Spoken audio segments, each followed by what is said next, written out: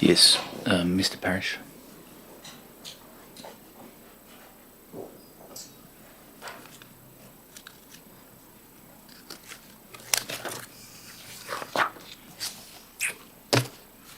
Thank you, Commissioner. The first witness this morning is Councillor Peter Nelson.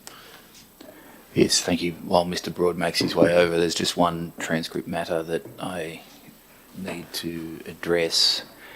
At page 1103, line 47, the question put by me reads, in the transcript, there's a conflict of interest in the bushfire report. What I said was, what is the conflict of interest in the bushfire report? So if that could be corrected, I'd be grateful, and then the corrected version can be placed on the website. Yes, Mr. Broad. Councillor Nelson, you're required to give your evidence either by virtue of an oath or an affirmation. I think you've indicated you wish to give an affirmation. Yes. Do you affirm that the evidence you're going to give to this inquiry will be the truth, the whole truth, and nothing but the truth? I will. Thank you, Councillor Nelson. Have a seat. Mr. Parrish. Thank you, Councillor Nelson. Could we start with your vocational and personal background and your connection with the Shire, please? Thanks very much. My career in local government commenced in 1973 at Mudgee Municipal Council in the position of cashier and concluded at Wingecarribee Shire Council in 2012 in the position of manager governance admin. Just a rundown, I was 73 Mudgee Municipal Council, that amalgamated into Mudgee Shire Council with the position of payroll officer. The amalgamation was with Cudgegong Shire and became Mudgee Shire Council. During the term of Mudgee Shire Council, I attended Mitchell College in 1976 and 77, undertaking a course in local government administration. 1978, roughly, Cogra Municipal Council in the position of paymaster, then moved on to Sutherland Shire Council in the position of committee clerk. Then around 1983, I went to Mossman Municipal Council in the position of administrative officer. I then travelled overseas from 84 to 87 for 3 years, approximately. In 87, I joined Tamworth City Council in the position of senior administrative officer. Around 1993, I went to Brewarrina Shire Council in the position of Deputy Shire Clerk. In 95, I went to Muswellbrook Shire Council in the position of Executive Officer. And around 1997, I attended Wingecarribee Shire Council in the position of Manager Administration, which became Manager Administration and Governance. The committees that I participated in when I was a councillor, I should say that I stood for election for Wingecarribee Shire Council on a ticket with Duncan Gare, the current mayor. In position number 2 on his ticket, I was duly elected as councillor in position number 9 of the 9 councillors. I might say that during the 15 years I worked at Wingecarribee Shire, I found Duncan Gare to be elected official who was honest, competent and caring, and whose integrity was beyond reproach. And for those reasons, I had no hesitation in standing with Duncan. Can I ask you a few questions about your time as an employee of the Shire Council before I get to your time as councillor? We had some evidence from Mr. Barry Paul last week, who I take it you would have worked with when you were working at the Shire Council.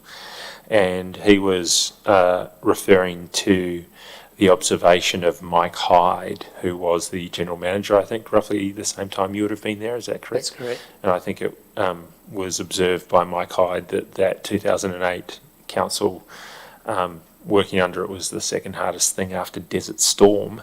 Can you give us your observations, if you have any, about any difficult councillor interactions and how councillor behaviour might have affected your time as an employee in about that 2008 to 2012 period?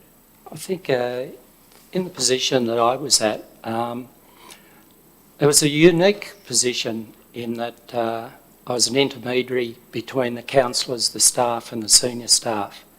So main role was to make sure that the councillors were all looked after and able to interact with the staff from across the divisions. Look, I think Mayor Halstead was in the position then, and I think Duncan Gare was in the position as well. But I didn't really have too much difficulty in that time. Council meetings, they were pretty much, you kept going. They were hard to manage because we didn't have the screen that we have these days.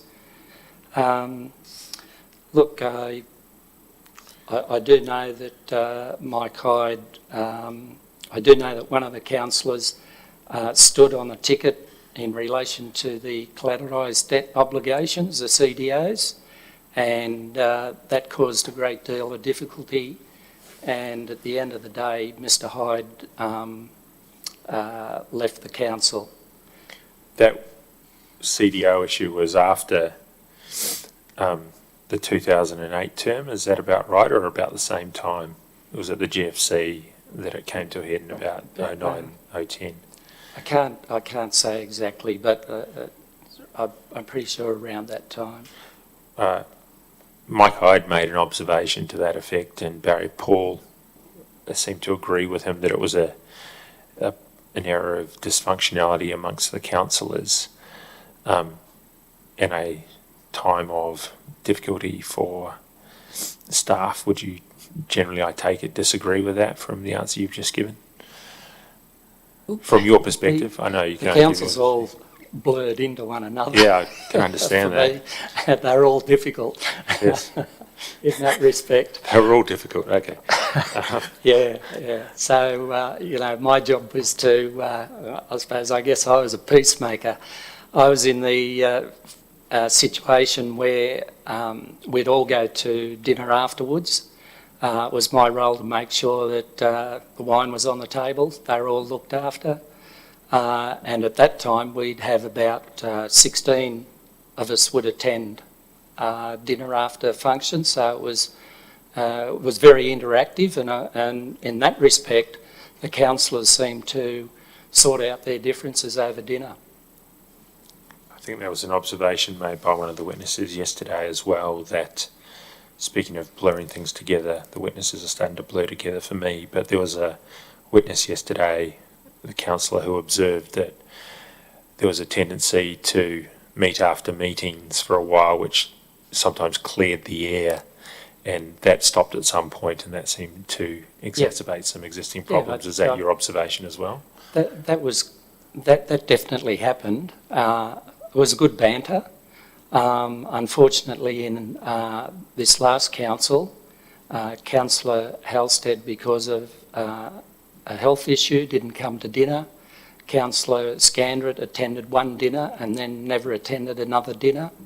And the General Manager never really attended any dinners. So you lost that little bit of argy-bargy after dinner. I see. Just before you move on, Mr Parish, that concept of councillors dining together either before or after meetings is something that I understand to be fairly common, or has been fairly common over history in local government. Is that your experience as well? Be very common. In fact, when I first started, the councillors used to break at 6:30. I used to go down with the secretary, do the committee of the whole minutes, and they were presented when the councillors came back. Sometimes the councillors would partake in one or two more drinks than they should have, and debate went on for quite some time, and at those times there wasn't an 8 o'clock finish. We'd go to 11 o'clock, and because I had to lock up, I'd be here till 12 sometimes. Yes, well, perhaps it's a good thing that may not happen anymore, although...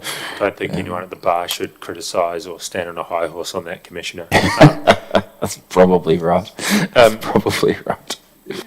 Councillor Nelson, given your considerable experience at other councils, just again staying within your role as an employee for a while, did you see anything better, worse, or about the same in the culture of the way councillors interacted with staff when you were a staff member?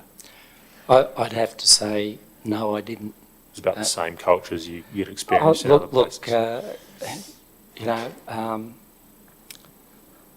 At Mossman Council, we had Barry O'Keefe QC as the mayor when I was there, and controlled the meeting beautifully.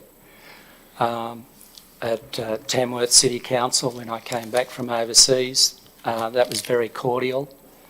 That was pretty good. We had a long-standing mayor in there, and that everybody got on pretty well. Brewarrina Shire Council, well, that's a different world altogether. Muswellbrook, it was okay too. That was all right. But the people that were here in the council, they're very intelligent, high-quality people that could debate the pants off a table. And the debating was excellent and it was very strong. In fact, you'd go from one debater and you go, yep, I'd vote that way, and then you'd hear another debater and you go, gee, I'd go that way. So they're very strong. And of course, in the time when Dr. Sarah Murray was here, she became president of the Local Government Association. And Peter Reynolds, very intelligent man who worked on was on the board for the superannuation, and ended up the council, all councils in New South Wales got a three-year waiver where they didn't have to put any money into the superannuation board, which saved every council a lot of money. So they're very smart, intelligent people. But I did make a note to say that with the reduction of councillors from 12 to 9, I found that the quality seemed to diminish, in that it was much easier for the council to form a clique of 5 and then take control of the council. And I think it was all downhill from there. Do I recall, was that about 2012 that happened, or are my dates off? Was that earlier or later? I think I left 2012. I could actually see who was coming on the council. I'd reached the age of 59.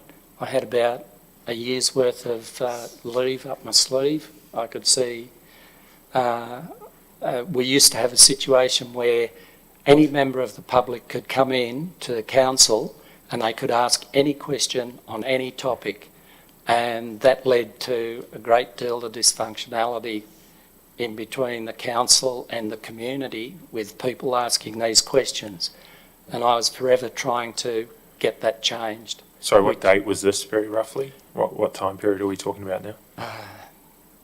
When you were employed? When I was an employee. Okay, I see. Yeah. Now, during that period, 2012, where you left your position at the council, and then 2016, where you were elected to council, did you have occasion to attend council meetings from time to time?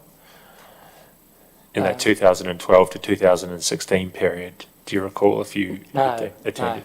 No, I didn't. That's when I worked. I had a year's worth of work up at Pittwater Council, helping out in the administration section and property section, and I completely left. Apart from that, I left all council alone and didn't get too involved or hear of anything of the council, apart from it was torrid. at that time. Well, that was going to be my next question. Did you hear or observe anything about the 2012-16 council other than it was torrid? Can you give any specific examples of what you were hearing or the impression? Well, with the dismissal of the general manager, I understand that he was going to put a report up, and the mayor of the day didn't want that report put up, and that led to a call of an emergency meeting, and the general manager was dismissed. There was issues there I heard of about a councillor doing unauthorised works on his property, and that morphed into the council trying to take legal action under the land environment purposes to do that, but he'd sold the property and left and no action could be taken. There was also a lot of argy-bargy over the mayor and the council vehicle and issues surrounding the use of that council vehicle, and I believe that Councillor Turlin was an antagonist towards the mayor in that regard. Are these things you heard about before you put yourself up for election in 2016? I did. Is there any But, anything about that? Just listen to my question. Is there anything about that which put you off running, or was that an impetus for running that you thought you might be able to change something? No, look, I knew that there was a couple of the councillors weren't standing, and Duncan needed to have a ticket to run because he has previously run by himself, and to do that you go to the end of the ballot and below the line, the ballot paper. If you've got a ticket, then people come in and they only have to vote one above the line, as you'd be aware, and then you could do a preference deal with other groups. I see. Turning now to your election, 2016, I'm just going to ask you a few questions about the induction that you received and the training that you received. Yeah. First of all, did you have any general impressions about the information and training that you received after being elected as councillor? I did, and I thought it was pretty good. I've actually brought along some of the documentation of the training. It would have been done as an information session, would have been at least a half day, could have been, a 9 to 2 session. It was, I had a look at it last night, and it was, I might have, You actually recorded when you attended, is that correct? I might have left it behind, actually. That's all right. But one of the things, when I was just looking through, one of the new parts to the code of conduct was harassment, and I'd written a mark against it, new inclusion. It occurs to me that in your role at the Shire Council, you might have been involved with those inductions and trainings back when you were employed, is that correct? Look, possibly organising them. We would always get facilitators in to do the training for the councillors. Do you recall whether in group sessions all the councillors who had been elected attended the training sessions or the induction programs? Sorry, sir. Do you recall if in that 2016-2017 period when you were doing training or doing inductions, whether in group sessions all the councillors attended? Sorry. The councillors didn't tend to go away to do specific training. We tend to, it was more to bring training people in, because the way that it had been structured for many years now, the councillors had set aside every Wednesday specifically because people who were working, they could go to their employer and say, look, I can take Wednesday off, I can do council stuff, and then the rest of the time we're fine. So that had been a long-standing agreement that had worked with new councillors that had come in. They knew that that's what they were up for. They'd take every Wednesday off. And of course, council meetings are on Wednesday. There were a few changes to the Act in 2016, shortly before you were elected. Do you recall whether all councillors attended sessions, or was it just you new guys? Look, my general impression is all councillors would turn up for all those training sessions. Generally, it'd be rare that a councillor was away or they'd be coming and be a bit late to an information session day or at all. The only thing in hindsight is that I thought there should have been an attendance record kept, and in that regard I thought, well, they're informal and they're information sessions provided by the staff, so possibly not. But I was talking to one of my governance managers the other day and he said, no, sign them in, sign them out, and whenever they do training, give them a certificate. And I think that's what should be happening. Yeah, I take it from your answer that that wasn't happening at the time when you No, got it trained. wasn't. You didn't get a certificate in the mail or anything like that. Can I ask whether you were left with the impression at the time of any councillor not doing what you thought they should have been doing to equip themselves with the knowledge, or not doing enough, or not taking the training seriously? Were you left with any impression at the time of that? No. Everything was, everyone was pretty cordial when the training sessions were on.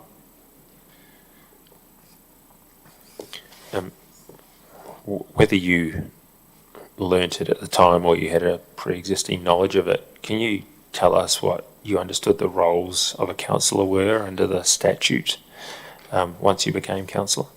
Look, the main thing is you've got to set strategic direction and the policy, ensure the financial viability of the organisation, and oversee the general manager's performance. And that's sort of underpinned by the Local Government Act, the legislations, regs, the Code of Conduct, Code of Meeting Practice, Work Health and Safety legislation, and all the other legislations that go with that. And do you recall what impression or knowledge you took away about what the statutory roles of the governing body were, as distinct from being a councillor in your own right? Yeah, look, our role was to keep the place running with the strategic direction and not interfere in staff matters at all. You're only dealing with the general manager, all the senior staff. But there was a direction given that we were allowed to go to group managers, but it stopped at that level. So the distinction between councillor role and the operational role. On that topic, do you recall if in the 2016-2020 term, you saw any interactions between councillors and staff that you thought were notable or for their inappropriateness or improper behaviour? There were. Can you give us some examples? You've heard of a few examples given. Straight off the top, the issue where Councillor Halstead directed that another engineer come up and give him the answer on a matter, and so all work stopped and a phone call was made, and the officer came up from his division and the question was put to him. He basically said yes, and then he left the room again. This was in a briefing session or in a council meeting? Briefing session. Yes. I might say I should dob myself in that Councillor Turlin and I had a set to, and I left my chair and walked to the middle of the room. We exchanged words, and then I sat down again. Let's stick to councillor versus staff for now. We'll come to councillor versus councillor soon. Rather than dob myself in. You did, yeah. You need to do that. Look, there was general argy-bargy happening with at a senior level. If the general staff came up to give a discussion or present a topic to us, they were well received, and the councillors didn't weren't playing up in that regard. Do I take that answer to mean that they confined any negative interactions to senior staff? They did, and in that regard, the senior staff didn't give a lot of presentations either. So the general manager tended to control the meeting, and I guess at times she had to pull, quieten down, be quiet, control yourself, or words that come to mind, but that's about all I can remember. We had some evidence yesterday about, I think it was the last briefing session before the suspension, which broke up due to its acrimony. I think there was some evidence from Councillor Andrews about that yesterday. Do you agree with his impression of that meeting? I think it was disgraceful, were the words he used. I did have a discussion with him about it, and he didn't recall a lot before. I had to remind him, but if you want my impression, I can give it to you. Can I just ask you when you had that discussion with Councillor Andrews? McLaughlin. Oh, pardon me. Can I ask you would when have you had been. that conversation with... Sorry, your question was about Councillor Andrews. Yes. I think now there's a different conversation being referred to. I'll go back. Thank you. I thought your answer just then was that you had a conversation with Councillor Andrews about that meeting. Were you referring to Councillor McLaughlin? Yes. When did you have the conversation with Councillor McLaughlin about that meeting? A couple of days ago, before he was in here. And you talked about your recollections and potentially evidence that you might give in this inquiry? I did, but he didn't remember a lot of what it was that happened on that day. Did you talk to any other councillors about their recollections of that day, or indeed have any conversations with them recently about evidence that you might give to this inquiry? No. Just Councillor McLaughlin? Yeah. Thank you. What was your memory of that day? I had a better idea. What happened, we all came into the room. There was a little bit of, you could feel the tension in the air. Councillor Whipper had a go at Councillor Scandrett and accused him that it was his fault that this had all occurred. And then that happened either before or after the Mayor started the meeting. The Mayor started the meeting and Councillor Scandrett wanted to record the meeting, which we said no.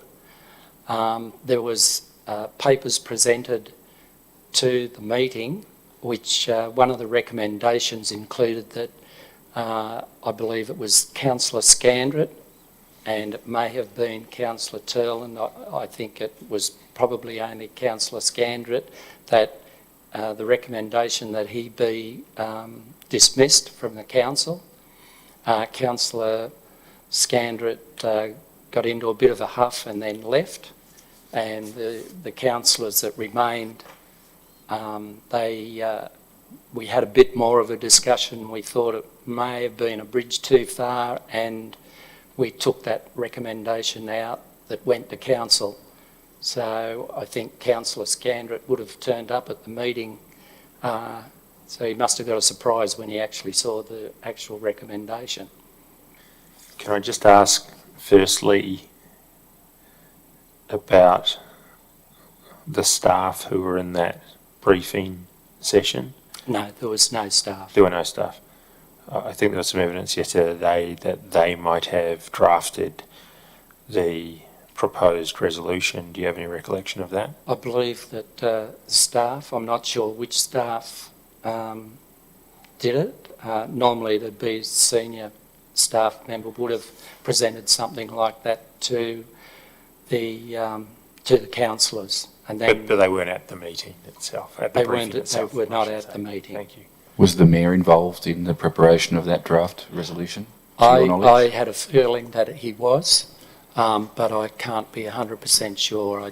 When we got to the meeting, here's the document that was presented to us. Thank you. So as I said, there was a lot of tension in the air, so I can't remember if the Mayor said that I've worked on this with whatever. Thank you.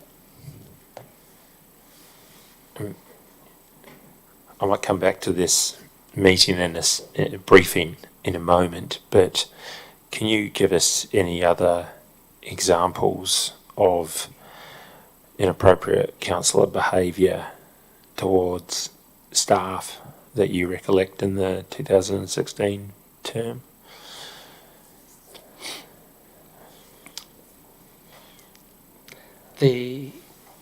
The only other time was we were out at Mittagong swimming pool, and there was a briefing there about the damage that had been caused to the pool, and Councillor Halstead was the Mayor at the time, and my recollection is that he told the staff, or the contractor was nearby, that no uncertain terms, we were going to get this done and get it fixed up. I thought it was a little bit over the top, to the point that I apologised to the fellow that was the contractor, and I said, look, that's just Ken being Ken, that was pretty typical of Ken through his career. Is the Mittagong pool the one that's prone to flood damage, or is that a different pool? Yes. Thank you. Yes. You would have known Councillor Halstead from your time as an employee, is that correct? Yes. And when you say that's Ken being Ken, do you mean that he had a propensity to dip into operational matters from time to time and get his hands dirty? And I couldn't say that I had any direct observation of that. The only thing I did hear was that he gave direction for the backhoe to log into the Mossvale swimming pool to make sure that the indoor leisure centre went ahead there. Because I think and he didn't stand for council the next year, the next term. thank you. I'll just go back to that last briefing and show you Tender Bundle E, Volume 1.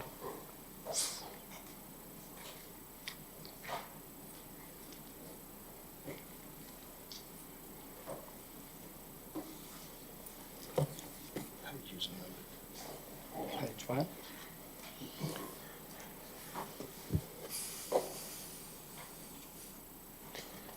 Can I take you to page 4 of that document?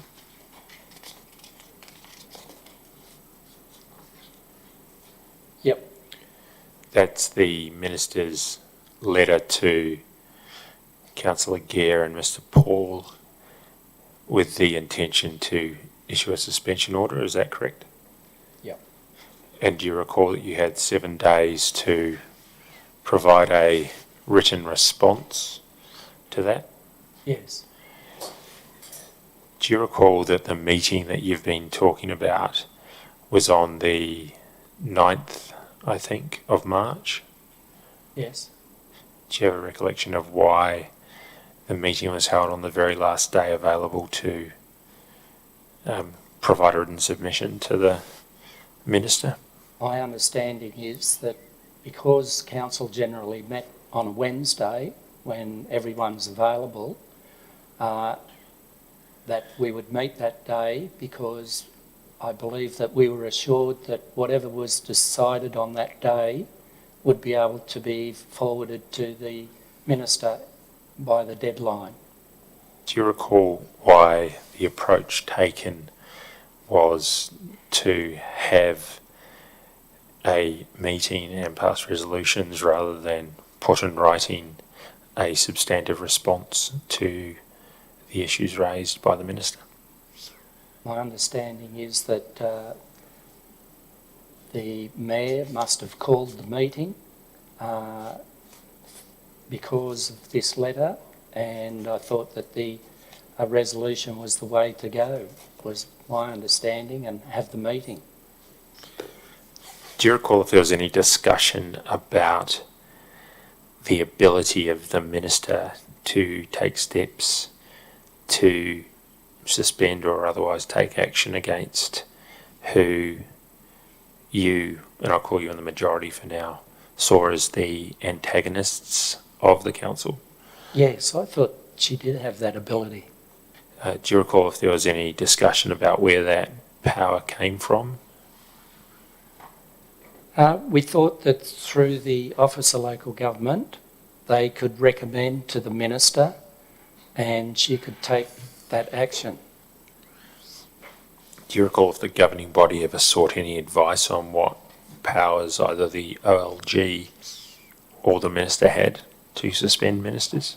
Well, my understanding was that there was the Mayor was running with the action and trying to suspend the councillors, and there had been discussions with the OLG were ongoing, and that the Mayor and General Manager had tried to have meetings with the Minister to discuss the situation, and there was, I think they were having difficulties trying to get to the Minister, was one issue, but I thought that the actions being taken by the Mayor and the senior staff with the OLG had a handle on it. Do you recall whether there was any consideration about whether, rather than try to obtain a meeting with the Minister, the best course might be to just provide written submissions as she requested within 7 days? Sorry, I didn't quite... Do you recall whether there was any discussion or thought about, rather than seeking a meeting with the Minister, simply providing a written submission as she asked for within 7 days? No, there wasn't. Do you accept in hindsight that maybe the best thing to have done at that point would have been to just write to the Minister within 7 days as she had asked? Yes, I think in hindsight, and I think that's why I probably wrote to the Minister myself. Well, that was going to be my next question. Did you think the response and the timing of the response in respect to the notice of intention to issue a suspension order was inadequate? I didn't think it was inadequate, but I just wanted to give the Minister my feelings on the matter as well, and I did get a copy of what Councillor Whipper wrote to her, and I thought, well, yep, that looks pretty appropriate too. I thought that, yep, she'll take action. Do you have any view on whether the impression that might be left when a Minister has concerns about disunity and dysfunction, individual councillors writing separately to the Minister might simply reinforce that view? No, I don't. In respect of the letter itself that you wrote to the Minister, I might just show it to you. It's in Tender Bundle B, Tender page Bundle B. 230. Page 230, Mr. Broad.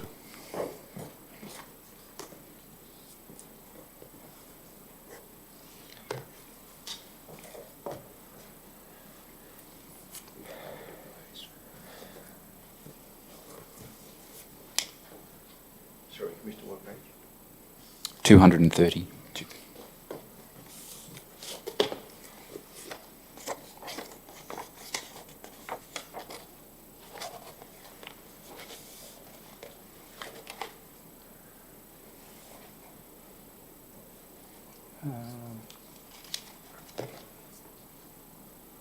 Okay,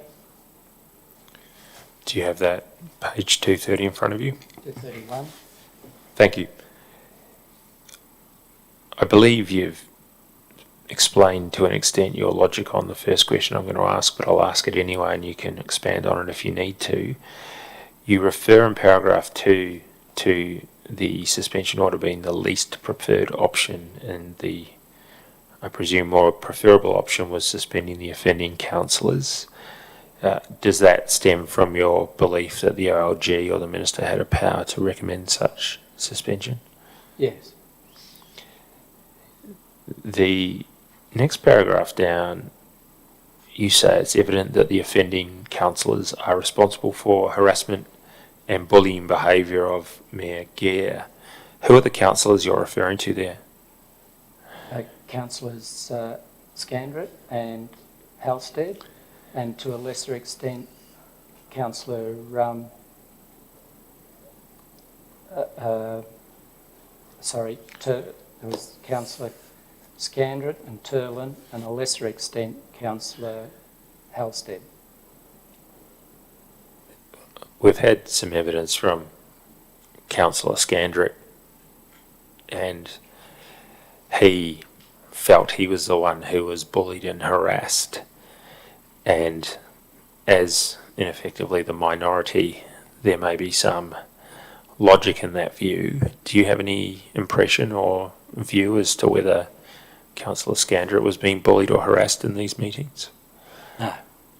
Of course, it's possible that the bullying and harassment was going both ways. Do you think there was any bullying and harassment of Councillor Scandrett?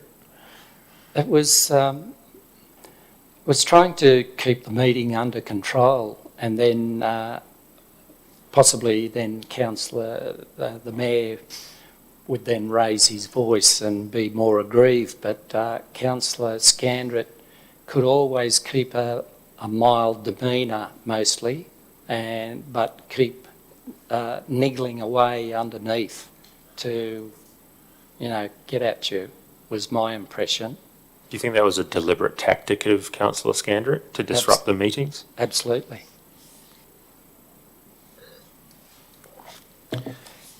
And do you have any impressions or views about the way Councillor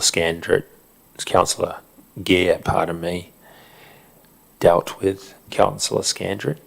Could he have done a better job at managing? He tried to keep the meeting running and keep the councillors under control, probably to the degree that it was excessive in being nice to them, because of Councillor Gare's demeanour, and because he wasn't really being a hardline mayor like you might have got with Barry O'Keefe. But the respect goes both ways, and if you're being agitated from the floor, then it's easier to lose your temper, particularly if when a request is made, the councillor doesn't take notice of it and then keeps pursuing it, and then that causes further interaction between the two. I did attempt to call a point of order at some, not many, because there was a time where you thought, oh, this is going to finish now, and then it didn't, and then it did. And then everything moved on again. But the point had already been made by Councillor Scandrett that he'd upset the mayor. Having listened to some of the evidence already, I take it you might be able to anticipate where I'm going with my next topic. But did you have any view as to whether there is a general obligation on councillors to assist or take steps to help maintain order in meetings? There was, and I think in hindsight, the councillors should have been more proactive. I think I should have been more proactive. I think the first term councillors were probably Councillor Andrews in particular, might have been sitting back. Councillor Markwart, he did call a point of order on a number of occasions, and I was sorry to see him go, or his sickness leave the council. The other councillors, I think, should have taken more responsibility. I thought Councillor Whipper, as the mayor, in hindsight, he's been in the role. He sort of didn't ever hear a point of order from him. So I think Councillor McLaughlin, he would have called a point of order out of exasperation of what might have been said. Can I ask if you agree with the observations made of some of the other councillors and indeed staff members that there was a degradation in the behaviour and conduct of council meetings and briefing sessions at about the 2018 mark? It definitely changed. We've heard some evidence about some of the other councillors' perceived thoughts and reasons for that degradation. One was the rejection of a DA by a regional planning panel, I think, of Councillor Turland.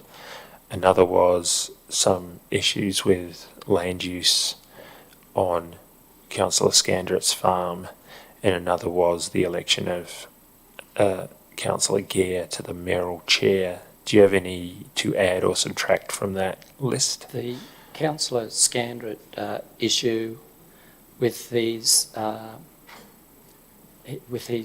proposal to put a shed on his land, with the neighbour objecting, that caused a bit of grief because we actually sent that off to Goulburn Council to be peer reviewed. So between all that happening and there was that issue where we were supposed to go on inspection on his land, but the staff didn't give him proper notification, so that caused a bit of angst. With Councillor Turland, my view on that is it's a long-winded answer in that it all started when his proposal was put up. He took it to the Land Environment Court, and what was happening, he was contacting me via the telephone, and he'd be complaining to me about what was happening with his development, and particularly inspections. What had happened, Nick Wilton would turn up. He said Nick Wilton would turn up with a consultant, and Councillor Turland would turn up with his consultant, and then Nick Wilton's consultants weren't briefed properly or weren't across the development, and then they'd postpone the meeting, and that was causing Councillor Turland significant finance. So he was pretty upset about that, and then he was upset with the heritage officer, I believe, but I can remember him telling me that his development was refused because it wasn't barrel-esque. Now, he didn't know what barrel-esque meant.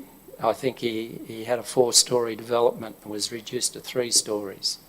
The other issue that emanated out of that was that Councillor Turland wanted to go to China for a conference and also Hong Kong, and he asked the mayor if he could go as a councillor delegate. Councillor Gare rang me up, feeling out my thoughts on it, and I said, I didn't think it was appropriate that we'd be sending a councillor delegate to China. I mean, I was involved in 2 Chinese delegations. The Chamber of Commerce here were involved with the Economic Development Officer sending a group of 10 so people to Hainan Island, to Kaifeng in Hainan. Sorry, I'll just have to retract that. I'm getting confused with my golf trips. Same thing, aren't they? It's all the same. It was. We went to Kaifeng. I did 2 trips there with the councillors, one with 2 councillors with 2 trips, and one with Mayor Halstead. And as I was saying, the Chamber of Commerce with the Economic Development Officer went over with about 10 delegates from the Shire. Unfortunately, we've got nothing to show for that delegation. And those were matters which, in respect of Councillor Turland, in your view, may have led to a change in the way he dealt with other councillors in council meetings and briefings. Is that your evidence? That's my view. What about the chairing of meetings by Mayor Gear? That seems to be ascribed by some witnesses at least as a cause of a change in tone or a continuation downwards of the tone. Do you have any opinions or insights into that? I think if it was a change in tone, it would have been in reaction to what was coming from the floor.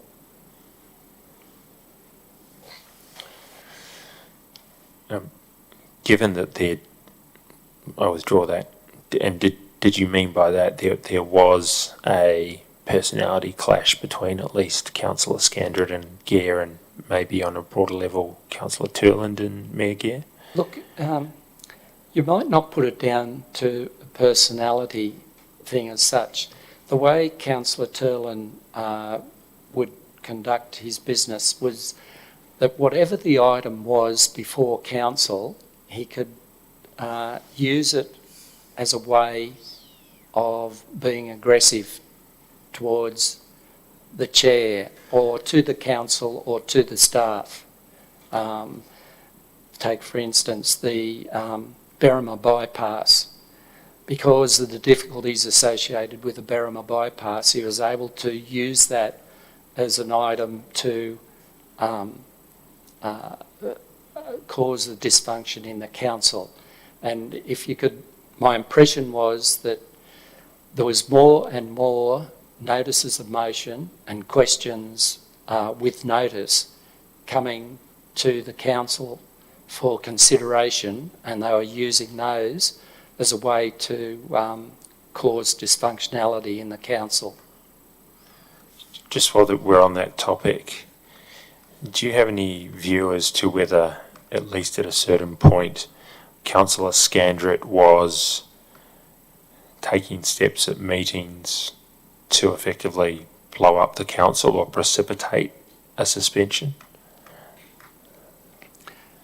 I don't think Councillor Scandrett was, but my belief was that Councillor Turland was at the end of the day, towards the end, because my view on that is that when Councillor Turland stood for mayor, there was a possibility that it would have been a split vote, a draw from the hat, and Councillor Turland could have become mayor.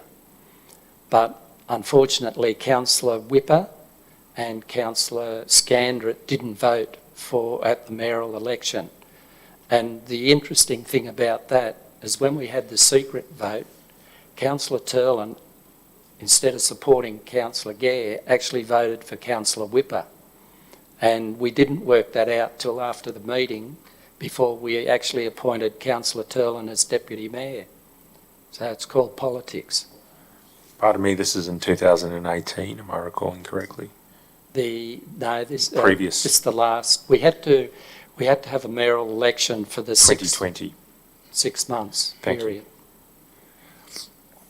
Did you have any view? And Sorry, I had a recollection Councillor Andrews became Deputy Mayor in 2020. That's right. Councillor Andrews became Deputy Mayor, and I actually formulated a plan which gave Councillor McLaughlin, myself and Councillor Andrews an opportunity for one of us to become Deputy Mayor. Unfortunately, Councillor McLaughlin messed it up. He voted for someone else instead of himself.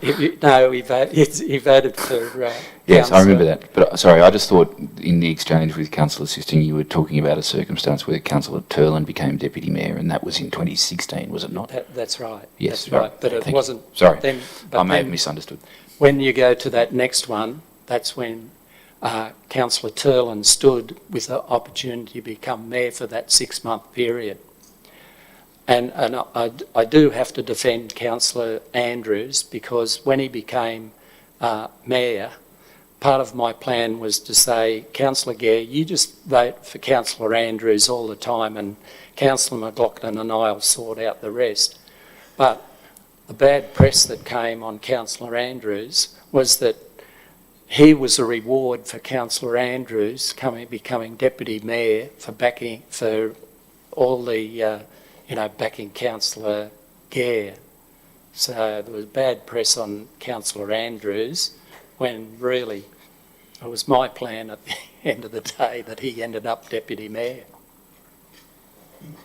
did you have any thoughts as to whether it may not have been appropriate to re-elect Mayor Gare to the mayoral chair in 2020, given the apparent animosity between Councillor Scandron and him? Not suggesting it was his fault, but No, it crossed my mind, yes. and the only person that could have done it, could have put in, would have been Councillor Whipper. I mean, I could have gone up there, but I think that would have been inappropriate, because I was number 2 to Councillor Gare. But you're right, it could have taken the heat out of the meeting, but we didn't really canvass that in great detail. It only just crossed my mind. I don't think Councillor Gare really wanted to. There'd been issues between those two councillors over the years, and I don't think Councillor Gare would have wanted that. So I didn't really pursue it. Can I just go back to your letter at page 231 of Tender Bundle B, if you've still got it in front of you? Yeah.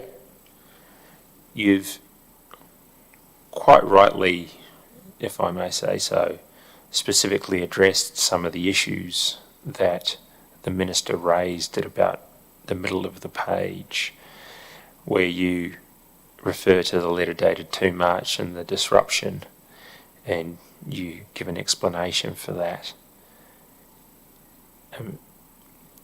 Can I ask you, there's some suggestion, and we'll come to a specific media release later, about the reason for the suspension having a state political element to it.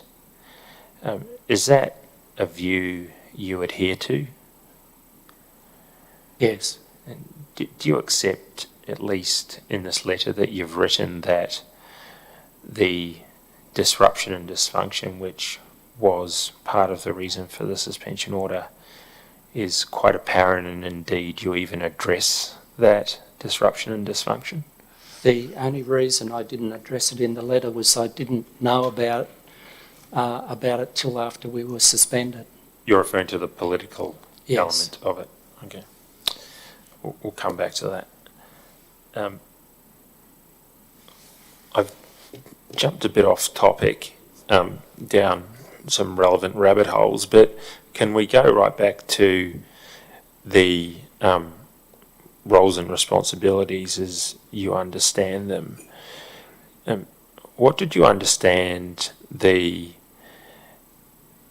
distinction to be between public and private, or your role as a councillor and your role as a private citizen when you became councillor, if any?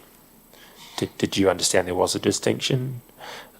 Did you think it was possible to distinguish between the two? Did you have the view that once a councillor, always a councillor?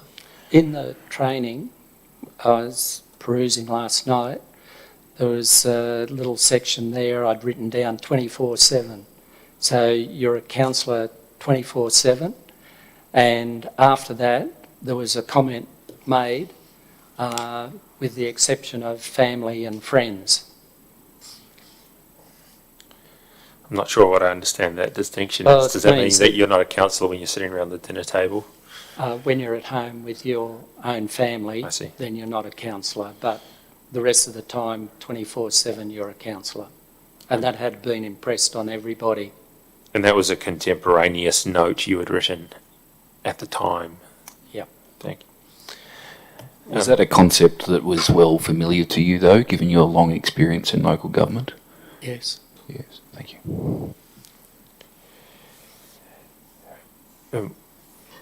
We've had some evidence, both in respect to the Station Street development or bypass, from certain witnesses who felt that there wasn't adequate consultation or communication.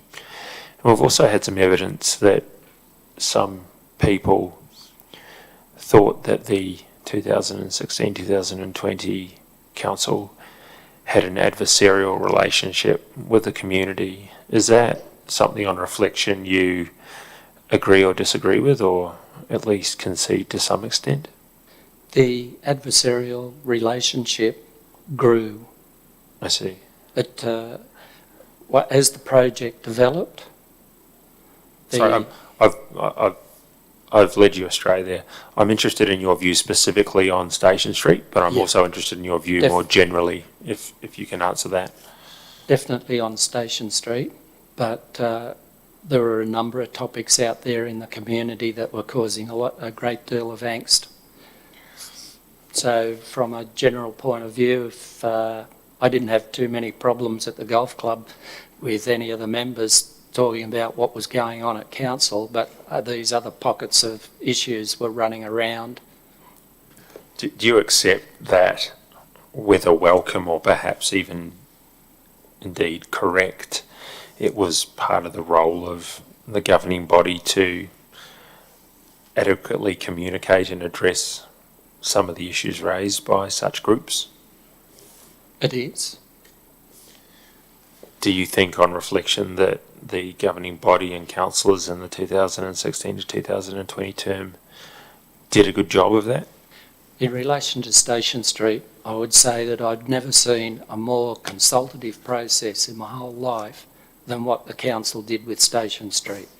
And in that respect, the council actually went out of its way to hire a shop front in Station Street and use it as a display room so that the community, it was very close to the railway station, so that the community could go in there, ask questions, look at the plans, see what it was all about, and get a full understanding about what the Station Street project was all about. And the staff that did that, they took detailed notes of the people, I believe, and the feedback that we were hearing was that anyone that came in there and got a briefing and an understanding of what council was trying to achieve with Station Street were very happy.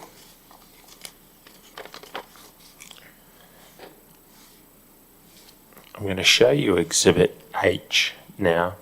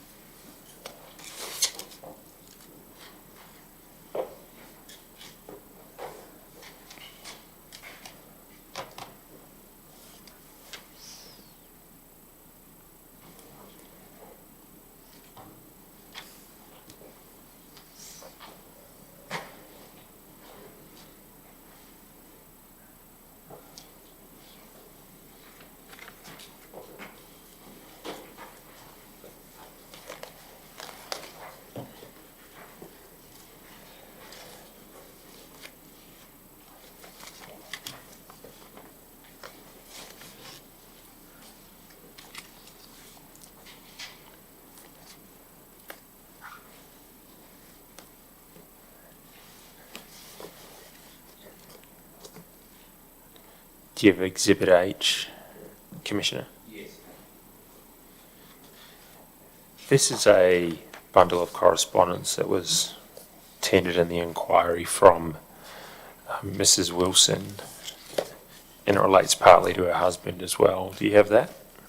Yeah, yes. Just the top Yes. header here. Can we go to the very back of it and then work forward?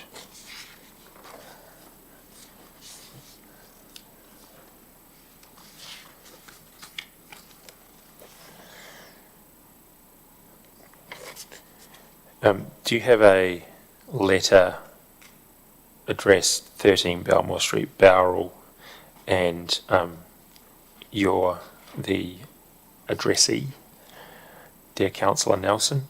Yes. Do you recall if this was the first correspondence you had from Mr. Royce Wilson? I'm not sure, but I did have some correspondence with him. The first thing you refers to there is the council meeting of 14 February 2018. Do you see that? Yeah. Do you recall that meeting? Not off the top of my head. I think it's what one witness described in his own view as the St. Valentine's Day massacre, in which Councillor Marquardt made a reference to a gavel and appears to have been specifically, or at least perhaps predominantly, about the Station Street upgrade. Do you remember Okay. a meeting like that? It's coming back slowly. Yes. I remember the gavel incident. Yes. Do you recall whether you addressed at that meeting or whether Mr. Wilson addressed at that meeting? No, I can't remember. And can we go back a page?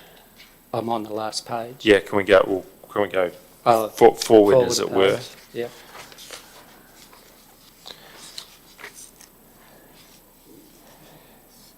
One page. 10 Wilson. That's dated 25 June 2020. Yep. Is that an email that you sent to Mrs. Wilson on the 25th of June 2020? That was sent from my phone. Yes. Is there a distinction? Yeah. You didn't send it. Yes. But You not sent for- it. You just not said for- that was sent from my phone. Do I understand you to be saying someone else sent it from your phone, or you No, sent no, it? I sent it from my Thank you. phone, rather than from my laptop or my council computer. I see. Well, I guess that raises one question. Did you think you were sending this email in a personal capacity or a private capacity? It was sent in the capacity of the argy-bargy that was occurring at the time. Well, I understand As, that, but that doesn't quite answer my question. Did you think that this was sent in a personal capacity or a private capacity? Sorry, I think you said personal or private. Yeah, Yes, pardon me. They're the same thing, aren't they? Public or a private capacity. I was sending it as a councillor. And you said a bit earlier that was the first correspondence you'd received, I think, from Mr. Wilson. So this was the first correspondence you had sent back to Mrs. Wilson, is that correct? No, there's a bit more to it than that. Do you want to explain it? Can I get my notes? Sure.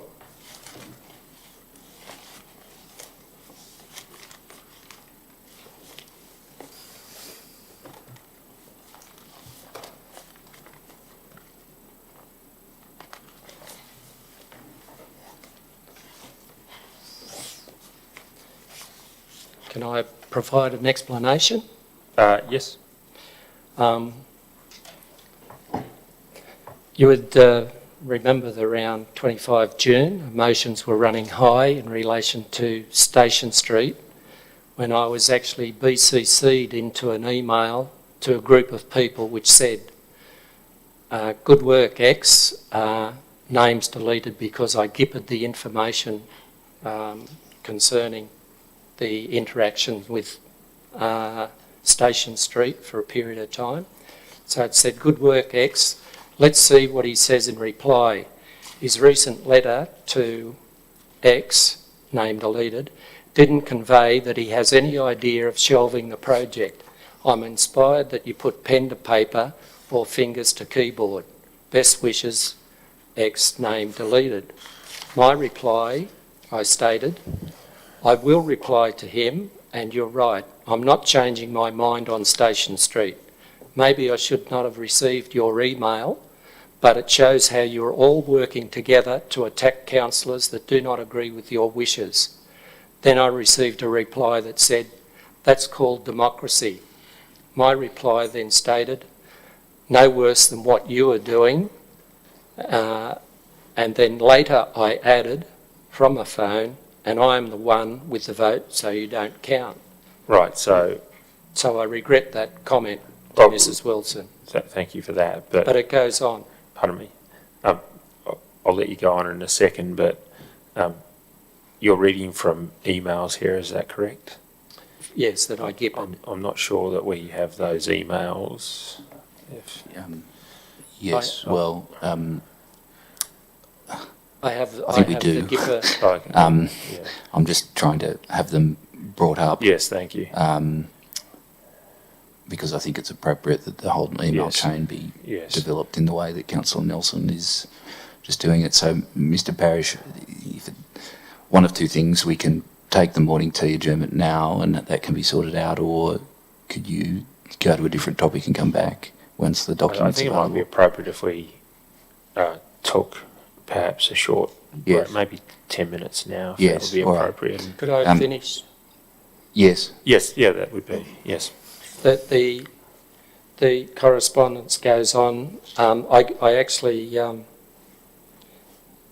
actually received a reply from Mr Wilson dated 3 July 2020, and I'll state it states in part, thank you for your letter, which I picked up from my letterbox on Monday 29 June 2020. I really appreciated you delivering it to my home. He concludes by saying, thank you for your letter. It gave me a lot to think about. I really admire a person who stands up for what he believes in. So I'm happy to table my Gipper application that I had with that information, but I also gave Mr Wilson a copy of an artist's impression of what Station Street was to look like. Thank you. It might be So time I'm happy to statement. table that as well. Yes, well, in the break, perhaps provide whatever it is you want to provide to Mr Broad, and then we can deal with it. Councillor Nelson, I would take a break at 11:30 anyway, so to allow this to be done in one block to ensure that everything can be presented in one simple picture, I'll take it now. So I'll break until 11:30, and we'll resume then. Thank you. Thank you.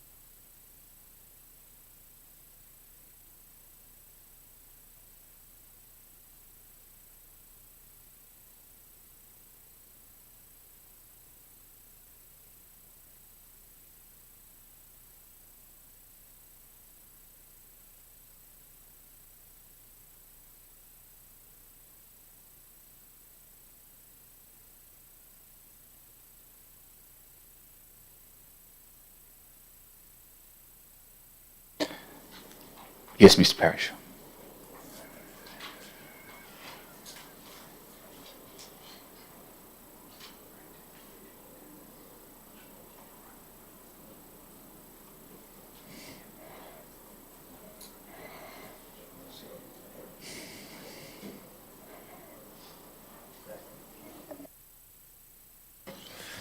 Commissioner, two matters. Firstly, we've received a bundle of documents from Councillor Nelson, and we're just collating and paginating that at the moment, so that'll be a second, and hopefully that will speed up examination on this topic. Secondly, we've got 3 witnesses today, and we shall have to move them back slightly as to their expected start time, so I'd submit that it might be appropriate if we gave ex-councillor Halstead a marking of 1:30 and ex-councillor Turland a starting of 3 or a marking of 3. Yes, I'm happy to do that. I prefer people not to have to wait outside if they do not wish to. They're welcome to, of course. So yes, Mr. Halstead can be told not before 1:30, and Mr. Turland can be told not before 3. I take it from that, Mr. Parrish, you anticipate we will sit beyond 4? Yes. And I propose then to sit until Mr. Turland's evidence is finished. Is there any problem with that? Not from this side of the table. Yes, I'll have inquiry. I'll ask Miss Hewson to make inquiries with those assisting us generally to make sure that's all acceptable. But as long as that's acceptable, I'll propose to sit on until Mr. Turland's finished. I don't think he can be here tomorrow, or for whatever reason, maybe he can, but it's not appropriate for other reasons, I think. Yes. Yes, all right. Yes, you continue when you're ready. I'll just deal with the provenance of the documents first as we paginate. You've provided us with a bundle of documents. Are they documents that you obtained through the council on a GIPA request? Is that correct? Yes, And they deal primarily with obtaining information from the email address you held when you were at council. Is that correct? yes. I asked for information from a period of time in relation to Station Street is what I gave you. Thank you. And we're just working up a paginated bundle at the moment, but included in the documents that you've provided is the full email chain between you, Mrs. Mrs. Wilson, and other certain persons who have been redacted. Is that correct? That's correct. And this was around 25 June 2020, is this correct? That's correct. And you also referred to a letter. Is that included in the bundle? Are you aware? No, I don't think so, but I think it's in one of your Thank you. Yes. I understand. And it also includes about 3 pages along, and I appreciate you might not have it in front of you at this stage, emails between Mayor Gare, Peter McLaughlin, and other certain people. Is that correct? Yes, I believe that's right. And this was all in relation to Station Street. Is that correct? That's correct.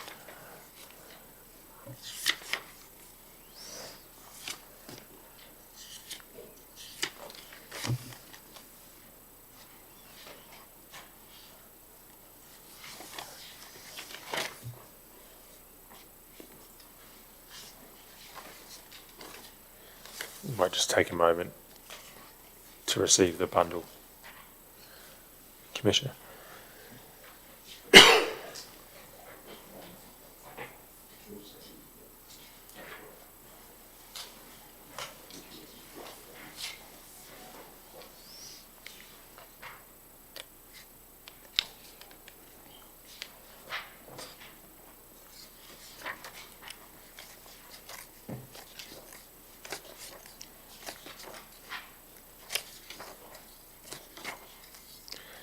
Do you have a copy of that bundle, Commissioner?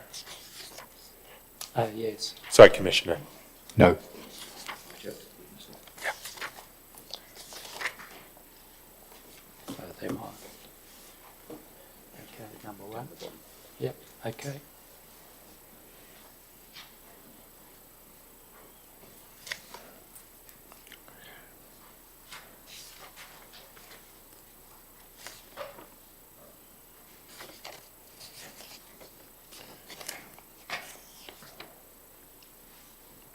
You proceed, Mr. Parrish. Thank you, Commissioner. I'll follow on as best I can. The first email I'd like to take you to, Councillor Nelson, is on page 17, which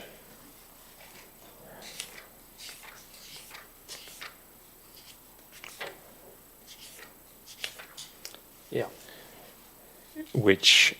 has at the very top an email from you to a redacted person Yeah. dated 21 June 2020. Do you see that? Yes. And then there's an email below that on 19 June 2020. Do you see that? Sorry, over the page. No, just below. Hopefully you're looking at a page that says Archive Manager Export. Email Peter Nelson, copying and Duncan Gear, subject re Station Street barrel upgrade. Do you see that? Yes. And below that, immediately, there's an email dated 19 June 2020. Yes. That predates the correspondence we've just been talking about. Do you accept that?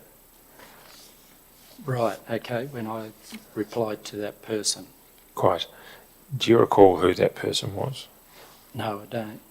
Was it Royce Wilson? Do you have any specific recollection of whether he was corresponding to you before 25 June 2020? No, I don't. I received a lot of letters and emails from people, and I took the opinion that I was going to try and reply to everybody on Station Street. You took the opinion you were going to try and reply to everyone else. I pretty much replied to everybody that approached me about Station Street because I thought it was so important. I see. Do you have any specific recollection of receiving this email at the time on the 19th of June 2020? No. Did you receive a large amount of correspondence like this at around that time? Yes, we were getting a lot of correspondence from a number of people, and as I said, I was replying to everybody that wrote in Station Street. And just going to the next email chain along, page 21 of the bundle. Yes. That's an email that's been sent from a redacted address on 22 June 2020. Do you see that? Yes. To you and almost all of the councillors. Yes. Seems to exclude Councillor Scandrett for some reason. Is that about right?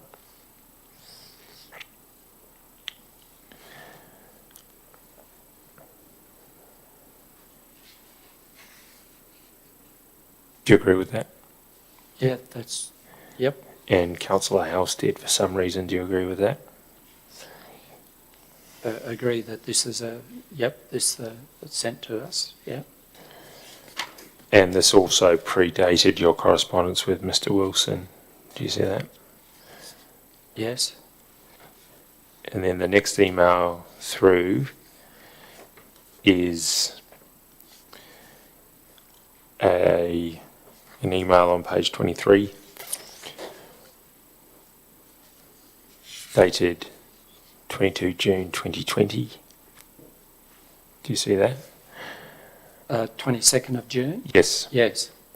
From you to someone redacted, copying in Lisa Yes. Stratford. Do you see that? Yes. And is that you giving a reply to the person who has written you an email below it on 22 Yep. June 2020. Yes.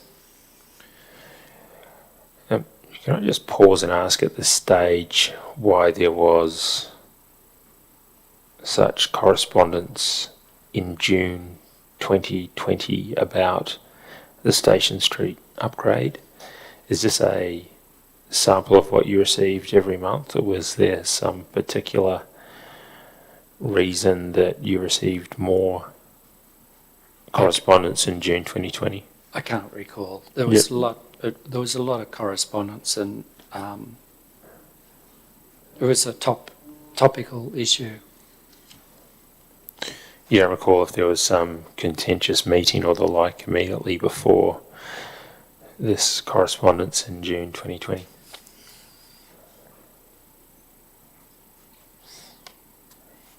Sorry.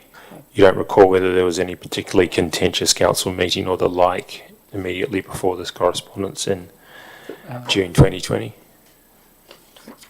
June. Well, it was all getting very hot topic 2020. So that was just a hot topic, Station Street. I understand. Next email along on page 24. Yep. This is from Mayor Gare to, I presume, a member of the public, but including you, Mr. Whipper, Councillor Whipper, and General Manager Anne Prendergast, dated 22 June 2020. Yes. In fact, what this letter was the standard letter that the Mayor was sending out, I see. I think, to everybody. I'm sorry, Mr. Parrish, can you just give me the page? I now have the bundle. 24. Thank you. We're at 24 of the bundle. Did you... I'm sorry, Councillor Nelson, this was a No. pro forma response, was it? No, there was a standard response that the council had developed, and so the view was that a lot of people were writing in about Station Street, so they got a standard response which included attachments to it that people could go in and see how the trees were going to be developed and whatnot. And that's what we see on page 24, is it? I think so. It's sort of a pro forma letter Thank you. with the attachments. So if it says that please see attached fact sheet, that's it. And that was in response to an email on 22 June 2020 It appears that way. on page 25.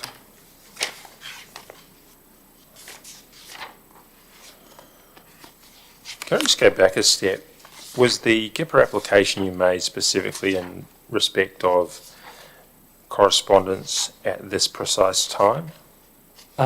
Well, as you'd be, I don't know if you know, but the local newspaper, The Express, did a so-called number on me in regard to the lady went to that paper, and so they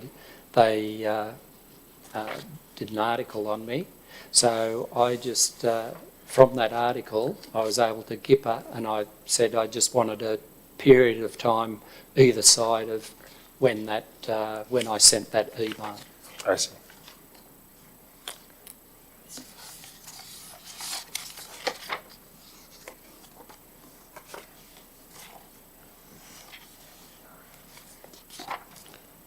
Now, I specifically asked for Station Street matter only.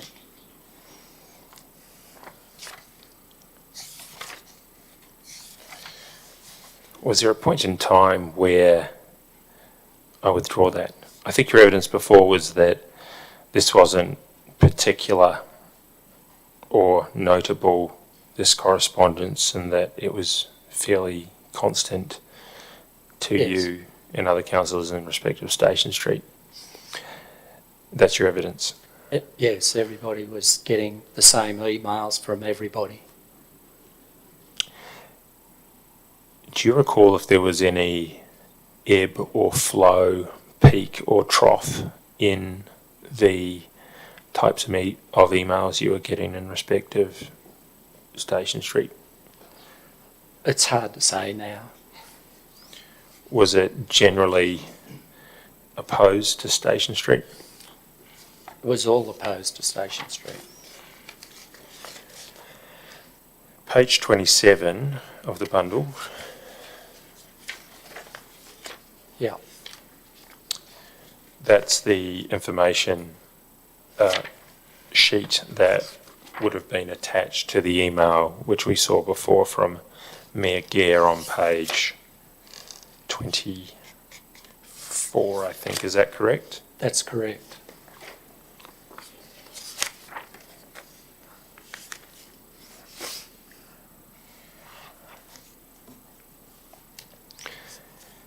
And then we have at page 30, Yes. I think part of the email chain you were referring to before, is that correct? Yes, that's correct. Between you, Jan Nelson, other councillors and Barry Paul. That's right. And then on page 32, Yes. we have a slightly different email chain. It appears to contain a different answer to the one before. Yes.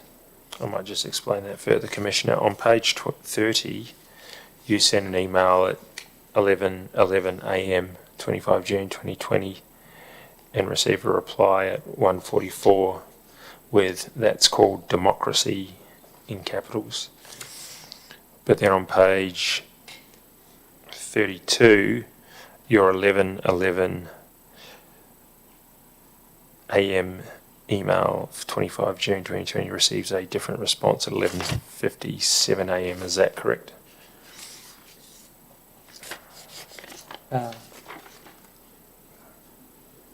I'm not with you. If you're asking me, yeah. You're with me or you're not with me? No, I'm not with you. Right. What have we got? Let's call democracy. And Yes. Will you see that comment is a response to your 11:11 a.m. email? Page 30? Page 30, yeah, okay. You see at the very top Yep. comment, that's called democracy. Yes, righto. That is a response to your 11:11 a.m. email. And where's 11:11? If you go just Up, down? Yep. Okay, yep, righto. see that? Yep. And then if we go over to page 32, Yep. in the middle of the page we have your 11:11 email there. Yep. But that's received a different response at 11:57 a.m. Yes, okay, yep.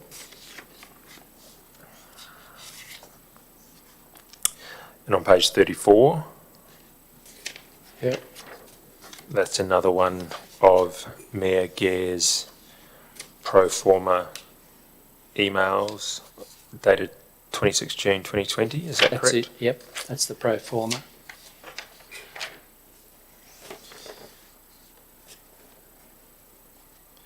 Responding to an email on page 35. Does that sound about right? Yeah, yep, yep. Yeah, subject review, environmental factors, Station Street realignment. Yes. Yep. And then we have a letter from the Transport for New South Wales Deputy Secretary on page 37. 37? Yes. Okay, yep. Yep, that's right.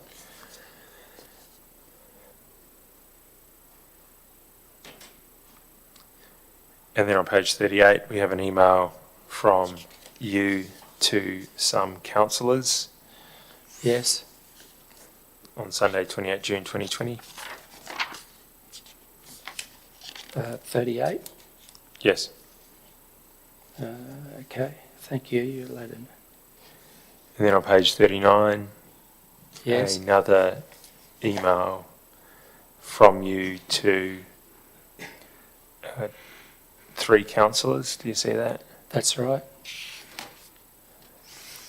You say there the letter I wrote to redacted will be the last letter that I write to anyone complaining about Station Street. Do you recall who the person you wrote to was there? Was that to Mr. Wilson?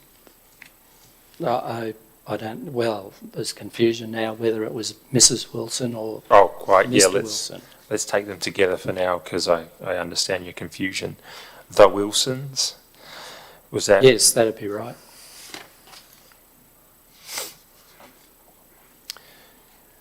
Over the page to page 40.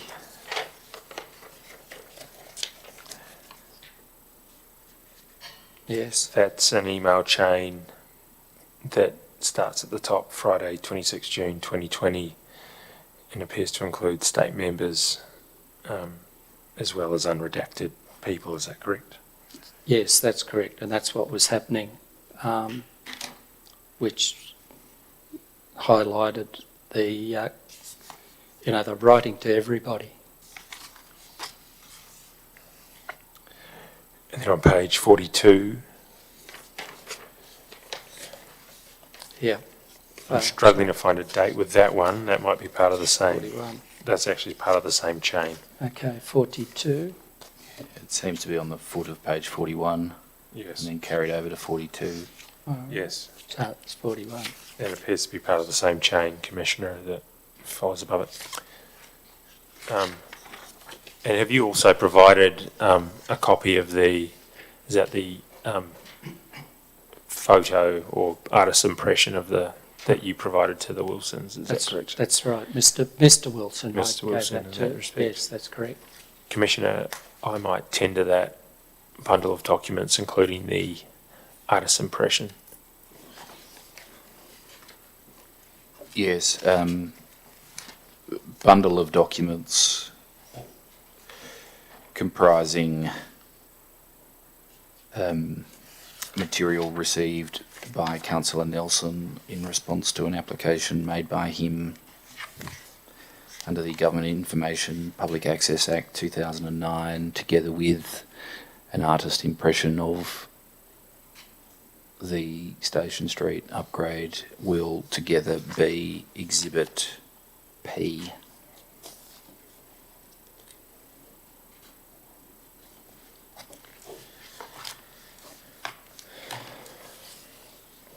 Can I take you back to page 32, please? Yes. The email we were talking about before in the middle of the page, 11:11 a.m., 25 June 2020. Do you see that?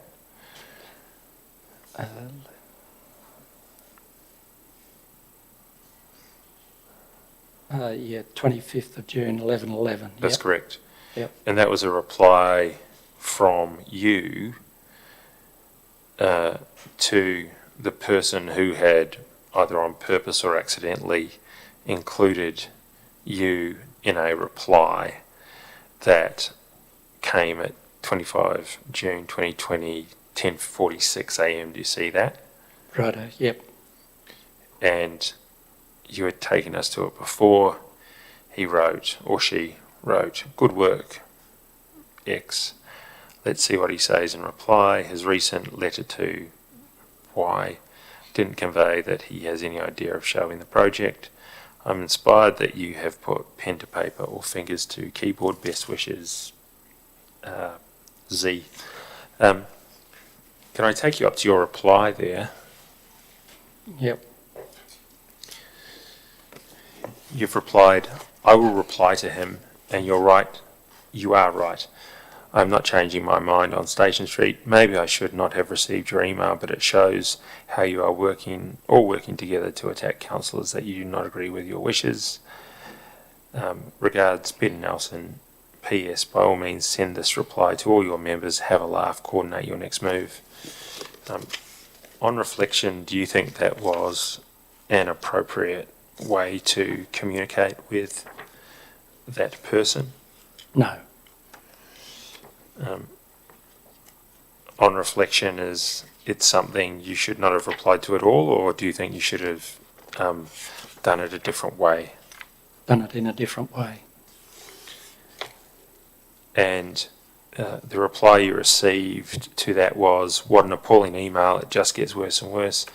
You were the only one I BCC'd, but I'll certainly convey this message to the others." Do you see that? Yes. And then you replied, "And I'm the one with the vote, so you don't count." Do you see that? Yes. Do you think on reflection that was appropriate communication? Definitely not. And on reflection, do you think, would you have sent nothing at all or just approached it in a different way? Approached it in a different way.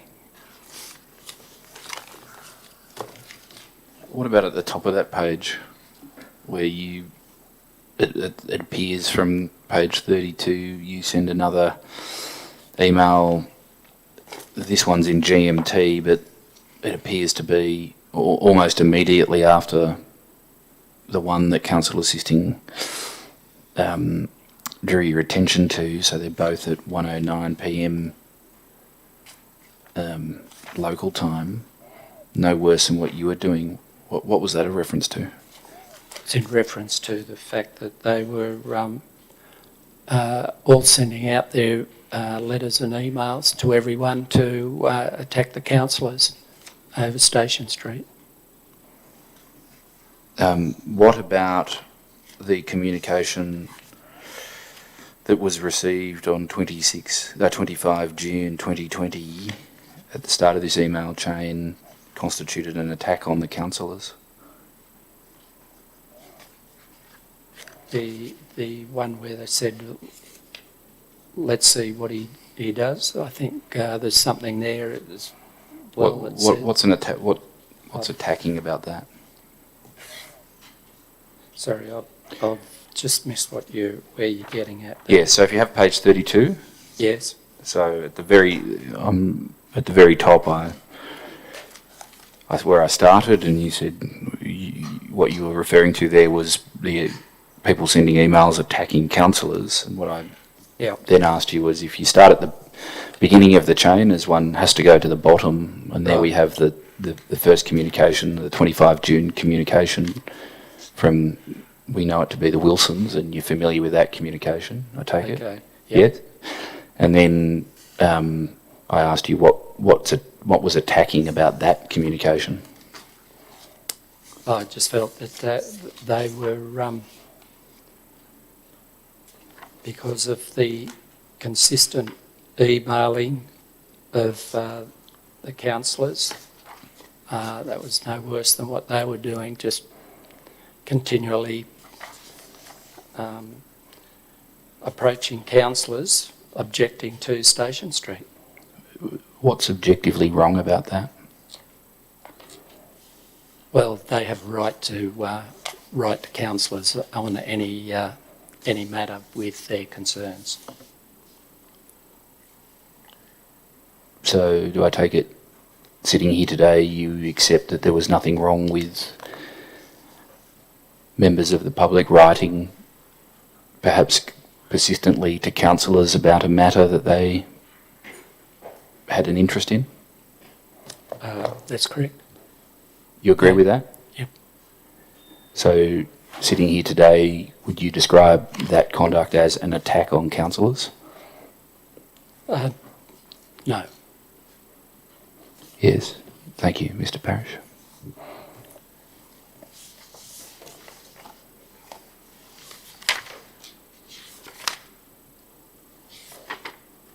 Just one last, before Mr. Parish starts. Do you... it might be suggested to me that communications of this kind, whether involving you or others, displays an adversarial relationship between the governing body and the community. What do you say to that suggestion? I agree with that in this specific item. And that, this matter, Station Street, and that's why I said later on that I wasn't going to reply to any more people at Station Street and stick with the Mayor's standard response. Yes. That was the best way to handle the matter with the Station Street residents. Thank you. Yes, Mr. Parish.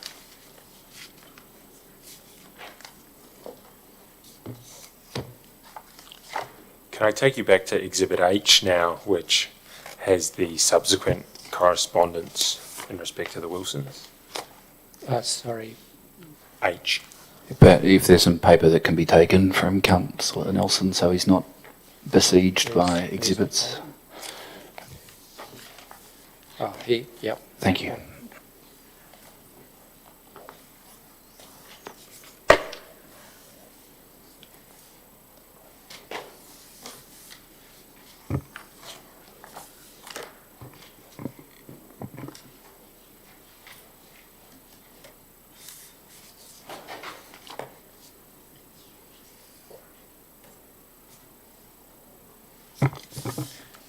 We were at the back of that dealing with the more fulsome email chain that is in Exhibit P. If we can then go to the next letter, if you go back towards the front. Okay. I'm not sure if you've got numbering on your version, No. but No, you don't. no, I haven't. We're looking for an email which says Station Street upgrade, Mr. Royce Wilson. Thank you, Mr. Wilson, or dear Mr. Wilson, thank you 30th for your of letter. July? I don't have a date on my one. Is this an email or a letter? A letter Letter. in Exhibit H. Does it Yes. look like that? Councillor Nelson, do you have a document that looks like that? No. Exhibit H? This one? The first line is thank you for your letter dated 25 June. Yes. Yes. Thank you for your letter, 25 June. Do you recall when you sent that letter to Mr. Wilson? Would have been around that date. I dropped off 2 letters to Mr. Wilson. Yes. Might as well deal with that topic now. Why did you drop them off and hand deliver them rather than post them?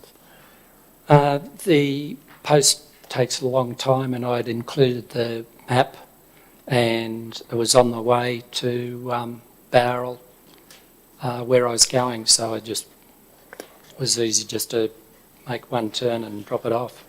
Mrs. Wilson gave some evidence which may be taken to suggest that there was a level of intimidation in hand delivering a letter. Do you have anything to say to that idea? Absolutely not. Do you think in retrospect perhaps posting letters, notwithstanding the perhaps inefficiencies involved, might be a better way to go about corresponding with people? No, I don't. In respect of this letter, was this the sort of pro forma letter that you had decided might be appropriate, or is it No. a more customised letter? No. Yep. I tried to write to the specific issues that they were raising at the time, and you see that with Mr. Wilson, he raised a number of topics, so I tried to address each of those topics, even though they had no relevance to Station Street. Given that you felt, at least at the time, that the correspondence you were receiving was something akin to an attack on councillors, do you recall why you took the time to provide such a fulsome response to Mr. Wilson?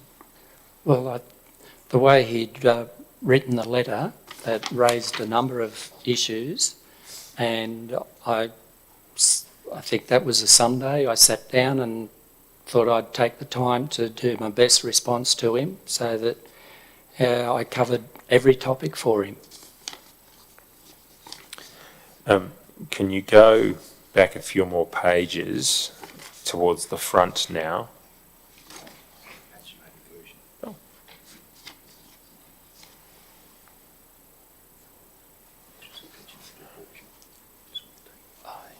Does the Commissioner have a paginated version? It's a letter on page 10 of those lucky enough to have paginated versions with Yeah. 30 July 2020. Yes. is that a letter that you received from Mr. Wilson around that time? Yes, Is that your handwriting on the top of it there? yes. And you've written, "What game are you playing? Happy to reply again, now stop." What was the reason that you wrote that on this letter? I just felt that he'd already written to me and I'd replied in great detail, and then he'd written another letter to me requiring me to go into detail again with him, and so I thought that they were just playing games with me. And was that a letter that you replied to him by hand delivering? Yes, I did. That it was easy to just drop it off. Do you think in retrospect that this is perhaps something that you should not have done? I think the dropping of the letter off, I think's fine, because of the post and it was on the way. But in hindsight, I wouldn't have written that on the letter again. This is 30 July 2020.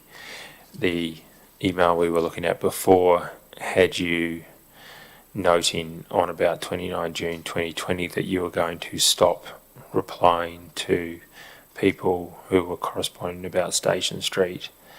What precipitated you breaking that rule and replying, if that's what this is, at a time after 30 July 2020? This was because it was a handwritten letter to me.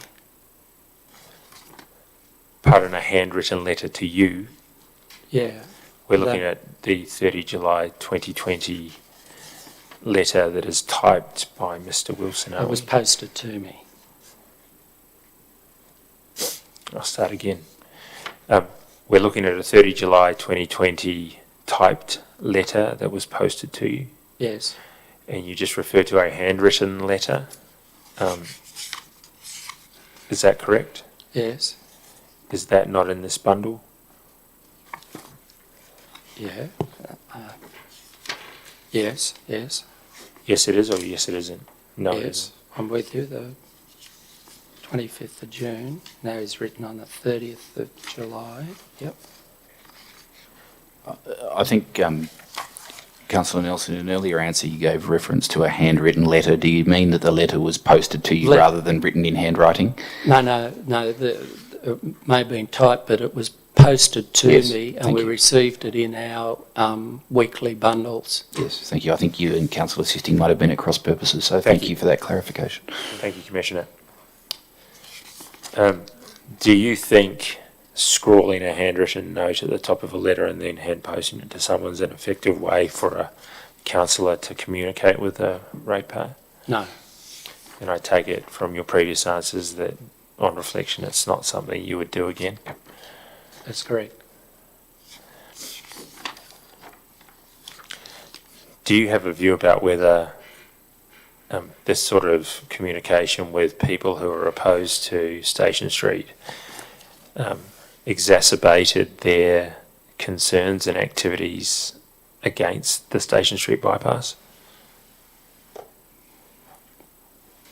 Yeah, I think they did. Pardon me? Yes.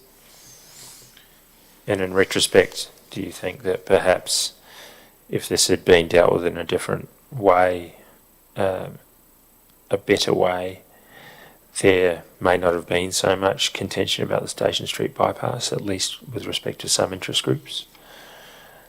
I think in retrospect, we should have all agreed that all correspondence come from the Mayor and that all the councillors not respond to anyone. But then, that raises other issues. I think we've had some evidence earlier to the effect that there were certain interest groups who, in relation to the Station Street bypass, no matter how much communication or consultation there had been, would have been opposed to it. Do you have any view as to whether that might be correct or not? I believe that's right. Going back through the bundle now to page 6. Yes. Now, this is a letter to Mr. R.C. Wilson, Station Street upgrade, where you refer to the letter dated 30 July 2020. Do you see that? Yes. So, is the chronology correct? You hand wrote on top of his own letter and included that in the same envelope as this more formal typed letter? Yes.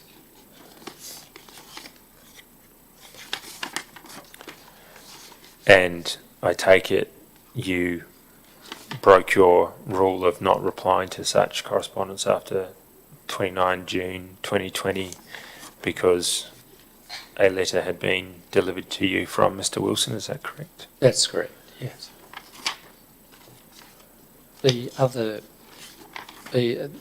Anything that came by email then could have been easily returned by email from the Mayor with the attachments. Thank you.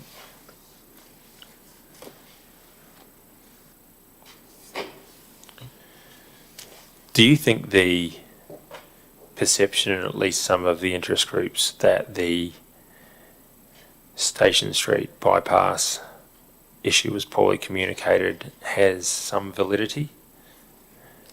No, I don't. Well, we've just had some examples of your correspondence. With the exception. Was that the only exception you saw, your own communication? I didn't see what other councillors were writing at the time.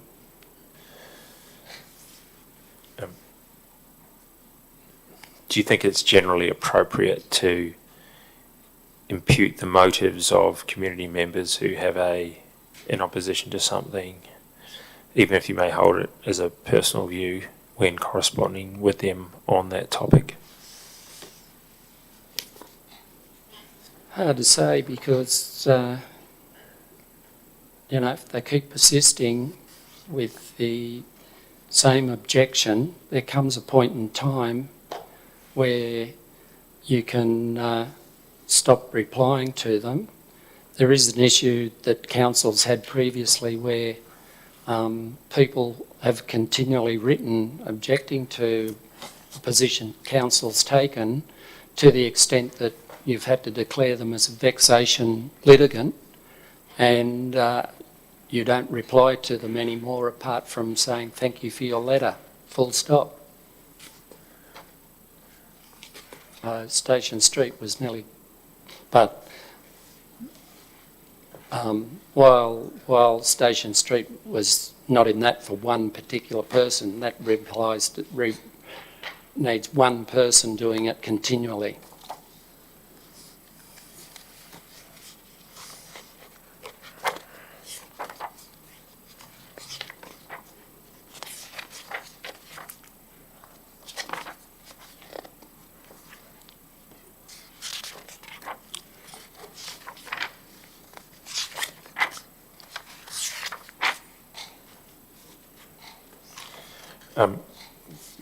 Can Councillor Nelson please be shown MFI 6?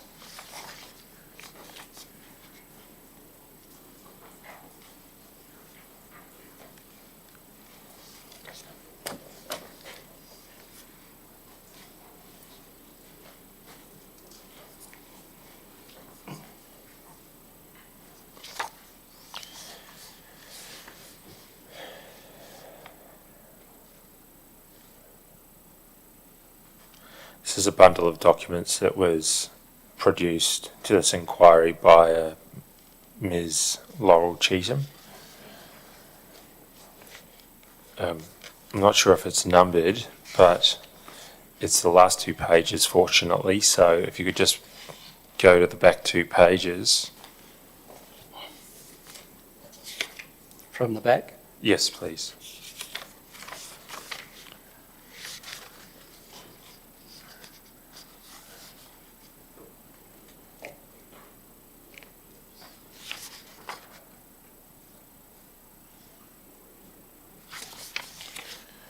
This was if we start at the very last page, an email from Laurel Cheetham to the General Manager enclosing a submission in respect of the draft operational plan 2020/21 for full consideration by Council and all councillors. Do you see that? Yeah. And for whatever reason, it appears that Ms. Cheetham then forwarded the same submission to all councillors a few days later. Do you see that? Next one up. That goes up to the top of the next one. On the 26th, she's written or emailed the General Manager. On the 30th of June, she's emailed the councillors, it appears, directly with the same submission. Do you see that? Like, it's a bit... Mr. Parrish, in mine, I have numbers There's in the left numbers. margin. yeah, I do. Do you have two? Email two? Yep, number 2.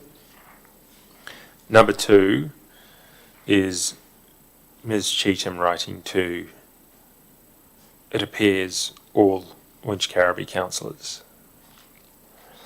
Dear Yes. Wingecarribee councillors, I am forwarding my full submission to you as I expect will be summarised in the report of the draft budget. Please consider and respond to the points I have made in my submissions. Do you see that?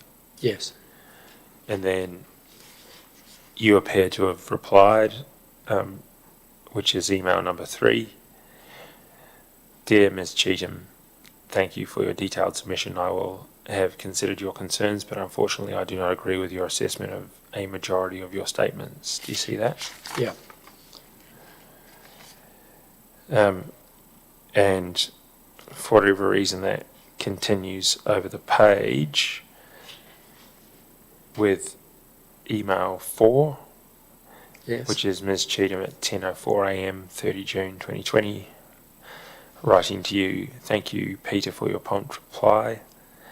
Can you elaborate please on the reasons why you do not agree with my assessment? Do you see that? Yes. And do you see your reply at the top there, 30 June 2020 at 11:01 a.m.? Yes. This was a submission from Ms. Cheetham in respect of the draft budget, I should say. Why did you respond with comments about Station Street? It must have been, was it in her submission, her letter? Her submission about the draft operational plan included reference to Station Street. Is that your answer? Yes. And when you refer to, at the very first sentence there, I am pretty upset that your group has been playing council laws by getting people to write complaining about Station Street, then sending my replies around to other people. Do you see that? Yes. What's that got to do with the draft operational plan? In relation to that Station Street's in it, and I must have felt that she was part of the group that was doing that.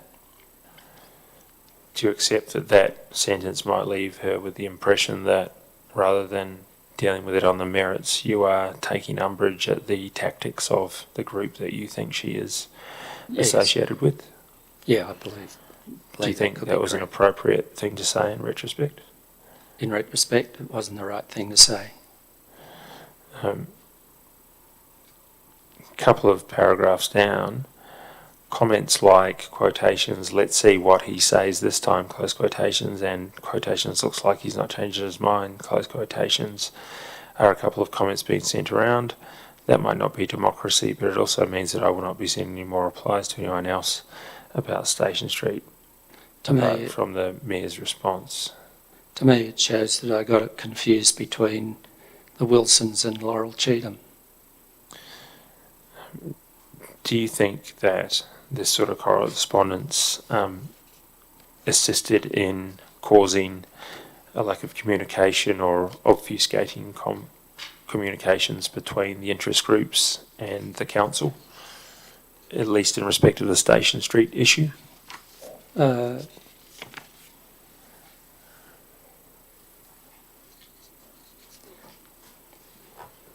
I think to a degree, because the Mayor was sending out correspondence to everyone with a standard reply, and I think this was a hiccup in the system by councillors replying separately to individuals.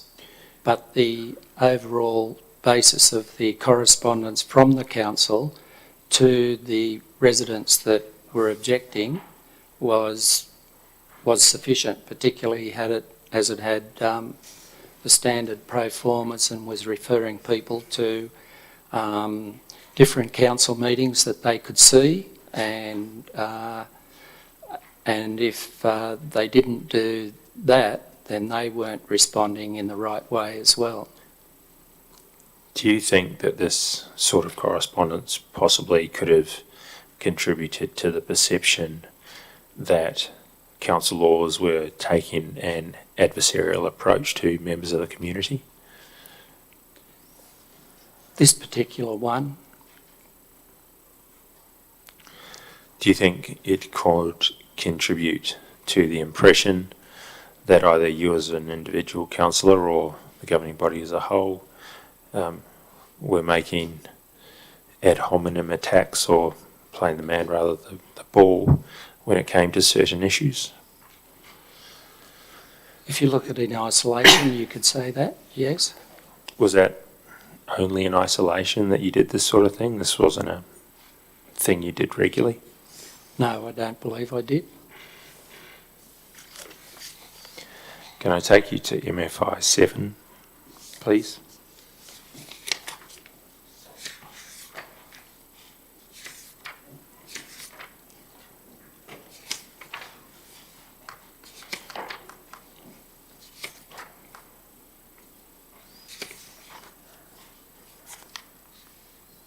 Where are we? Oh, right, okay.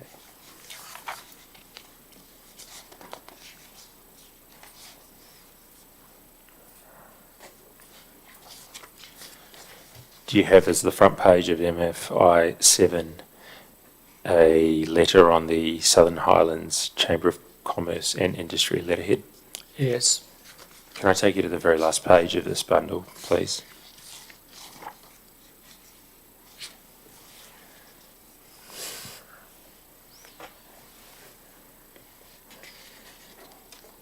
Yes. Do you see that that is an email from Mr. Paul Samolski to all councillors dated 4 March 2021? You might need to turn to the page before to see the full check. Yes.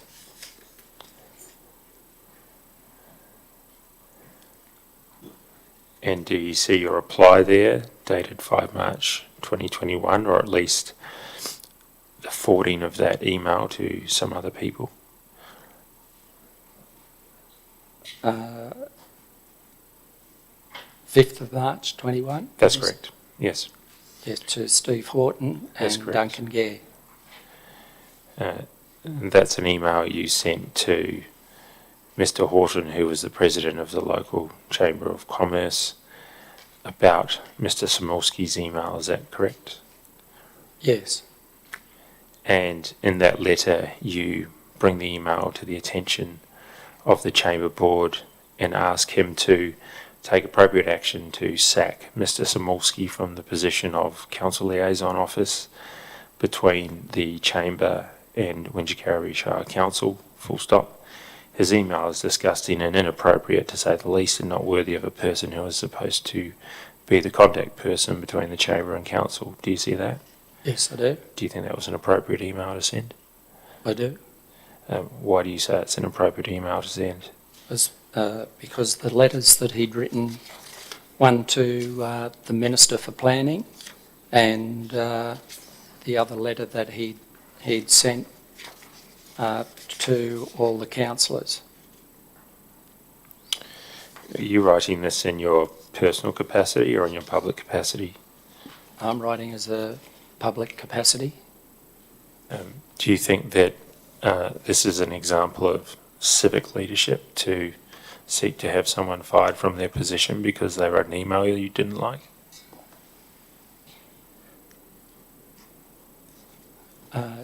Yes, I do, actually. Can you explain why?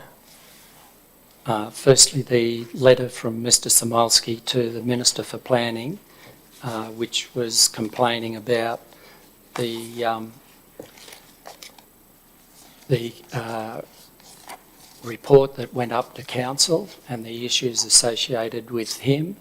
And in that letter to the Minister for Planning, not once did he refer to the fact that there was a covenant on the Fairfax estate and that he'd signed a contract stating that he would only build one residence on the corner block that he had purchased. So he was lying to the Minister for Planning, and then he followed it up with the further letter, which I found offensive. And What does that have to do with his role as I've got council it liaison further. office between Chamber and the Wingecarribee Council? sorry, What does that have to do with his position at the Chamber of Commerce? he was the he'd been recently promoted as the liaison officer between the Chamber and Council. So I believe that having Mr Samolski as the liaison officer with Council was the wrong move, and because I knew Steve Horton, I'd worked with him through council activities. I sent off that email. In hindsight, I should have rung Mr Horton and talked to him about the issue. Is that so there wasn't a paper trail of what you were asking him to do? No. Why was that? Well, sometimes a phone call's a better way to do it than put it in the email, but I don't talk to Mr Horton on a regular basis. I only saw him occasionally, so I sent the email drawing his attention to the fact that I didn't think it was appropriate that he should be the liaison officer between council and the chamber. Well, you went further than that. You specifically asked him to sack Mr Samolski. Was that a step too far, perhaps? I think if you probably changed sack to review, his position would have been better. So, do you accept that the impression left by this email that you were commanding Mr Steve Horton to do something was, on reflection, perhaps inappropriate?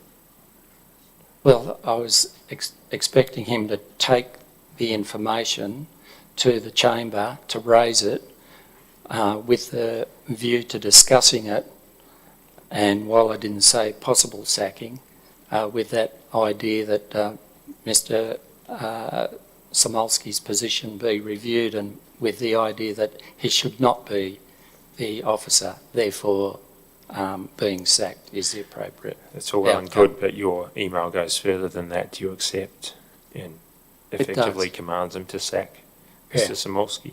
Yes, it does.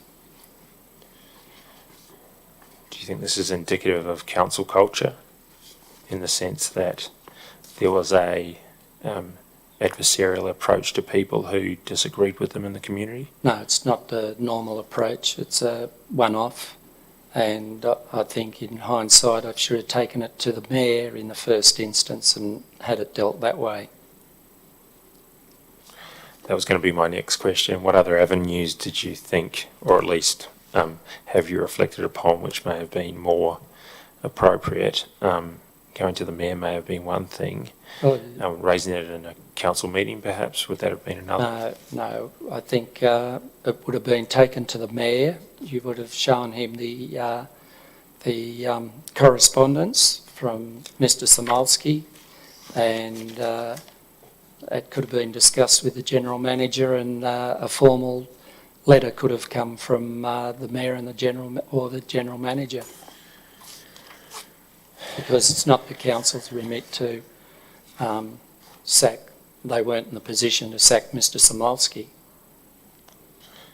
Quite. Do you accept that the impression one could glean from this email is that when someone says something or does something that you don't like, you threaten them with their position? Not generally. In this instance, because of the past history with Mr. Samolski, the letters that he'd written to the minister and the letter that he'd written to us was the way I was thinking at that time. It's not something you generally did or would profess to do regularly, threaten people's positions if they didn't do something that you perceive they should have done? No, or I not don't. do? I should take you to Tender Bundle E, Volume 1. Before we get off that, Yes. did you see the last paragraph that Mr. Samolski wrote back to me? Yeah, I will, in fairness, address that now. Thank you for reminding me.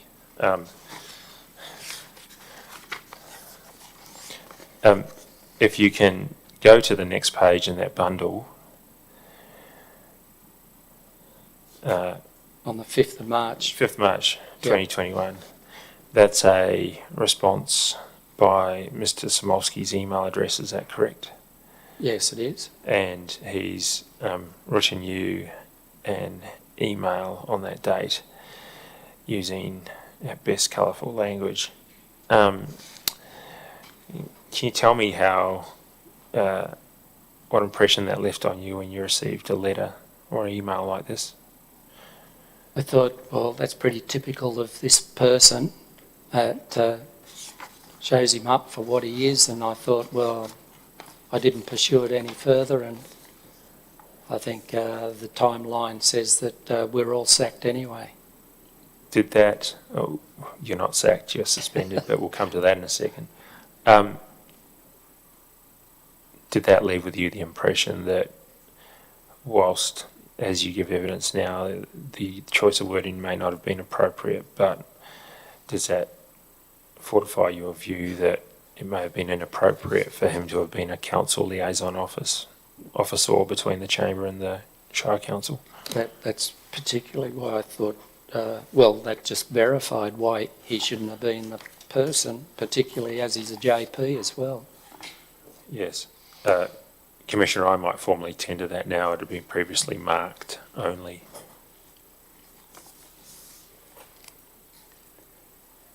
So- Yes, my So copy could of the... we say Just that? bear with me a moment, and then you'll be given an opportunity. So it was MFI 7. That's correct. My version of MFI 7 doesn't have the whole bundle. So you want the whole bundle? Yes, in, please. do you? Yes.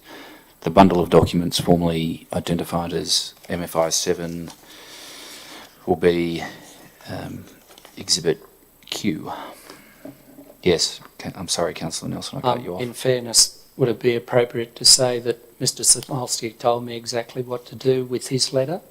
That is Yes. something we've been avoiding the specifics, but you should be given the opportunity to reply to that, and yes, we'll take it. So it's inappropriate As to read observed. out the last paragraph?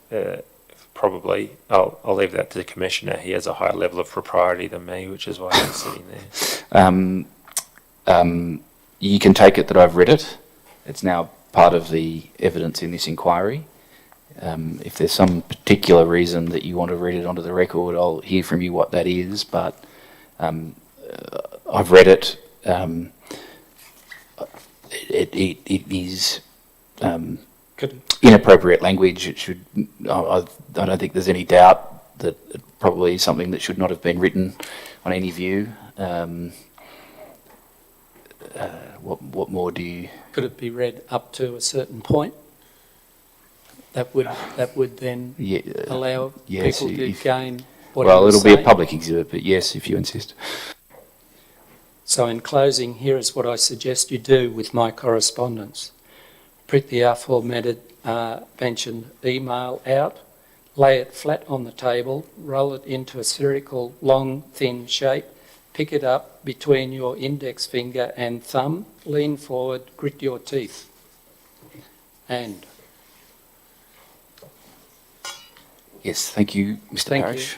Thank you. Did you feel threatened at all by that reply, or something you took? No. No. No, I didn't feel threatened. I just went, oh, well, that's typical. I'll move on. Thank you.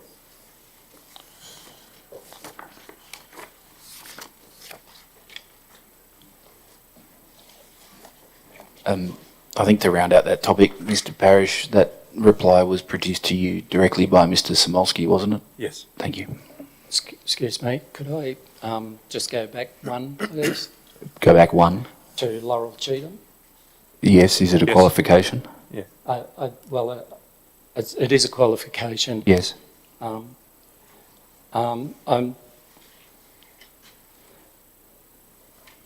worked with Laurel Cheatham on the Heritage Committee, and I was a bit surprised that this came before the inquiry.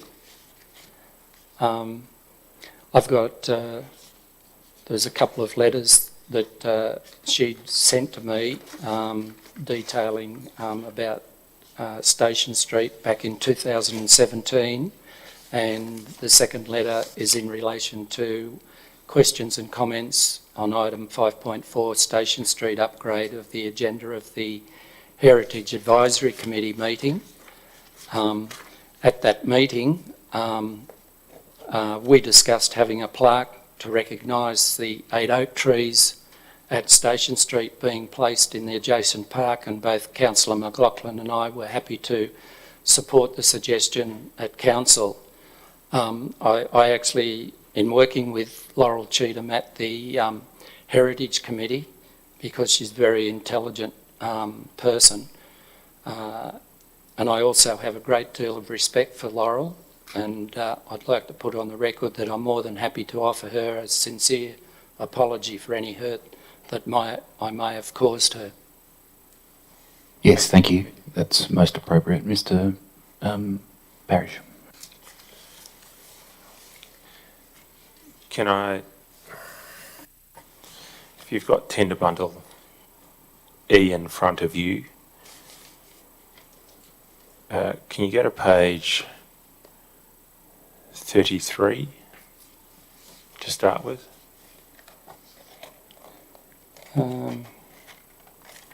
I don't think it's got the numbers there. The tender bundle, it should have them at the bottom corner, at the bottom, in the middle, I should say. 1, 2, yep. Which page number, sorry? 33. Thank you.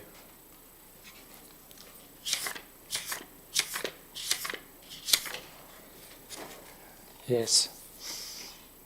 That's a quite heavily redacted set of emails that start around 29 March 2022. Do you see that? Yes. And do you see the bottom there?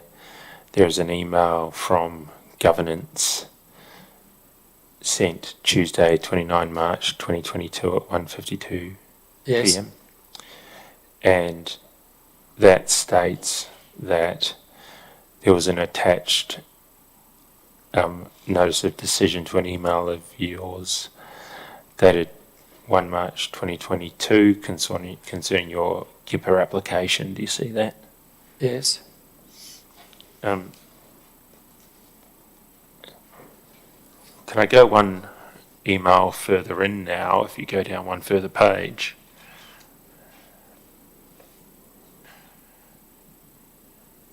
Again, heavily redacted, but do Sorry, you what see? page number? It's 34. Yes, heavily redacted. It's heavily redacted, but do you see in the middle of the page, it's an email from you to a member of staff on Tuesday. I think it's the 29th of March, but that's been redacted as well. Do you see that? Yes. And you say, "Dear redacted, thanks for that information. I take it at this stage from the content of the email that you had not received the Kipper information that you had requested." That's right.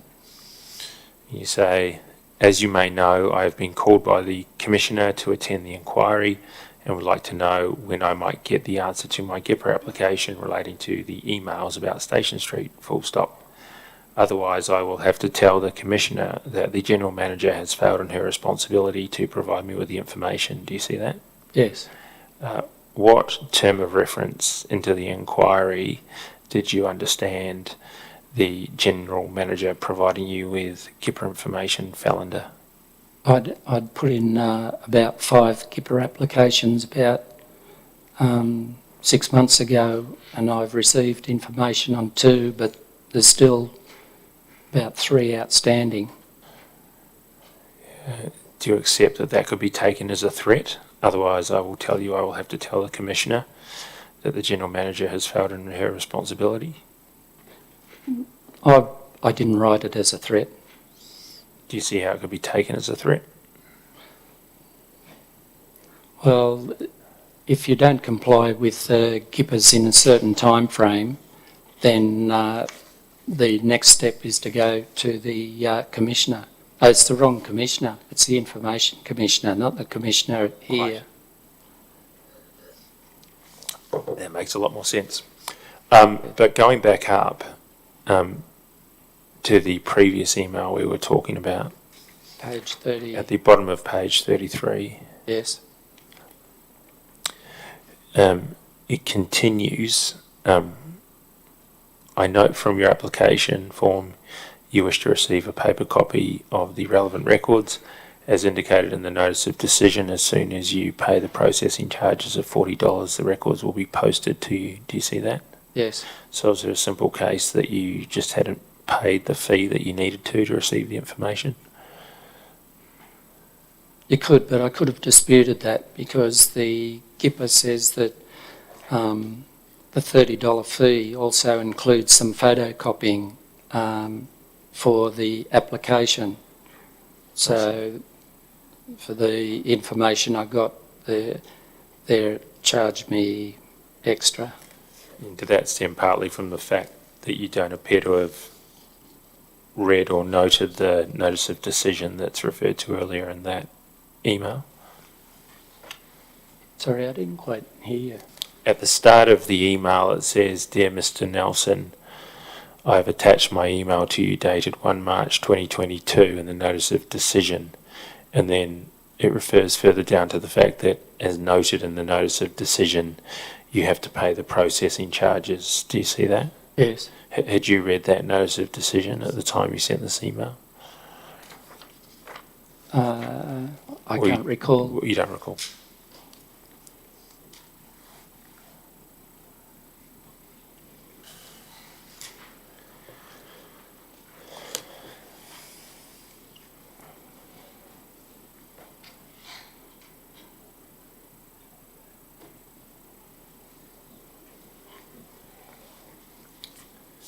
I'm going to show you Exhibit O now.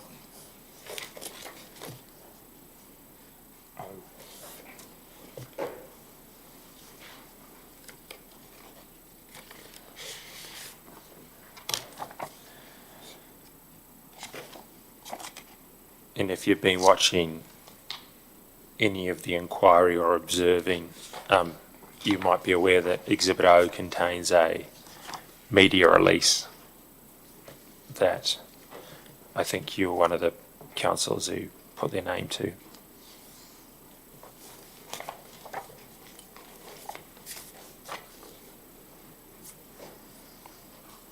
And if you've been following it along at home, you might also know the gravamen of the questions I'm about to ask you.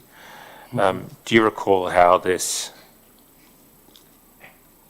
press release came about? Duncan Gare called me, said that we're going to get a couple of councillors together and meet up and have a yarn about what was happening. And what do you mean by what was happening? Are you referring to the administrator's comments? Just that I think he said that, we've been copying it a lot in the press, the public, and this was a way that we could put something out to try and redress the situation. And was the way to do that as proposed at that meeting by way of media release? That was the suggestion. Was it ever discussed in that meeting whether both submissions and appearing at this inquiry might have been the position or time to put your side of the story forward? Sorry, in relation to what the commission? Quite. No, it had nothing to do with talking about the commission at all. Did any of the people in that meeting, as you understood it, realise that they would have an opportunity to speak to the inquiry and provide submissions which would be considered by the inquiry on some of the matters which the interim administrator had addressed on? That's true, but that wasn't discussed at the time. And I take it that you had a hand in the drafting of this media release, is that correct? Not really. Can you tell me what input you had in respect to this media I just release? received it and they said have a look at it and see what you think. Do you warrant or agree that the factual matters that are set out in this press release are true, whether they're attributed to Mr. Gare or someone else? I thought it was, they said it was okay, and I asked Duncan Gare whether it was defamatory or not, and he said he'd run it past his legal people and it wasn't defamatory. Do you recall if there was anyone in the meeting other than the 4 councillors and the suspended councillor, Mr. Marquardt? Pardon me, not the suspended, the retired councillor, Mr. Marquardt. It's just one other. Who was that other person? That was Mr. Barry Paul. Do you recall whether Mr. Barry Paul had any input into this document? Not really. Said if you guys, I think, if you want to do it, go ahead, but he was basically out there on a social call. It's a complete coincidence that Mr. Barry Paul was in the same space as the 5 of you, is that correct? Yes. Where were you meeting? Can you remind me? I can't recall when we were meeting. Who organised the meeting? Can you remind me? Duncan Gare rang me. Did you ask Mayor Gare whether it was a coincidence that Barry Paul was there? No, I didn't. Do you recall if you knew whether Barry Paul felt like he had been subject to similar unfair criticism by the interim administrator? I don't think that was raised. Do you recall or know whether any of the factual information provided in this press release was provided by Mr. Paul? No, wasn't. Not to my knowledge anyway. Going back to the substance of the document itself, did you query Mayor Gare on any of the statements by him or the parts of it which are not quotes attributable to him but are statements of fact in this document? No, I didn't. Are you confident that all the factual information set out in this document, in these documents, is correct? Pretty close, yeah. Do you share the view of Mr. Gare on the matters which are opinion or comment? I do. Can I take you to the last 2 sentences on page 1? I just clarify the last sentence. Last 2 sentences. I'll read them out for you. I believe that wasn't in the original draft, and I think Councillor Gare included that. I You better be precise about this. yes. I'll identify the sentence I'm talking about first, and then I'll ask a few questions on that. The sentence I'm referring to at the bottom of page 1 is quotations. The plethora of external reports he commissioned found relatively insubstantial issues and no smoking gun to justify the suspension of the council. Do you agree with that? Is that the sentence you were referring to? No. Right.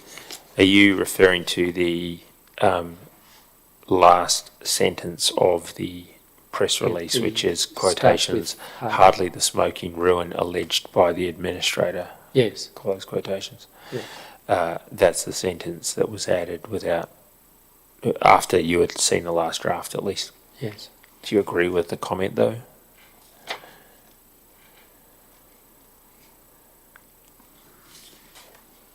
Yes. Can you tell us when the administrator alleged that the council was a smoking ruin? From all the reports that he'd undertaken and the comments that were coming out in the press. He used the word smoking ruin, did he? The smoking ruin has come from what was being provided in the press out to the public. This refers to allegations made by the administrator. Are you saying that your impression of the import of the idea of a smoking ruin was being through the press rather than words directly attributable to the administrator?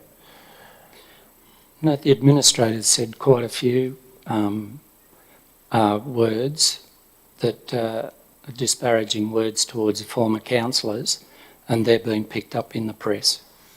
Did the administrator ever use the phrase smoking ruin? No, he didn't. Do you think it's appropriate for a mayor who's been criticised about his empathy in response to the bushfires in 2019-2020 to use the phrase smoking ruin? I'll let him decide on that. Going back over the page to the bottom of the first page, those were the words I was referring to before that I was interested in your thoughts on. Quotations, the plethora of external reports he commissioned found relatively insubstantial issues and no smoking gun to justify the suspension of council, close quotations. Do you see that?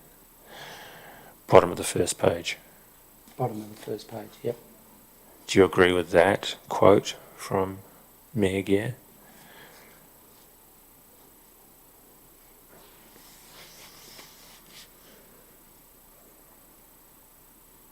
Sorry, you're talking about the small print there? It's all pretty small. You're on the first page, which starts... Sorry. No. First page now, yep. Sacking was political is the way it starts. The last 2 pages of the bundle, sorry. Councillor.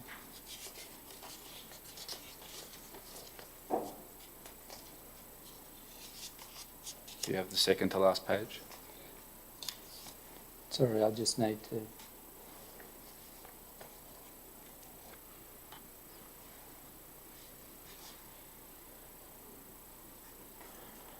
I'm just having trouble finding that. Mr. Broad, can you assist the witness?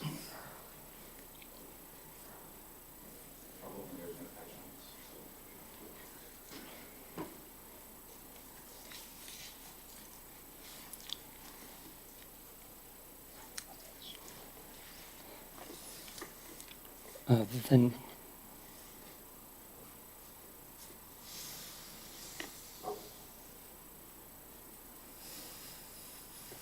yes, okay, that first sentence. We'll just make sure we don't get at cross purposes again. You've got the page which says sacking was political, say councillors. Do you have that page? I've got where the then minister could have removed the problem councillors. No. Let's start at the start. Do you have the page which says at the very top, sacking was political, say councillors? Yes. Thank you. And then the very, very last sentence on that page says no smoking gun. Do you have that? Yes. So just go up one sentence, one line from there, which says the plethora of external reports. Do you have that? Yes. I'll read it out. The plethora of external reports he commissioned found relatively insubstantial issues and no smoking gun to justify the suspension of council, close quotations. Did you agree with that quote? Yes. Had you read the reports? Only the bushfire report. So you are agreeing with the fact that reports you have not read disclose relatively insubstantial issues? Yes. How can you do that when you haven't read the report? No, I've only read the bushfire report. So you agree with this, notwithstanding that you haven't read the reports that Mayor Gare is referring to? Yes. And do you agree, to the extent you can, that the bushfire report only disclosed relatively insubstantial issues? Yes, well, the bushfire report, in that respect, none of the councillors were approached, or the general manager were approached in regard to the bushfire report that was commissioned. That wasn't the question. Ask the question again, please. Do you agree, having read it, that the bushfire report only disclosed relatively insubstantial issues? No, they were... if I could go to my copy of the report. We can do better than that. We can provide you with the official tendered version in Tender Bundle B.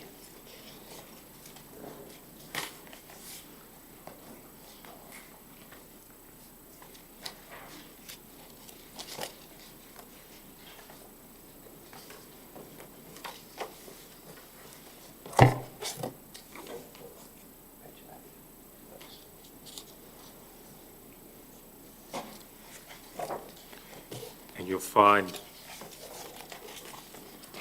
the report is at page 273 of the bundle. Councillor Nelson. 273. Yes.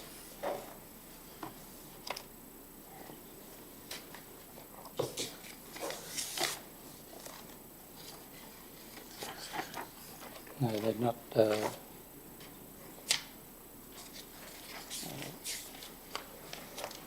front cover's on yeah. 272, the table of contents 273, and then it continues thereon. What part of it do you wish? 273. 272 is the front cover. Got it, yeah. Which part of it do you want to refer to?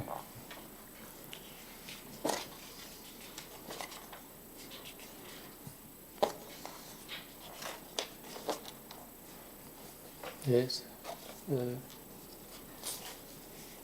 That's the executive summary. Well, I'm sorry, I thought you asked to see it. Which part of it do you wish to refer to? Is there some particular part of it? It's different to what I've previously seen. It's different. Yeah. Do you have a copy of a report with you that you had in mind?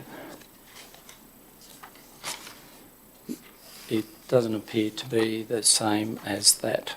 Or if you have another report that you had in mind there, perhaps turn it up and we'll see what it is. This one it just refers to the interim administrator's released bushfire report findings. So it's a media release from the administrator that you had in mind. It says latest news. So if we go to the document at page 272, it starts there. Is that a report you'd ever seen before it was shown to you a moment ago? Yes, no, I haven't seen that. So do you then accept that you haven't actually read the bushfire report? No. Did you make a submission to the bushfire review that really resulted in this report? No, I didn't. Thank you. But I have a view on that, if that's okay. Yes. My view is that because the bushfire report and the consequence of the things that have been said about it, I felt that the contractor at a minimum, should have contacted all the councillors and the GM, and I would have thought that the administrator would have at least written to all the councillors advising them that a bushfire report was being undertaken, and that invited the councillors and the mayor and the general manager, even though she's in New Zealand, to make a submission. But there was no letter forthcoming when I'd previously received letters from the administrator.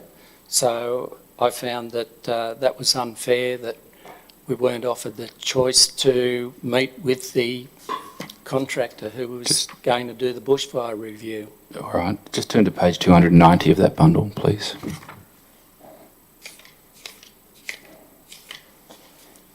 Yes. Do you have that? 290. 290. Yes. Do you see the heading community meetings? Yes. Did you go to one of those community meetings or attend by remotely, I think they were? I did. You did?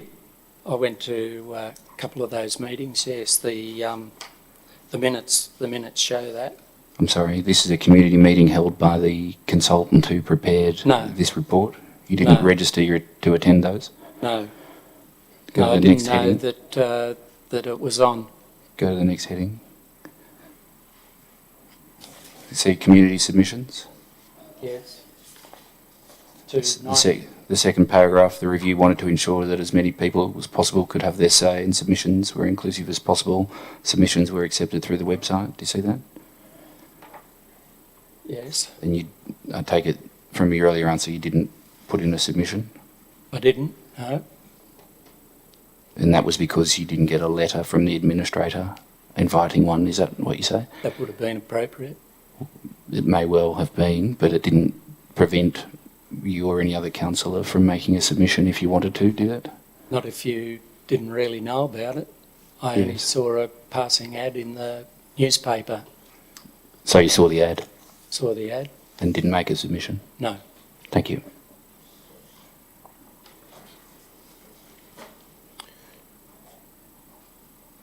Is there anything you want to draw our attention to in this report now that you've got it in front of you, or? Yes, I'd like to make a bit of a statement about it if I could. About the bushfire About the bushfire response? itself. Can we come back to that? Our practice has been to have some topics to be addressed Okay. generally on at the end, and I'll note that as something that you wish to address on at the end. Yep. Can I go back to the media release, please? Yes.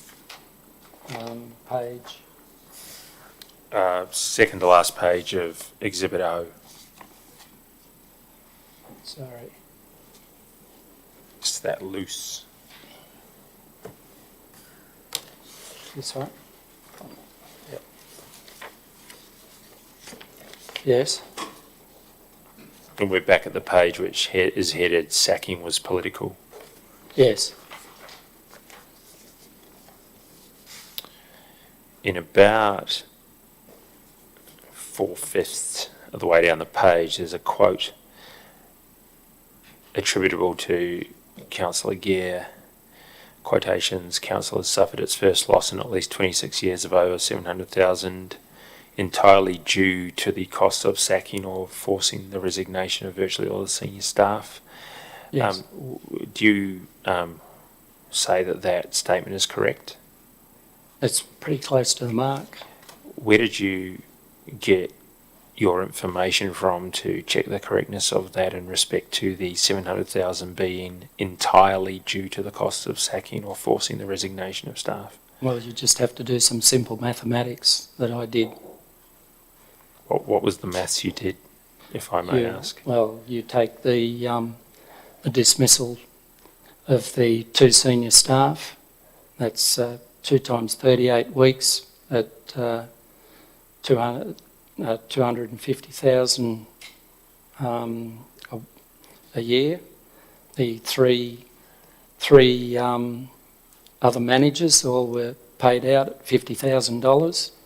The legal costs that the council have paid in respect of fighting 2 staff members in an industrial case, the money that had been given back to the business houses, 140 there, money back to developers, re the Ombudsman's report, which Gary Turlin's a beneficiary of, at least 100,000 there, plus the dismissal of the council's legal officer. My total comes to about 800,000. Wouldn't you have to know the entire operating budget of the council before you could ascertain whether a deficit of 700,000 was entirely due to the costs of sacking or forcing the resignation of virtually all the senior staff? And together with the reports that had been commissioned, there was all additional money that wasn't in the budget. That's not my question. My question is, to attribute a deficit of $700,000 entirely due to the costs of sacking or forcing the resignation of virtually all the staff, wouldn't you have had to had access to the entire operating budget? Not really. You've picked out some discrete capital costs, effectively.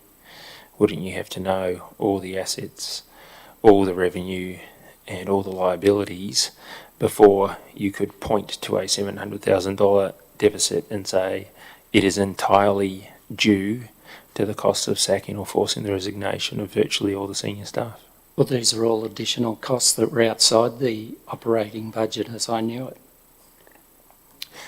A bit further up there, there's reference to pressure that had come from the 2 local Liberals,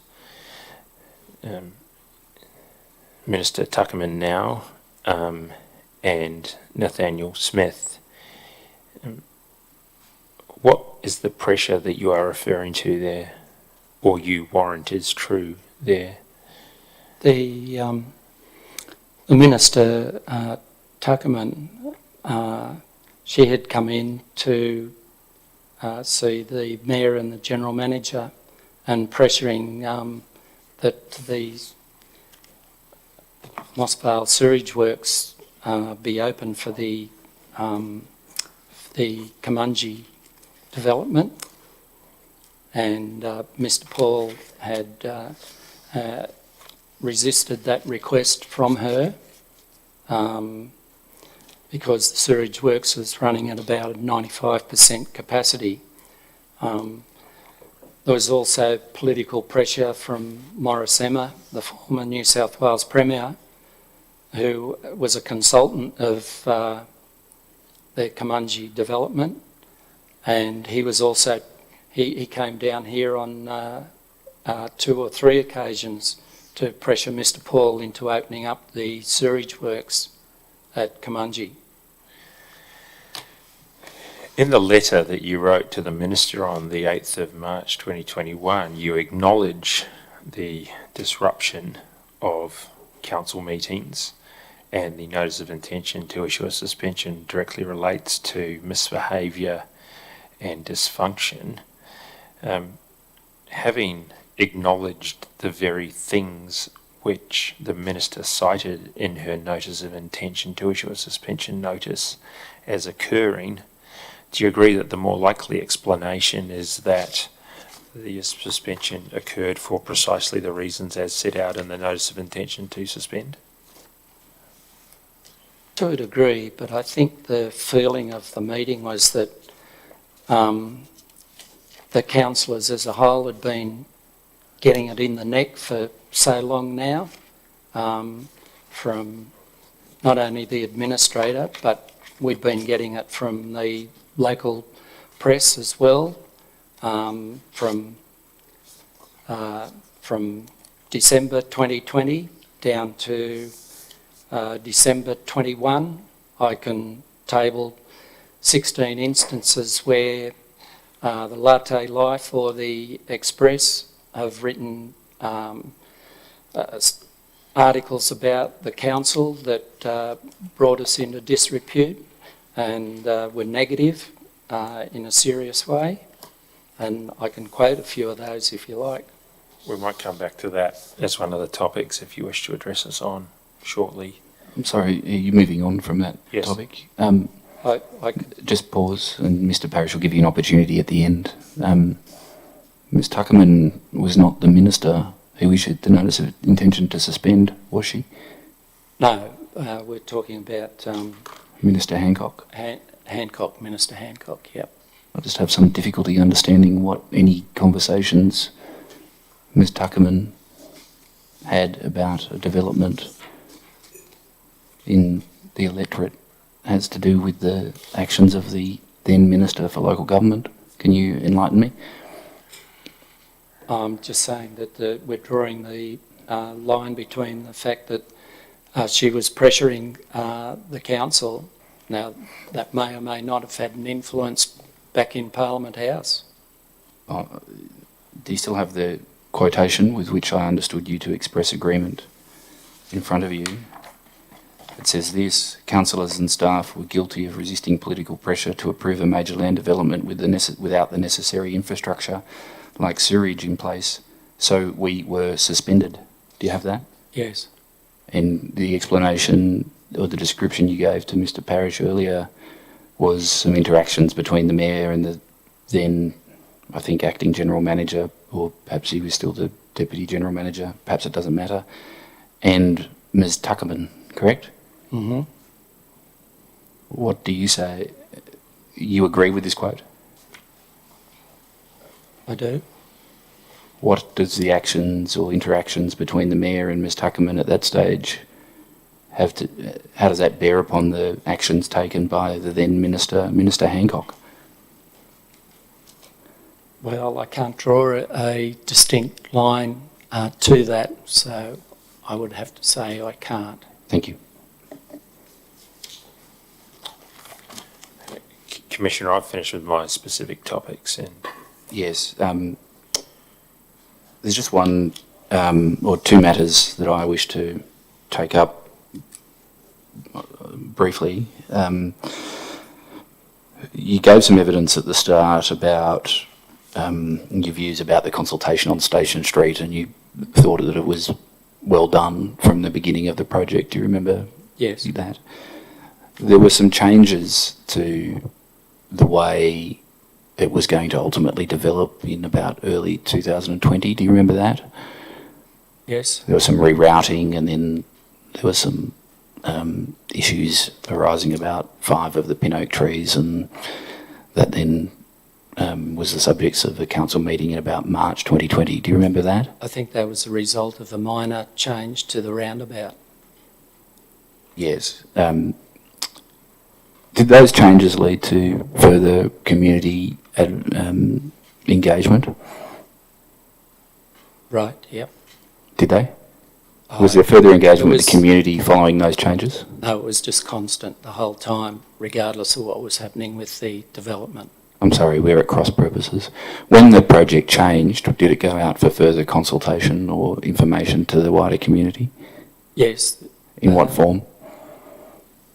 Would have been through the business papers and what was happening with it, and How are the business papers' consultation with the community? but that would have led to a media release.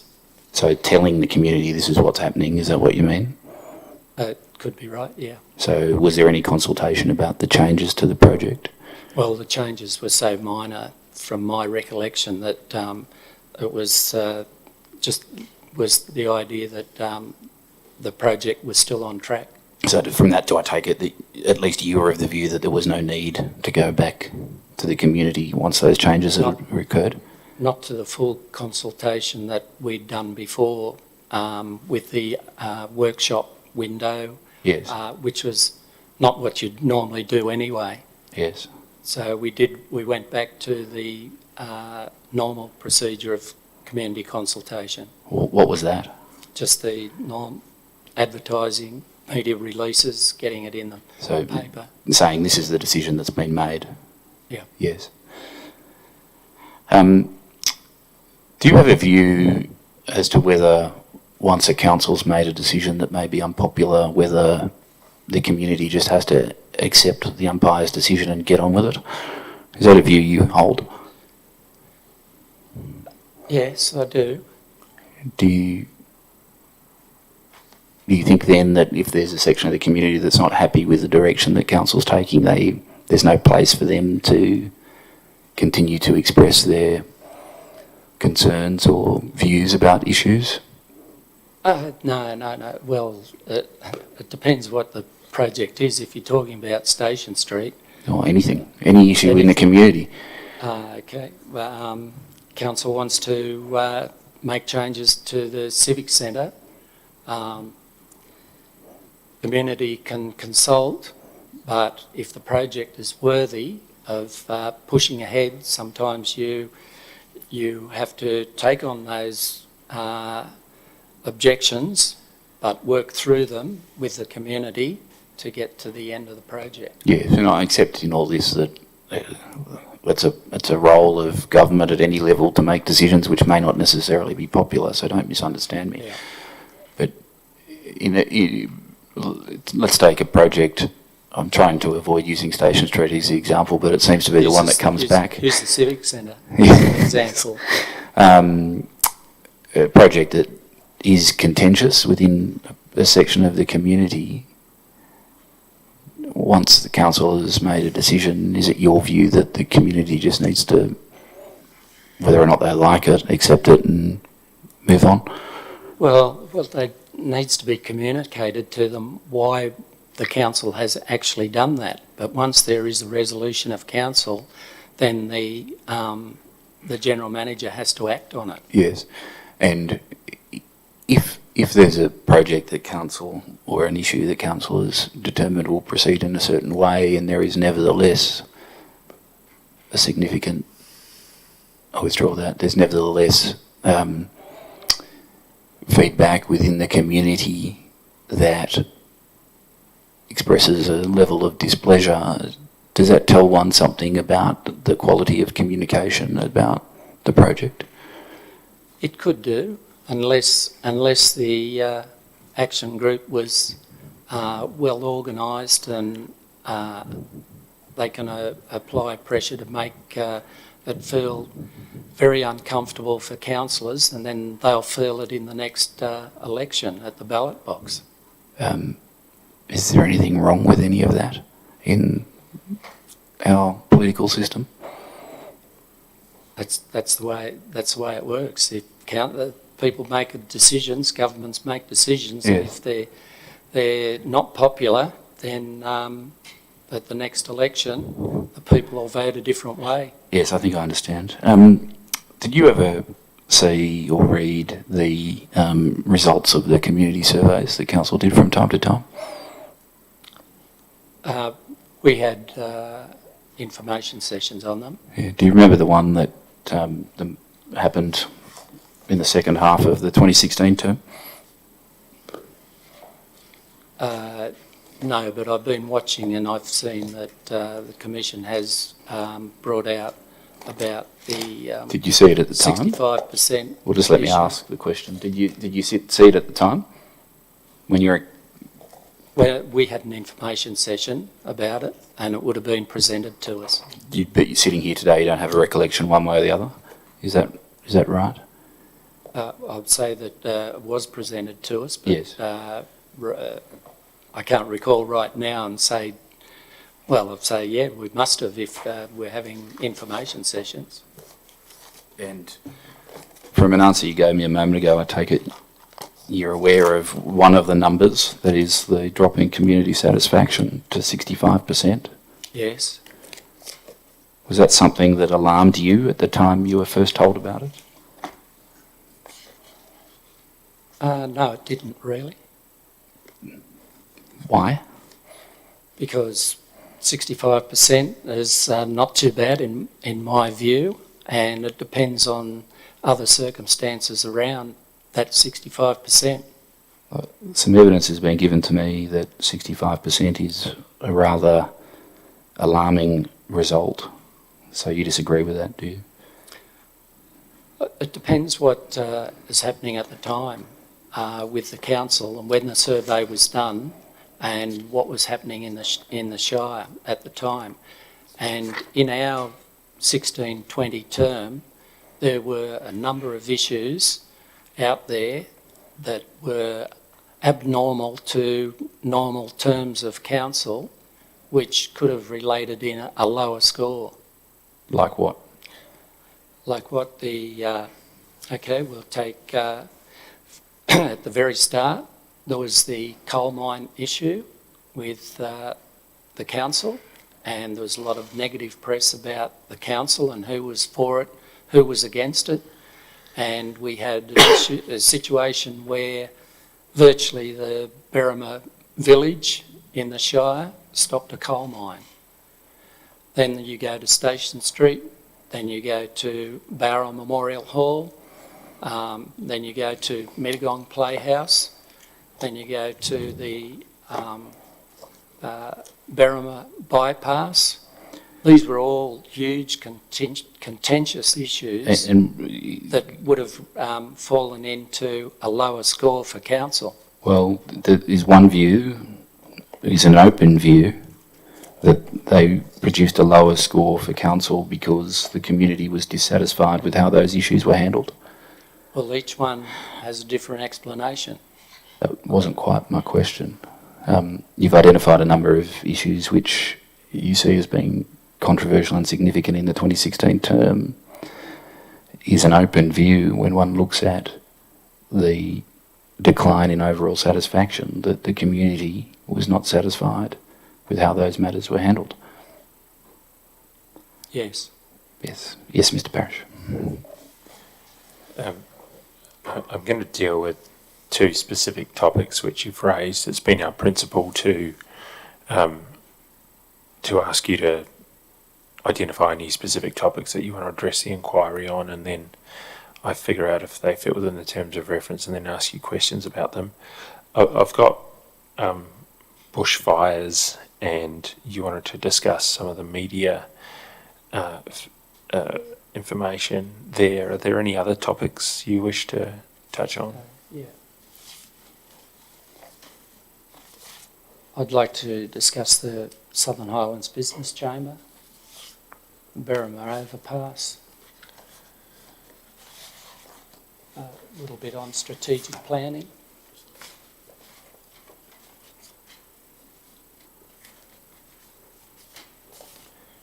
Can you tell me what you want to discuss about the Southern Highlands, subtopics on the Southern Highlands Business Chamber? I'd like to say that it's my view that the cooperation or the feeling between the business chamber and council has been, I would say, low over a number of years, number of terms with council generally.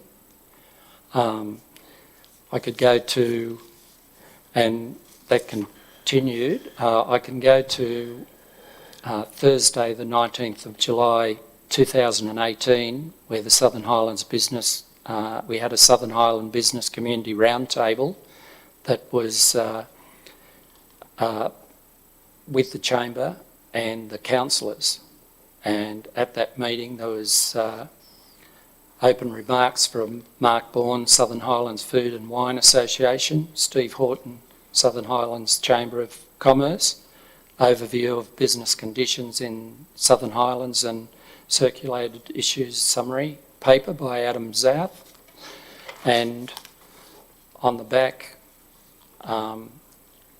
there's high-level concerns discussed, specific concerns, rural tourism, update Wingecarribee Local Environment Plan. What does this have to do with the terms of reference? So is there a... well, it's in relation to the information that was given about the feeling between what was happening with the Chamber and Council and Yes. how Council was progressing. Yes, and what was that? With development. What was that feedback and what was that feeling?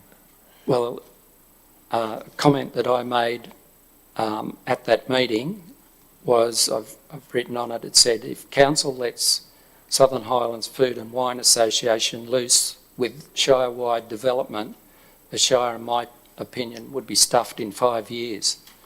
So they're continually pushing the council and dictating to the council, and that's causing angst between the council and the chamber. And there was another meeting organised by the chamber with the Illawarra Academy. I rang up to find out if I could attend that meeting. I was told it was a closed meeting, and when we met that day at the councillors said they were all in attendance, and I said, well, hang on, I was told it was a closed meeting. I said, what happened? He said, well, we sat there, they gave it to us for about however long the meeting was. I said, well, what did you say? They said we weren't allowed to say anything. And I said, oh, well, that says it all. So I'd just like to put on the record that things need to change. When I was in Tamworth, the general manager at the Tamworth City Council used to attend all the chamber meetings to create that liaison. Now, that's something that the general manager could have done here, but there used to be 3 chambers that came into one. So some of this rather suggests that there was a breakdown in the relationship between the council and various groups or bodies within the community. Do you agree with that? Could be, yes, Thank you. but there's also the chamber here at Mossvale, and Bridget, I believe it's Bridget Kennedy who got the chamber running, and the relationship between that body and council is fine. She'd come to a couple of information sessions. My opinion of her was she was brilliant.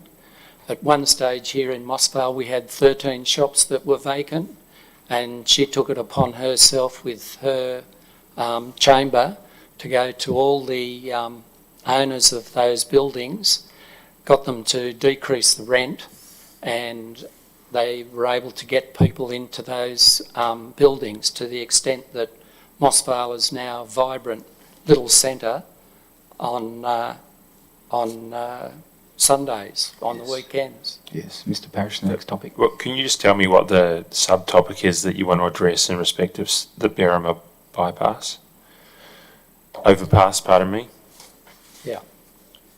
Can you tell me what the topic is, or the subtopic? Well, the issue there was the relationship between Councillor Turlin and the way that he conducted himself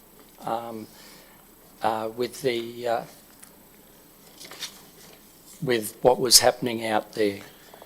Can you What explain what you mean by? You wanted to give me a bit more context on that. Yeah, I'm just getting my thoughts together.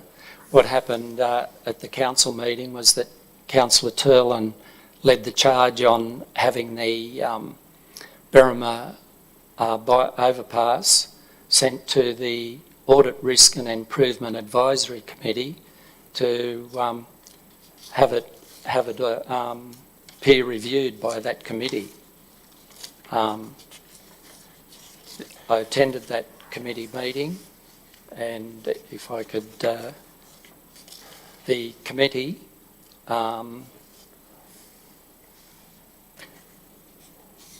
found that the council had done nothing wrong, and while they said that they are not a peer review committee, they said that the way council had handled the situation was appropriate. So Okay. they I might move on from that topic then. Can you tell me what specifically you want to address on in the strategic planning area? Well, I just want to say that in 2016-17, extensive, the way it happened with the General Manager, she said, in 16-17, extensive community engagement process was undertaken to ensure new community strategic plan.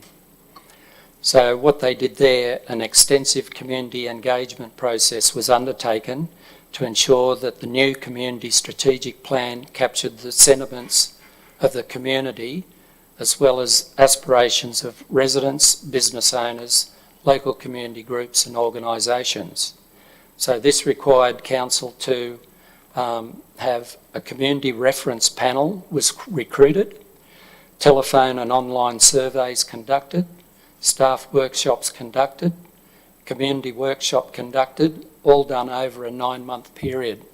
So that was council moving towards its strategic planning, which was to provide responsible financial management, improving our local community assets, protecting our natural environment, delivery of significant infrastructure projects, better service alignment and delivery, business transformation and community wellbeing.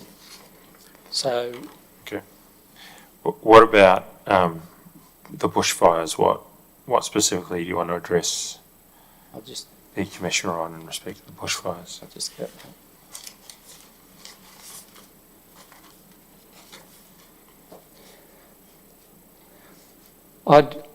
I'd like to put it in perspective by quoting what Mr. Shane Fitzsimmons said recently in relation to when he was talking at the floods, when he said, the worst ever bushfire disaster, the scale and complexity and magnitude like we've never seen before, with thousands of homes, businesses and livelihoods completely decimated. So, and then he went on to say that the recovery, repair, rebuilding, reconstruction and healing was the way to go. So in that respect, with the bushfire got away from a backburn at Balmoral, which caused the incidents there. The Mayor with the staff, when that happened, the Mayor and the staff were working with the fire victims, handing out cash vouchers on Christmas Eve. Our GM was in New Zealand, the Deputy Mayor was in Sydney, and they were working on Christmas Eve to get money out to people who had lost their houses. Now, the council held community meetings at Winslow, Bundanoon and Hilltop to meet with those people who were affected by the bushfires, and they did listen to what they wanted. And at the extraordinary meeting, they recognised that the rural bushfire fighters who had lost their lives, and minute number 220, the allocation of $1 million in Commonwealth Government Disaster Recovery Grant funding was adopted. This was the meeting that was contentious, with the development application fees not being charged for new replacement homes and businesses that were burnt down.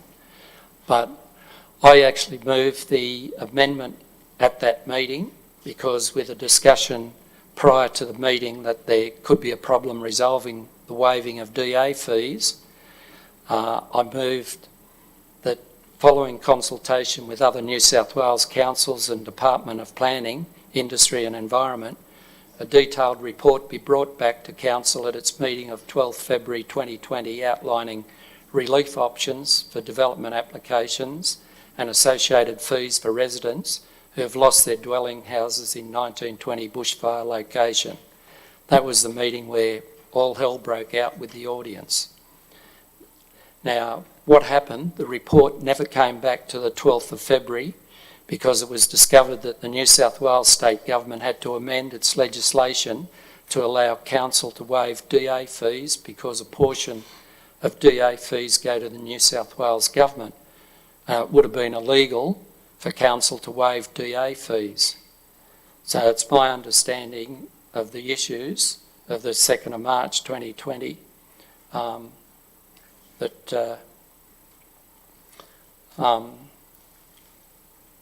that while that was happening, we had two members, our two local members were out the front being, well, it was on a later date to that meeting, but our two local members had themselves photographed out the front and calling for council to be suspended.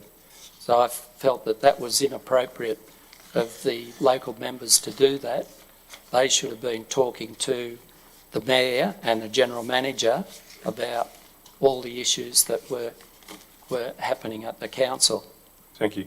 On the next topic, media releases, do you want to perhaps I could take those and the ones that you are referring to and copy them and either mark them and, if necessary, tender them? Is there any that you want to draw our attention to as a flavour of what you want to...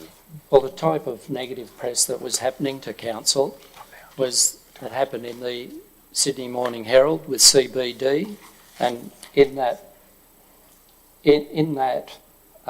paper, there was comments attributed to council, where council had delivered extravagant offices of suites to senior officers and councillors, but a library that was too small to attract public funding was an issue.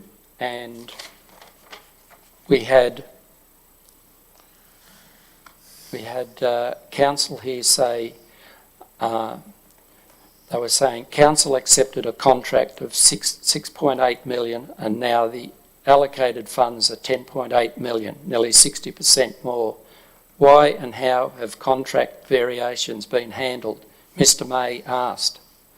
Apart from Mayor's office, the General Manager's suite, locals have dubbed Mossvale Taj Mahal. Mr. May found the library had been overlooked. The library reconfiguration delivers an outcome that does not meet state library population, the size benchmarks which limit council ability to attract capital funding from the State Library of New South Wales, a huge oversight. Now the problem is that the Mossvale Library was never to attract grants. It was a refurbishment of the building, and in respect of the upstairs building, upstairs offices of the General Manager and the Mayor, they're basically equivalent to the offices that exist at the same as they were. There was a quote given in the Herald paper, CBD, that said that Mr. Smith had attributed the view from the Mayor's office to be palatial.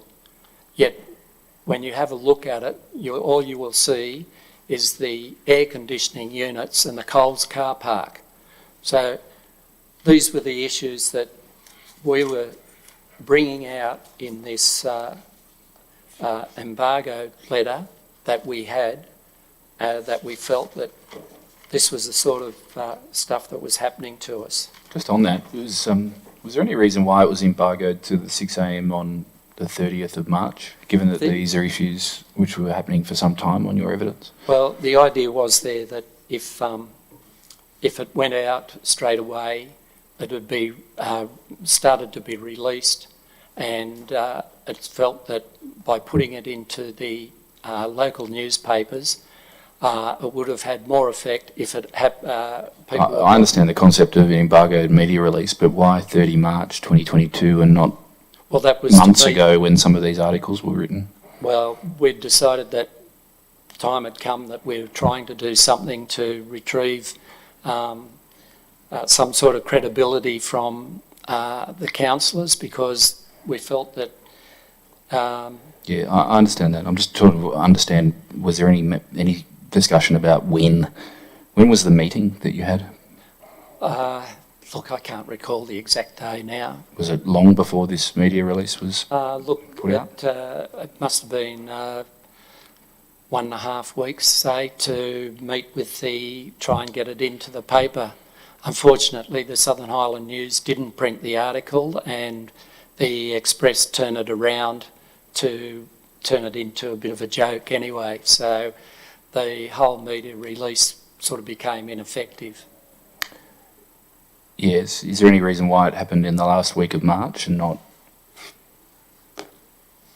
like the week before or the week after? No, I think it was just that councils have been copying it for some time. As I said, the Express had been writing negative stories about council for, and I'd like to table this list of negative stories written by Councillor Arkwright, Graham Kelly, people who had come here and given evidence. Yes, I think both of them disclosed that they'd done that, but Mr Parish, can you take that list? I will do that, and Thank I you. might mark in due course for Thank you. identification a bundle of documents that Councillor Nelson perceives and says is a negative or unfair reflection on councillors. Could I just table as well key facts about Wingecarribee during the term of 2016, and if I could just read, say, a couple. If it's They're briefish. two-liners. Yes. What it is, it's a list of council adopted and delivered a balanced budget for the general fund operations, water operations, waste sewerage, operations across each of the 5 years of its extended term. The Director, Financial Audit Services, Auditor General Office, New South Wales, described Wingecarribee Shire Council as the pearl among all of the Audit Office local government clients for the quality and completeness of Council's financial system and statutory reporting. And it goes on. Is this a document Quite a you've few. prepared? Is this a document you've prepared? Yes. Yes. All right, Mr Parish will take a copy of that as well. Yes, please. We should also note perhaps at this stage that you will, as an affected person, have an opportunity for written submissions at some point in the future after having received So those. there's some more topics that I didn't quite get to here. I can put in to the Absolutely. Commissioner. Absolutely. What are the other topics? I've got a topic here about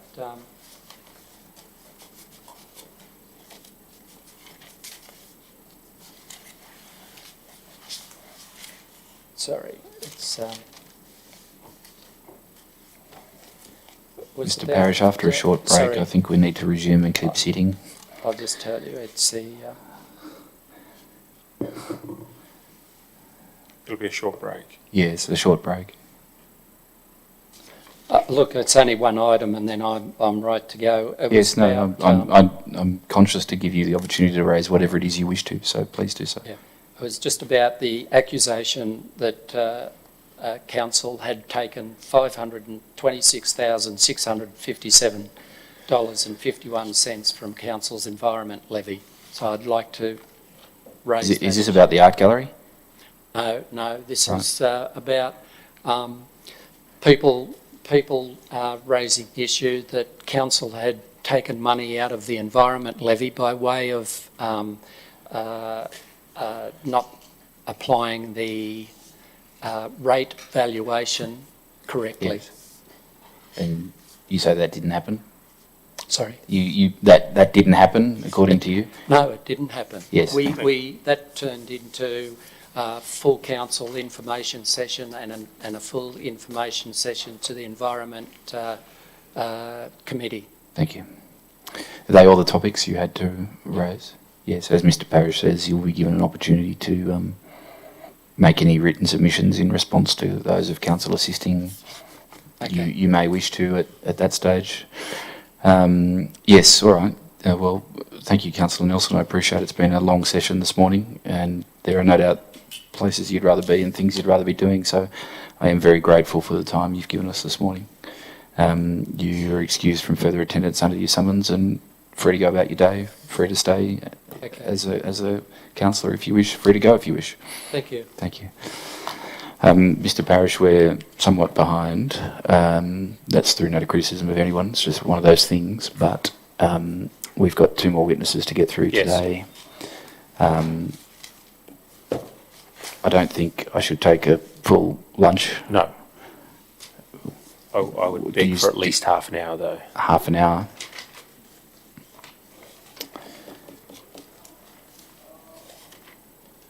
It may depend on the banh mi queue, but I do need some time to Yes, all right. rearrange for witnesses as well. Yes. And I also, if I need to plead, will note that it seems at this stage, on my view at least, that we would probably be going at least a couple of hours over. So Yes, I understand. All right, yes. Well, if messages of apology can be sent to our next two witnesses from me, these things happen, and I do appreciate that people are being put out. So, yes, I'll adjourn until 2:30. could I just, before you do that, Yes. note that it seems to me unlikely that ex-councillor Turland will be reached before probably 3:30 at this stage, maybe even 4. I think 3:30 is optimistic, is it not? Yes, probably we could mark him now. at Mr. 4. Turlin can be told 4 o'clock, not before 4 o'clock. Again, with my sincere apologies to both of those gentlemen. Yes, 2:30. Thank you.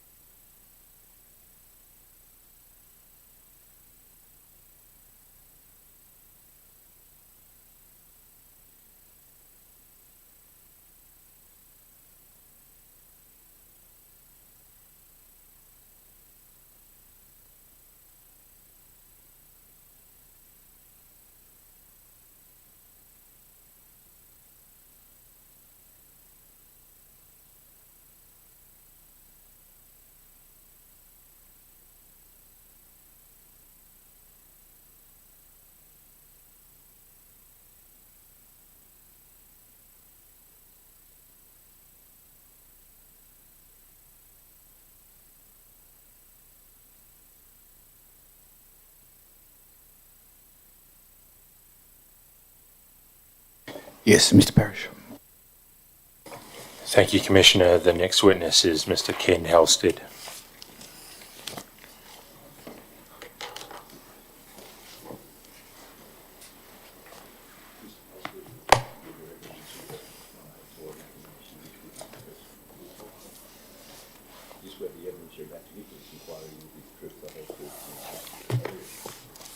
Thank you, Mr. Halstead, and I can start by expressing my apologies to you for keeping you waiting today. Hearings, even the best planned ones often have little hiccups in timing, so I do apologise for having kept you waiting.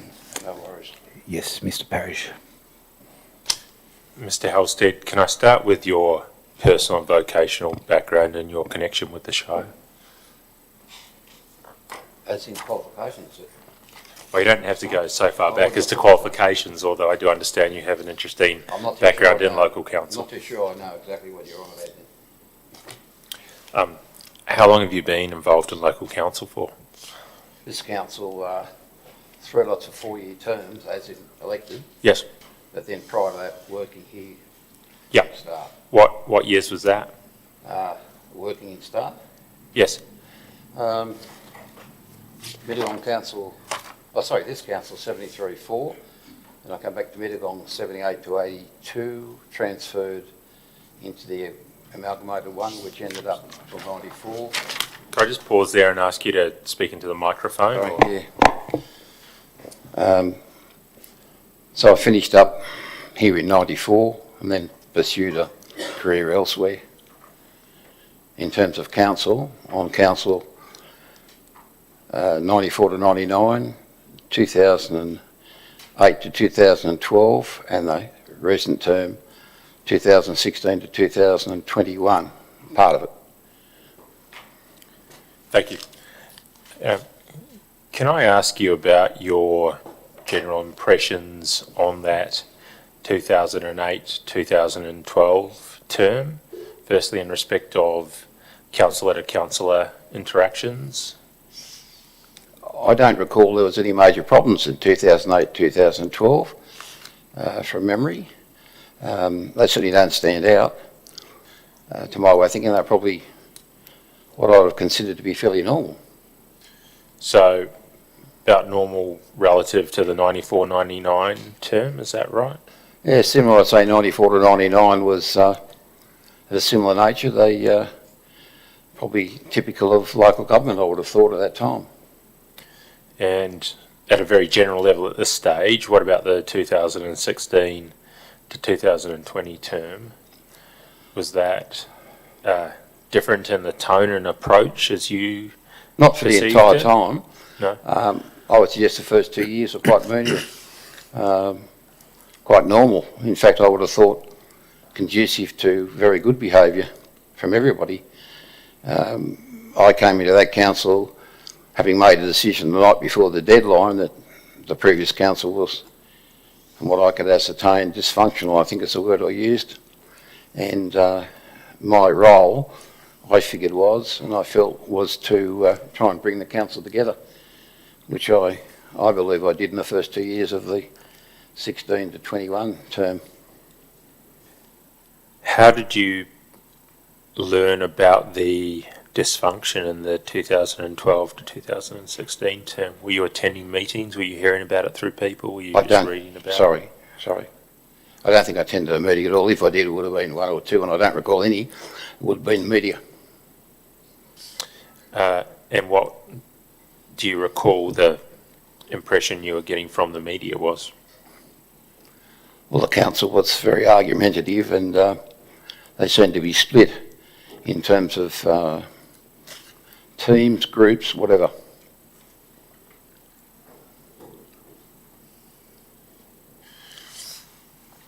And that was something you thought that if you perhaps ran at the 2016 election, you might be able to contribute to reducing, is that correct?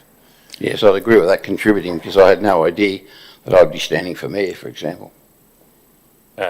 Did you form a view after you had been elected in 2016 as to whether the councillors who had been elected with you were going to be a continuation of the previous term, or it would be a matter of, at least in your impression, being able to turn the page on the 2012? Well, I have to turn the page. I could only consider it based upon who'd been elected, trying to work out who I thought was in what group, if any, and I didn't really draw any conclusions there at all. And I thought the best idea was to have a look at, the council once you're there and see what's going on. And what was your impression once you were there and you saw what was going on? Did you see splits or problems at that stage in 2016 from No, the intake that you saw? I didn't see anything whatsoever. I ran without being in a group. When you say you didn't see anything whatsoever, you mean the splits or the... I didn't see any splits at all in the first, well, I didn't have the opportunity until such time as I was elected as mayor, and I didn't see any then, to be quite frank. Whilst individual councillors may have been grouped together or otherwise, didn't concern me one way or the other, to be quite frank.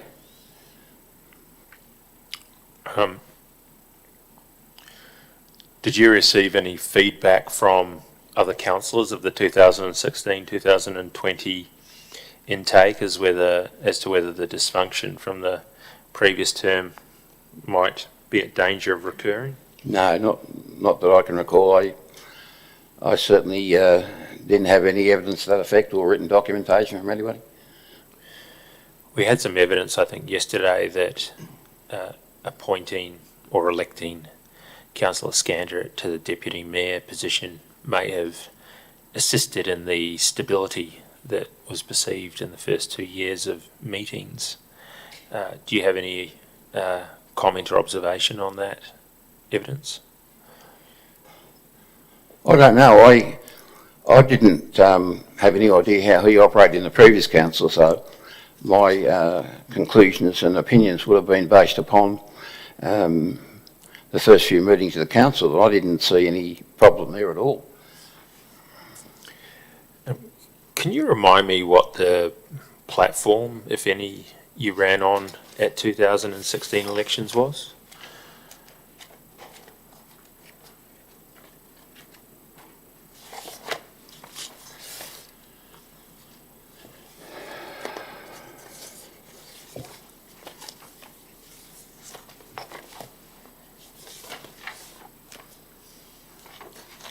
There were 4 basic issues. No coal mining or gas extraction. Dangerous roads must be fixed. Quick turnaround for dwelling house approvals, and senior management held accountable. Can I ask you about number 3? What was the problem there that you were identifying? From what I could ascertain, again, from media, not talking to anybody, was that the council was one that didn't have a quick turnaround. In fact, people were complaining about the delays in terms of any applications put before it were, in the opinion, obviously, of those that had put their application in, was extensive. And how, at that stage at least, did you intend to solve that problem? Hopefully by through the council process, having a look at what was going on in terms of the process times, what professional groups might have been assessing them, and whether they had appropriate staff to actually undertake that task. And after you became a councillor, and whilst you were mayor for the first 2 years, is that the path that you took as being the way to solve it still?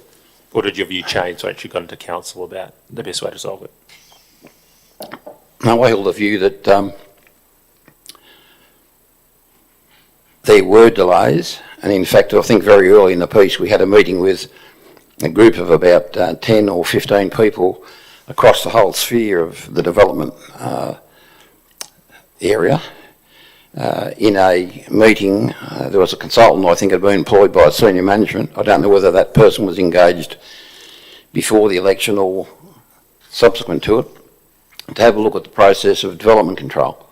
particularly how DAs were processed, and I can recall that being a fairly constructive meeting, and it involved people from all the different sectors, and clearly at that meeting there were issues that were identified, which again, if you like, confirmed that there were their concerns related to delays on approvals. In terms of fix it, that would be something which the council would have to look at, and that committee did report back through the General Manager, from my recollection of it. I don't remember the fine detail, but would have reported back to council in terms of what it considered was to be pursued. And the fourth plank of your platform, to hold senior staff accountable, I think it was, what did you mean by that?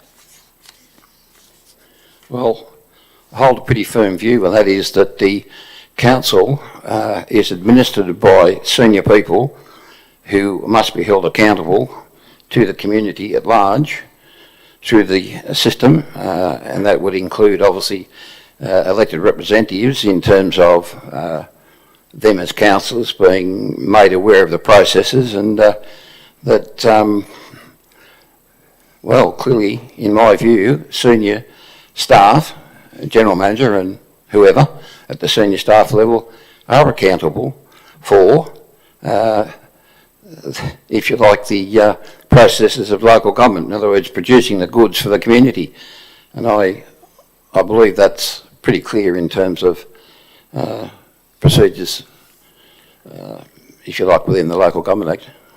How did you form the view that A, it was a problem, and B, it needed to be one of the matters that you ran on in 2016? How did you form the view that senior staff, I guess, not being held accountable was a problem within the Shire which required addressing? Again, that would be from reading media and listening to media, that it seemed to me that the senior management may not have been as effective as they could have been.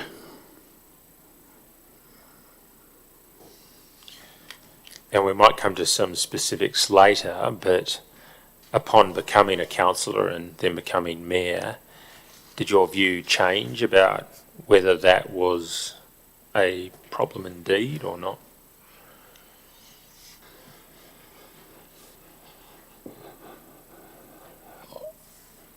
I think in terms of early in the piece, I would have held the view that I wanted to see how the senior management did operate in their position, and draw conclusions from that rather than what I might have thought previous to being elected.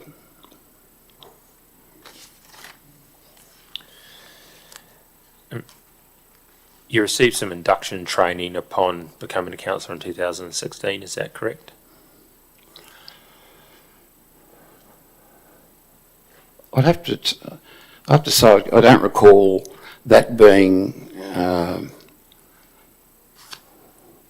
shall we say, more than minimal. Well, I think we did receive my first some. question should be answered first, which is, do you recall attending any? I certainly didn't attend any OLG sessions, if you like. In terms of what occurred here, I attended pre-election to some of the meetings that were held in the council, theatre or whatever else.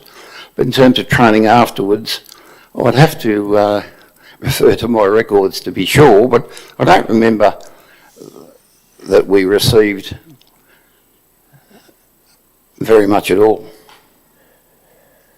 Do you recall being given any update on the changes to the Local Government Act that were made in 2016? No, I don't. Any of those I would have determined myself.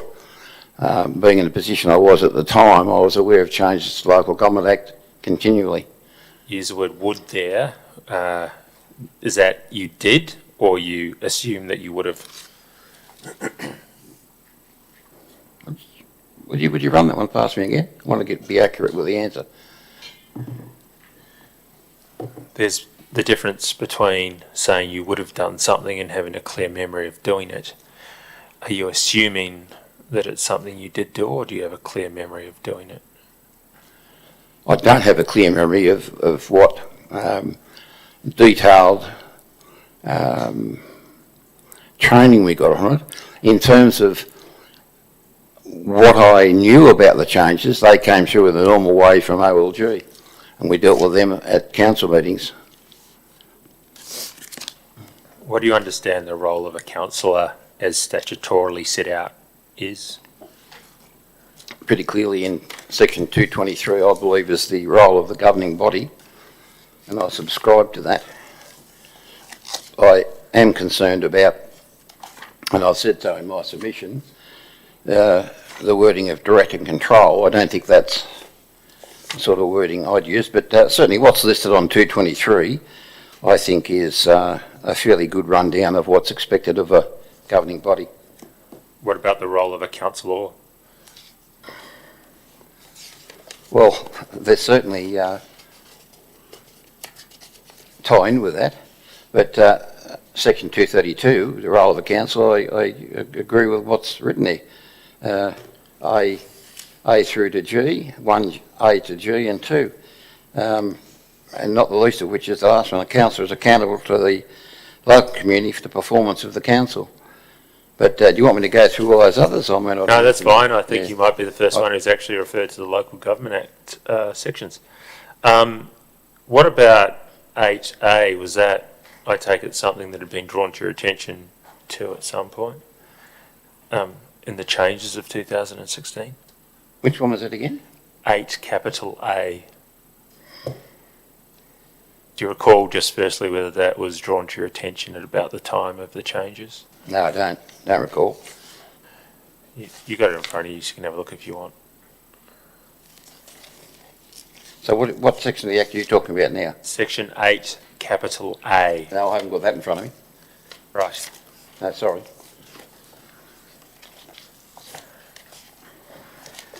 Mr. Broad might be able to show you a copy.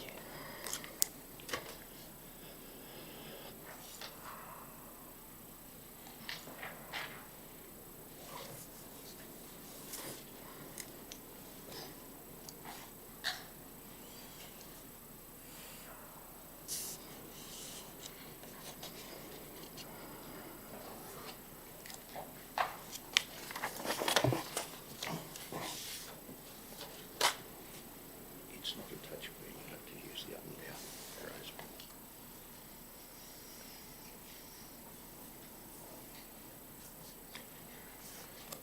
arrows.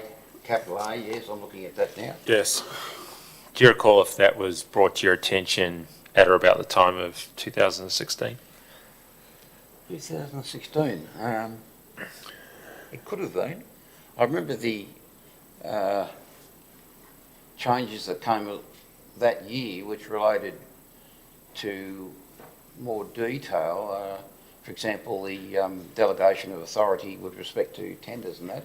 Yes. But this probably came up around about the same time, I think. Yes, yes. Yeah. So there were quite a number of changes, and a lot of them, I think, tied in with the election of mayor. Well, it is coming much clearer now when I think about they all come together at the same time, because it also dealt with the term of a mayor for 2 years, for example, as distinct from one. There's a whole lot of issues come up at that same time, but That's correct. There were multiple amendments They to came the through Act in about yeah. August 2016. or there were September. certain circulars that came out. I remember that from the OLG, reminding councillors of what the issues were. Back to my question, you don't have any clear memory, or do you now have a clear memory of having this brought to your attention in about September I certainly 2016? whatever? recall getting that circular myself. Whether that came via council here or not, I think it did. I have to look at the records, but I certainly, being in the other role I have, which is being on top of legislation, particularly Local Government Act, at all times. I would have seen it elsewhere before it came here, so my mind tells me that I certainly was aware of it, whether it was here or... And I take it you'd give the same answer to 8C based on the answer you've just given? 8 capital C. Mr. Broad might find it for you if Okay. you need to. Yeah, I think, yeah, all right, yeah.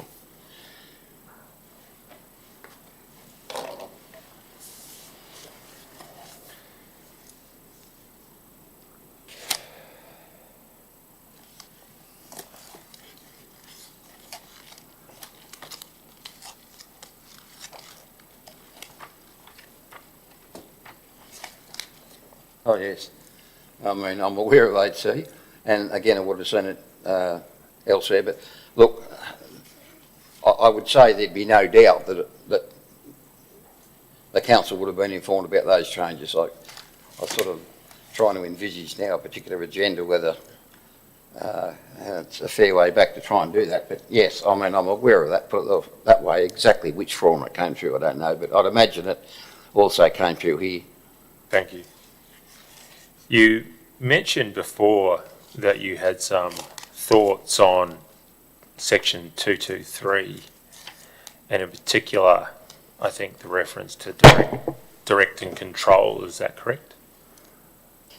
Yes, What are those thoughts? well, I don't know the good terminology. My view is that it's something that can be looked at. I figure that Should we go backwards? What's the problem with the terminology?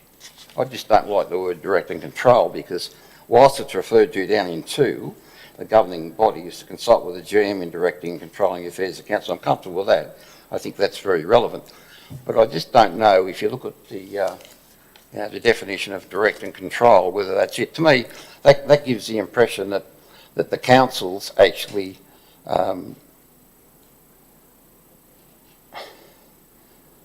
running the show, if I can use that, or giving very firm directions and therefore then controlling what happens, when in fact, in essence, it's coming in a very broad way from council and implemented by the General Manager.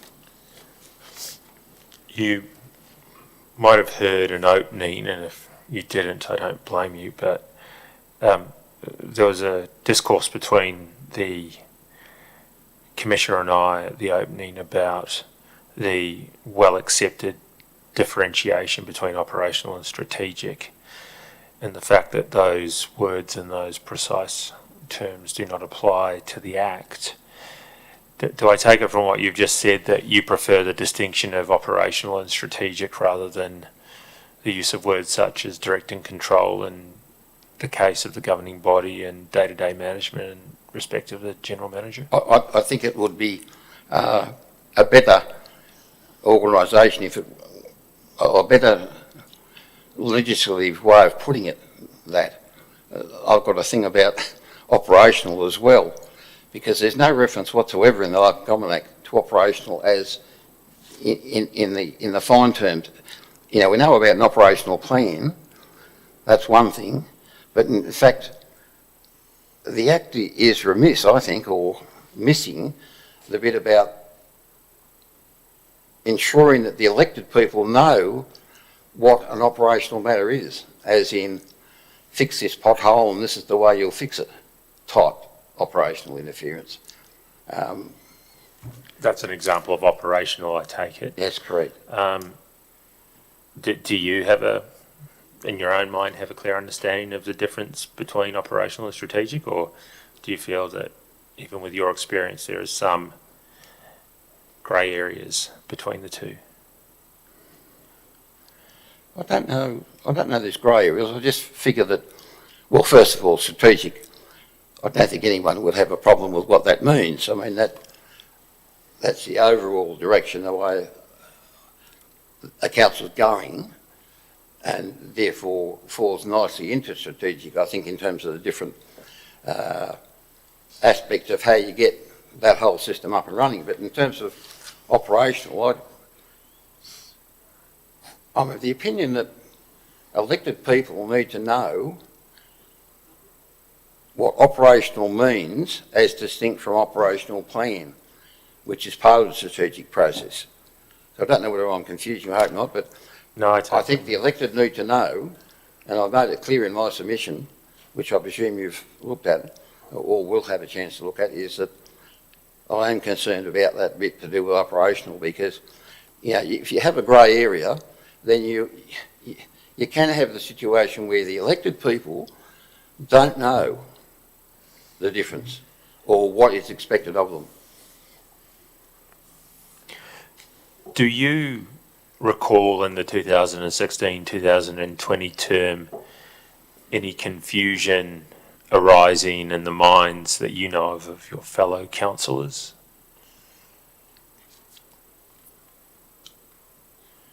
No, because I was involved with anything from my own point of view, not in terms of what another individual council might have done or didn't do or thought, other than the council meeting, which was the overall decision of a council.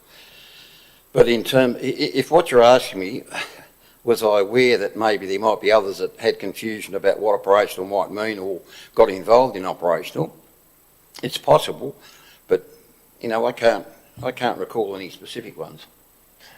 Just to give some examples, you never had any other councillor come up to you and say, Councillor Halstead, I think I'm in a grey area here, what do you think about this? Or you never saw someone across the chamber say something and think, geez, that might be a bit more operational than strategic? No, it didn't. But if someone came up to me and said that, I'd make it pretty clear to them what I thought operational was, what I knew operational was. And that would be in line with my thinking elsewhere as well, because I presume I've been training local government people in this area, particularly that operational, strategic and this sort of stuff, particularly with engineering, for a long time. So I think you need to know, elected people do need to know what that difference is. And I really don't think that the Act makes that clear at all. And I can't speak for other councils, but certainly at no stage here did anyone ever in senior administration say, look, this is operational or this is strategic. I mean, strategic would be mentioned obviously because we know we're all involved in that strategic planning process. But I think it would be relevant for all councils to be made very clear, or it made very clear to them as to what operational was. And I think that some people would be very confused. I mean, people elected to represent their community would just assume that, if they saw a problem somewhere, they would be trying somehow to do something about it. Now, unless they got the right training, I'm not too sure, initially anyway, they'd all know exactly what to do. I think down the track here, there were certain processes that came into place, particularly with respect to reporting problems, and people seem to jump online with that one, but I hope that didn't confuse anything, but I do think there's work needs to be done at the OLG level, in other words, at the legislative level, in terms of getting it very clear what operational means. Do you think that the clarity is assisted by the suite of other documents that are provided to councillors, such as the Code of Conduct and the Councillor's Handbook? I think the Councillor's Handbook's a good one. The Code of Conduct, we've got too many of those, and if I can deviate a little bit on that one, it astounds me that in this day and age we're still talking about a model code and an adopted code. I think that's senseless, because if you have any discrepancy between the two, I know one overrides the other one, but for goodness sake, the fact we've got to do one every 4 years is a minimum in the Act. Codes of conduct, to me, should be, here it is, this is the Code of Conduct, and it applies to whatever it's state government, which of course it does, and local government. But not to have then an adopted one where you're really confusing people, where they may well have a discrepancy or a conflict down the track. And as I said, I know one then prevails if there's an inconsistency. But codes of conduct, very complicated anyway, and you virtually need a law degree to ensure that you're on the money with that one. In my opinion, it's very complex, same as a meeting procedure one. It's local democracy, isn't it?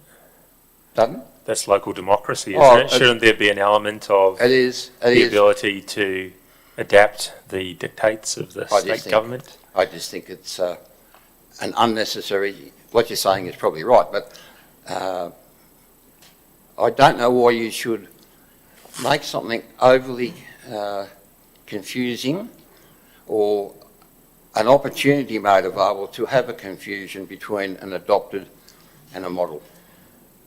I agree there's a code of conduct needed, but it should be one off, that's it. Do I take it from that answer that you either perceived or personally found the code of conduct used from time to time in this council confusing? No, I didn't find it confusing. Did you All think I'm saying is it's complex. Did you think it had the ability to confuse other councillors who perhaps didn't have at least an academic background in local government or working knowledge in I get the point you're making. I'm not trying to put myself on some pedestal. I'm just fortunate enough to have been aware of these things for 30 odd years. Yes. But to the individual, I would suggest it is a very complex document, and you can read it. And quite frankly, there's one suite of sections here. You have to read and read and read to be sure that you get it. It's very complex. And back to the 2016, 2020 council, did you ever form the impression that some councillors might not have understood or have the ability to understand the complexity of those code of conduct documents? Just general discussion would have me draw the conclusion that there would have been confusion. If I put a similar question to you about the code of meeting conduct, would you have the same answer, or was Similar. that's a bit more Similar. straightforward? Look, I've got no doubt you need it, but it's like a lot of documents. You don't make them overly complex, and I think both those documents are way over what needs to be done. In other words, they can be made far more understandable in half the amount of information that's in it.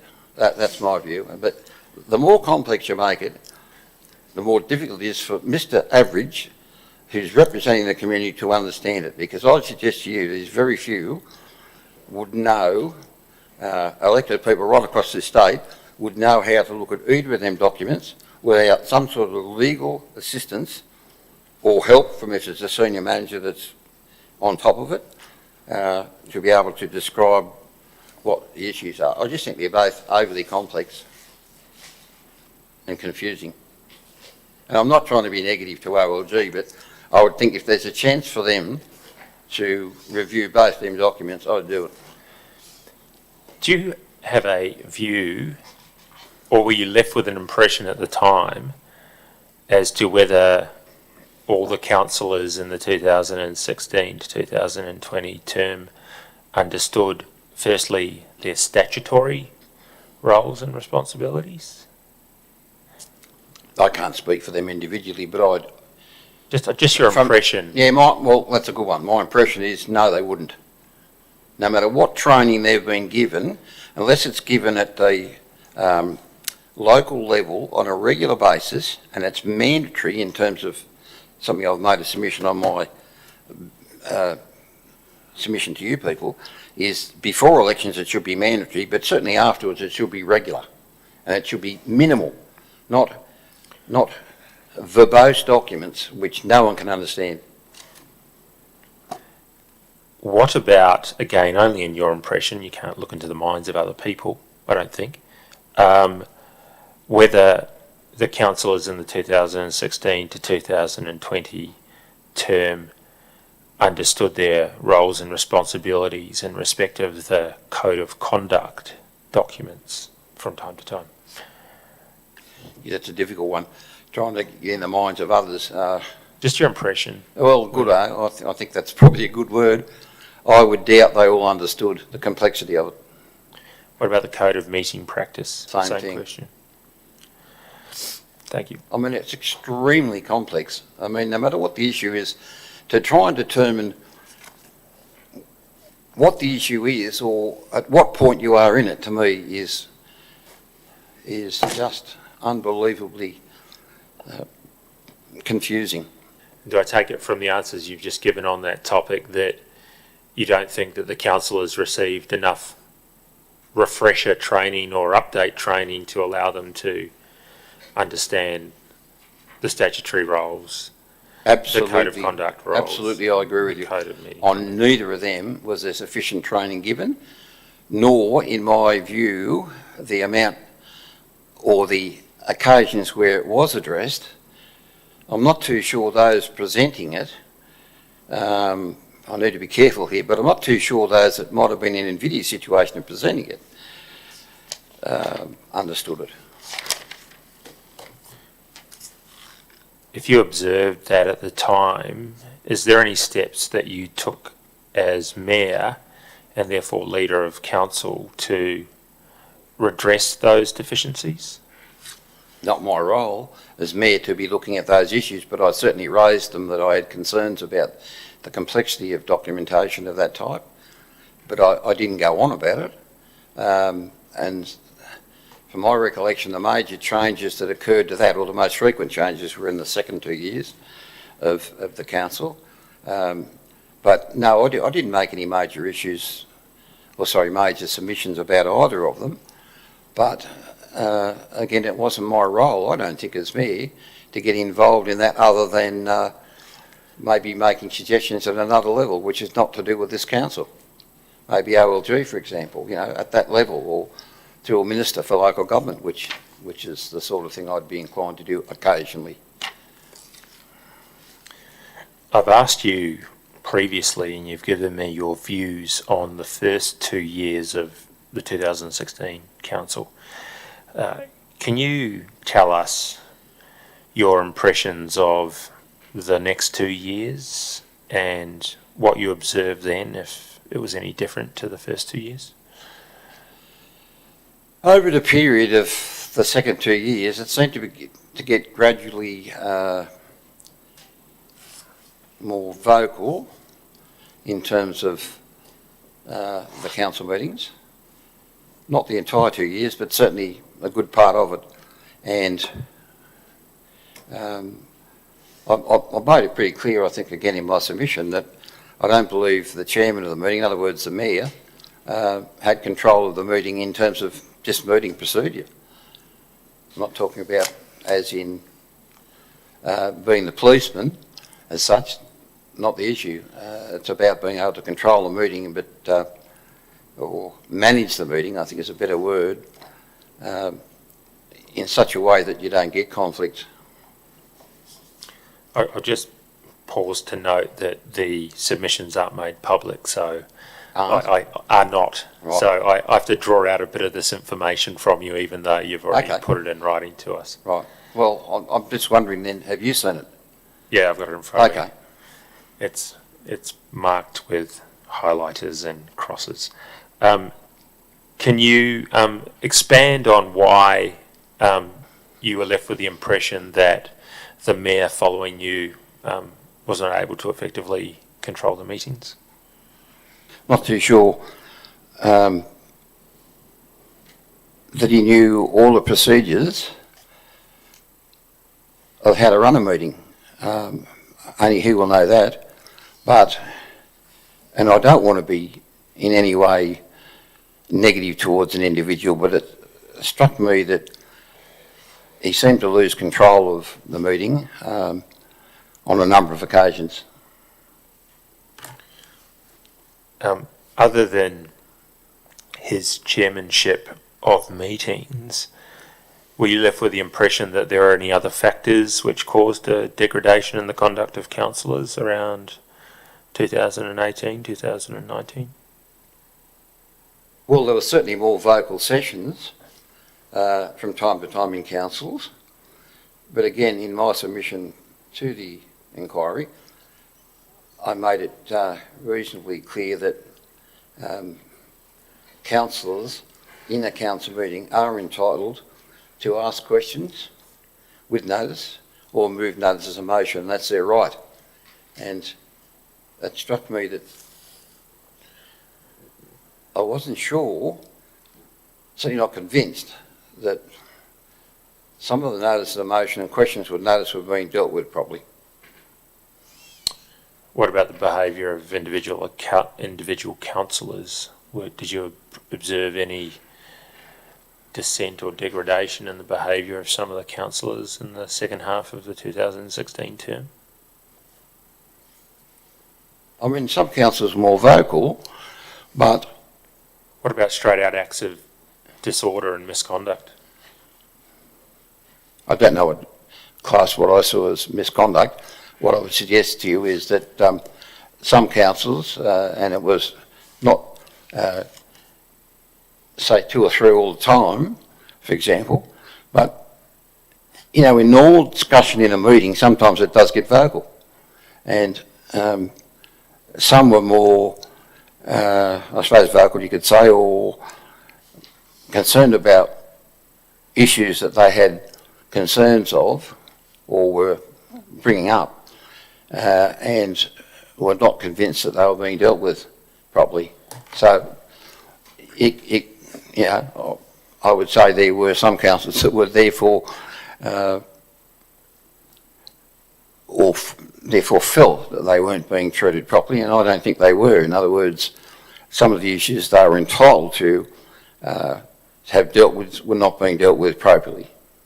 Mr. Parrish, I'll explore some of that with you in a moment, but just back to general behaviour in meetings.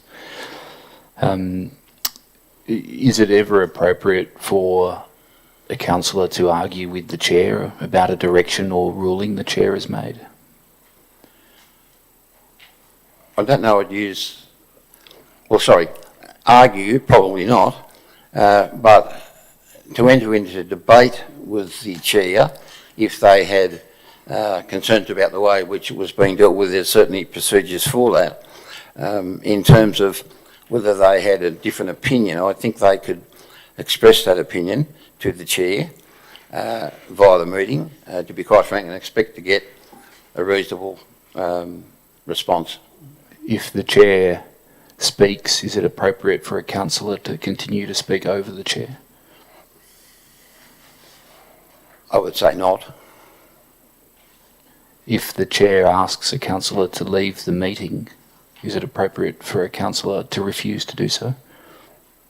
Oh, I'm not going to give an opinion on it. I think that that's something that is very legal, and I prefer not to answer that one. I mean, there's many mechanisms that can be applied to bring a meeting to order, in my opinion. And that would be to engage with that councillor in an appropriate way, if you could, to try and resolve the issue before then tell him to leave, or yes, worse. I appreciate that. There are a number of, I think the idea you're driving at is there are a number of tools in a chair's toolkit to maintain order and decorum during a meeting. I fully accept that concept. Yeah.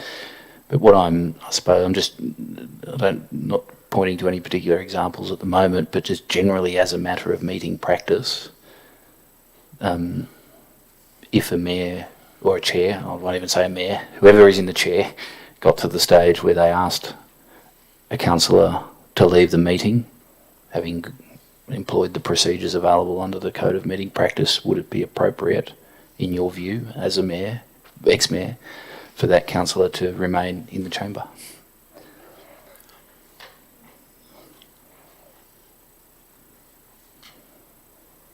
I'll say no. And is the basis of your answer because the Code of Meeting Practice is something that ought to be adhered to in order to maintain efficacy of meetings? Should be. Yes, thank you. I might show you clip 11, Mr. Halstead, which relates to a meeting on the 24th of February 2021.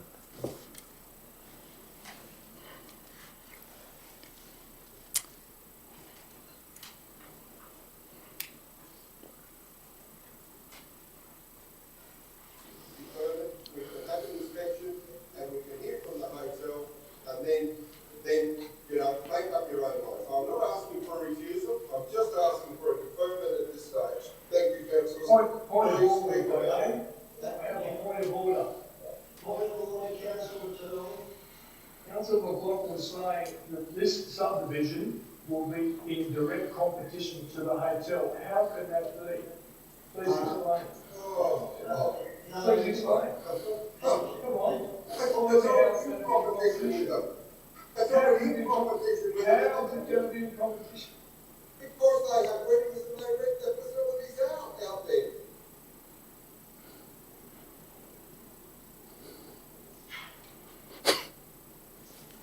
You are all on mute. And you have 30 seconds of penalty to just consider how you sound to the public who are watching. Sounds like school kids having a go at each other.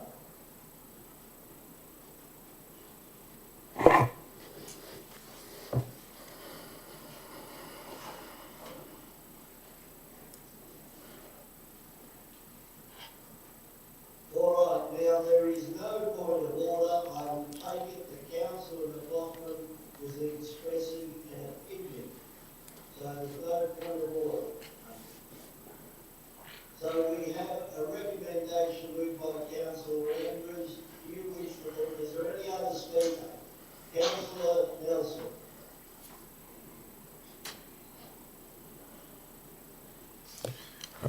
Couple of questions on that. Firstly, did you see in there any acts of disorder which, if you had been chair of the meeting, you would have acted on? I would have not used the mute button. That was my second question. Pardon? That was my second Okay. question. My first question was, did you see any acts or observe any acts of disorder there? I saw that as vociferous debate, which could have been handled in a way that brought both of them into line before using a mute, forgetting even about that one, in terms of trying to get a resolution of the two obviously diametrically opposed views dealt with in a different way. That robust debate included the chair in that circumstance asking for them to stop talking and they continue to talk. Did you observe that? I observed it, yeah. Is that an act of disorder in your view, given that the chair takes precedence? Debatable. And I think you answered the second question I was getting at, which was, perhaps not actually, did you ever chair one of the meetings in the electronic space when it was Zoom or whatever technology you used? No. As a general principle, do you think that the mute button was one of the tools available to a chair, or was that inappropriate in your view? I think it was inappropriate, absolutely. I've been involved in meetings elsewhere, not in council meetings, but in other words, the Zoom type sessions where you can resolve things other ways. But I was quite amazed, and in fact I thought the mute business or the procedure to use or process was in my view provocative. And I just wonder whether that had the effect of annoying other councillors, I don't know, or stirring them up. But I was astounded when that happened, and I think it continued to happen for a few meetings, from my recollection. Thank you.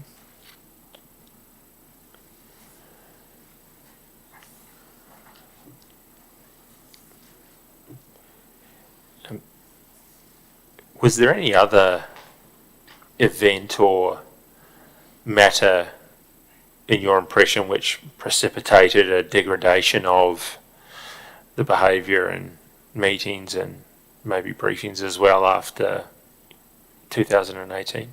I can't recall any specific one, though. I've been asking you about council meetings. Can I ask for your recollection of briefing sessions? Was that a similar vibe to what was happening in the council meetings, or was the behaviour better or worse in those briefing? It was much different. I'm not too sure what was set out to be achieved there was achieved in a number of them, but nevertheless it was different. And again, in my submission, you can read it later on as to what I thought happened in there, which was to circumnavigate normal debate in a council, an open council meeting, which I thought was necessary. But having said that, there were occasions where one particular councillor made a number of fairly straightforward comments about what was going on in those, and that was Councillor Scandrett, which, in my view, he probably had the right to make the statements he did or ask questions he did. He was concerned about detail, I suppose, but in general the behaviour was totally different. In a good way, you mean? In a good way. It was better behaved. Yeah, different. Yep. We've had some evidence about how staff felt about the questioning of them in briefings, mainly post-2018, if they felt distressed, harassed, bullied or put out by the questioning of particular councils. Given your answer just now, do you think they were wrong to take that impression away? I think so. I didn't, nothing jumps out to me at the moment that in those info sessions that any questioning in there of the staff would have been unexpected or something they would have been concerned about. However, there may have been issues which I'm not aware of, it's possible, but you know, if you're going to have an information session and it's there to enlighten the councillors in a detailed way about whatever the issues are, I would imagine at senior level, quite frankly, in fact at any level, that, and it was in most cases the senior staff, they would expect and should expect to be questioned in detail. Questions got to be appropriate and relevant, haven't they? I'd agree with that. Do you think there's pardon me, do you think there's a possibility that those questions might not be appropriate and relevant if certain staff members come to dread having to go to those briefing sessions? Look, I don't know what they were, but the question should be relevant. But with the same token, I'll say it again, that if it's an information session and a council needs to get background information on a particular issue which is being dealt with there, then I would imagine that there should be an expectation of the staff, or from the staff, that at times it could be rigorous. Not regularly rigorous, but they'd be expected to know how to respond and have the information available. It's an information session. Are you confining your observations there to senior staff or all staff? Well, predominantly with senior staff. There were support staff there. I think in most occasions, at a part of it, when it came to the looking at what was going to happen in the following meeting, which is usually that day, there could have been others there to talk about a particular issue. But to me, all staff, if they're called upon by the council, would be the senior staff, or if the senior staff then rely on their more junior staff, then the council would expect to get an answer to a question. Do you think a councillor is entitled to hear from specific staff members at their choosing, or do you accept that it's primarily the role of senior staff to condense, distill and present information? It's the role of the senior staff to determine who should be there and who should be answered or required to answer. I think in most cases they should be doing it, but if they need assistance in certain detail, I think then again that's at the behest of the senior staff. We heard some evidence from Councillor Nelson this morning that in one briefing session you requested that a specific engineer, I think, be brought in to answer questions. Is that something that happened to the best of your recollection? Oh, it could have. Might have been about a particular safety issue on the road. I don't recall which one it was, to be quite frank. You have no specific recollection of that event, or No, I don't. But is that something that you may have done from time to time? I may what? You may have done from time to I time. doubt it. It would have been specific to an issue where I may have been aware that individual had the particular expertise. So I don't want you to have to reconstruct evidence if you don't have a clear memory of it. Do I take from your evidence that you are assuming that that is something that you may have done given a knowledge of some matter, but you have no specific recollection of having done it? It's possible it occurred. But I don't know it did. Right. If you had, would that have I been think appropriate? the witness is accepting the possibility it might have happened. Yes. But has no specific recollection, if I understood you correctly, Mr. Halstead. I don't recall asking any particular one, Yes. but I may have Yes. on an issue. I can think that one specific engineer may well have had knowledge on a particular aspect of roads that no one else did, I think particularly when the senior staff involved had no knowledge of roads. that covers it, Mr. Parrish. Thank you.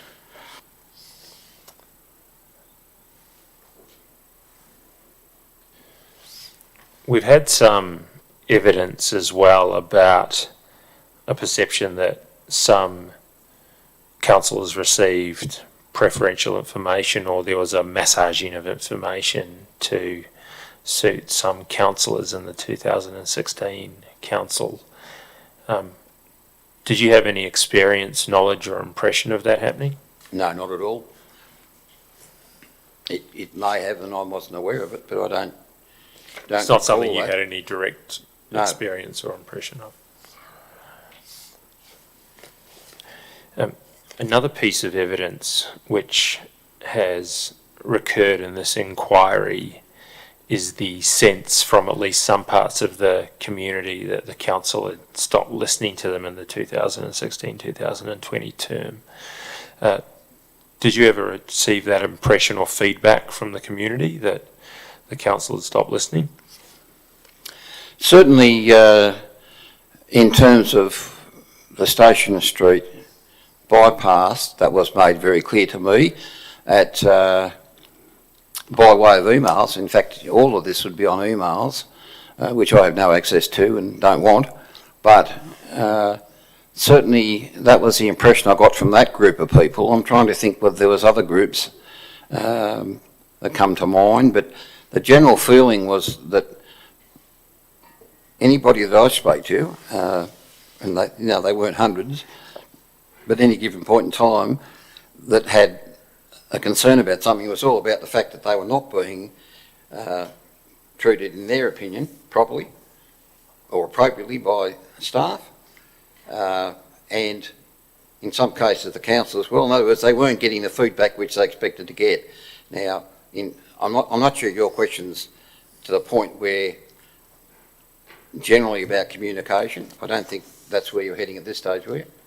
I'm interested in your view of it. I mean, it's evidence that people have given about the council, and you're a councillor, so you're more than welcome to defend or accept the position. It became very obvious to anyone in the community, and an extraordinary amount of feedback I got. As I said, I'm not going to say it's 90% of what I got, but a lot of what I got was about staff, quite frank, not responding to telephone calls or mail or emails. In other words, they'd have a question, or phone calls if I didn't say that.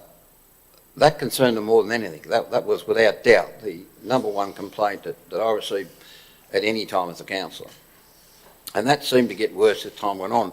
But in terms of the council, I got the impression, again, it's a good word you used earlier, is that community groups were being listened to less as time went on. By the councils I'm talking about. Do you know Or do you have an impression as to why that might have been the case?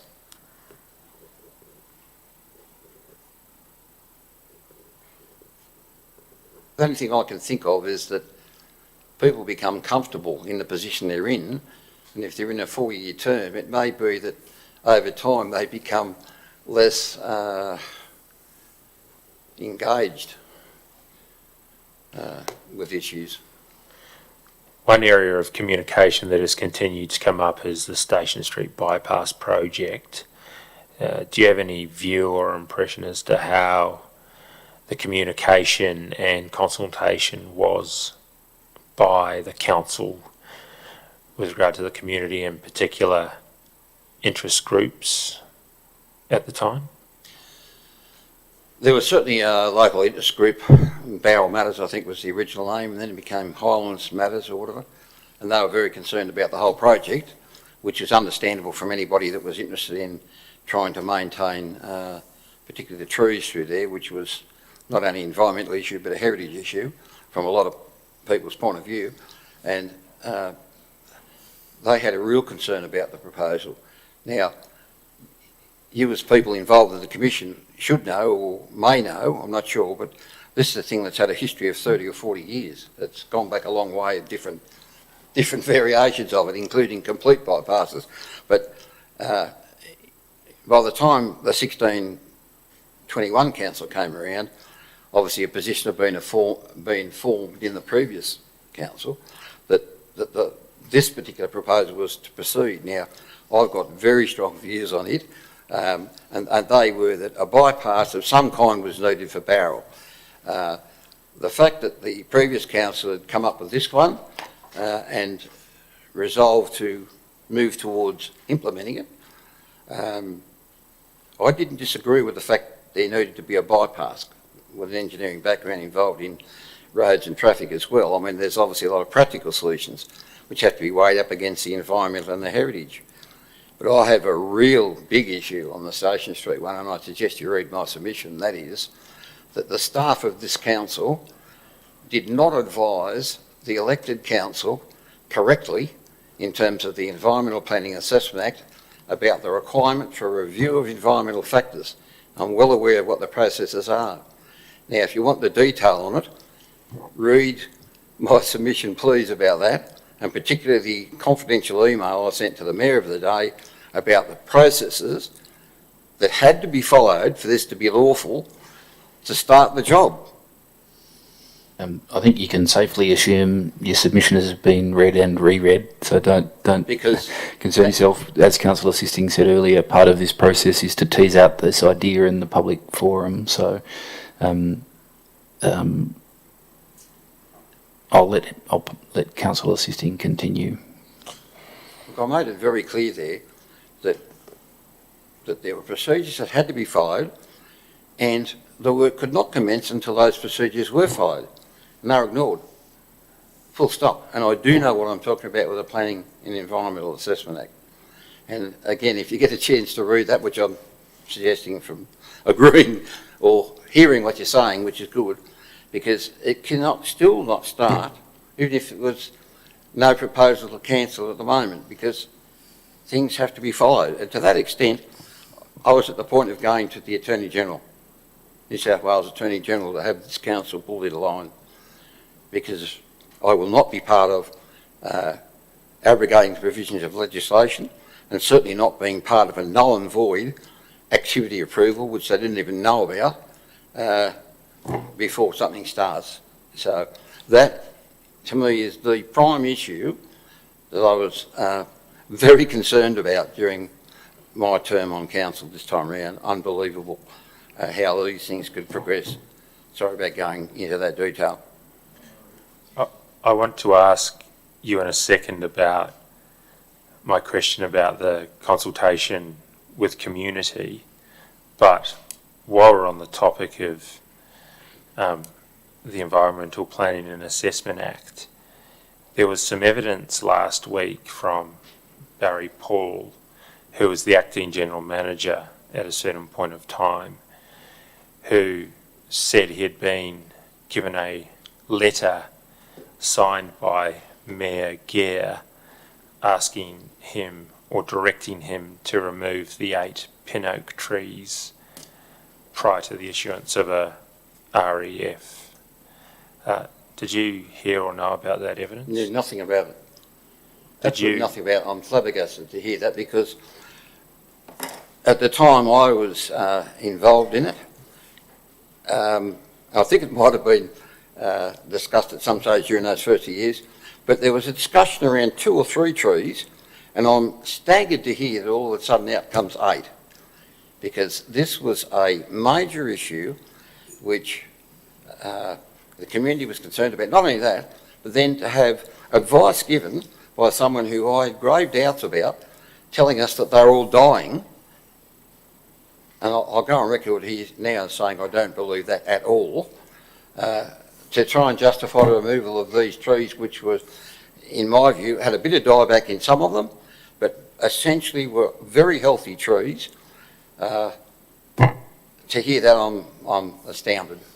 I take it from the answer just then that you would have viewed it as an illegal, if not unlawful act, if those trees had been removed prior to the issuance and Both approval. illegal and unlawful could not be done, because taking that one step would confirm in anyone's mind, particularly if it became a legal issue, that the work had started.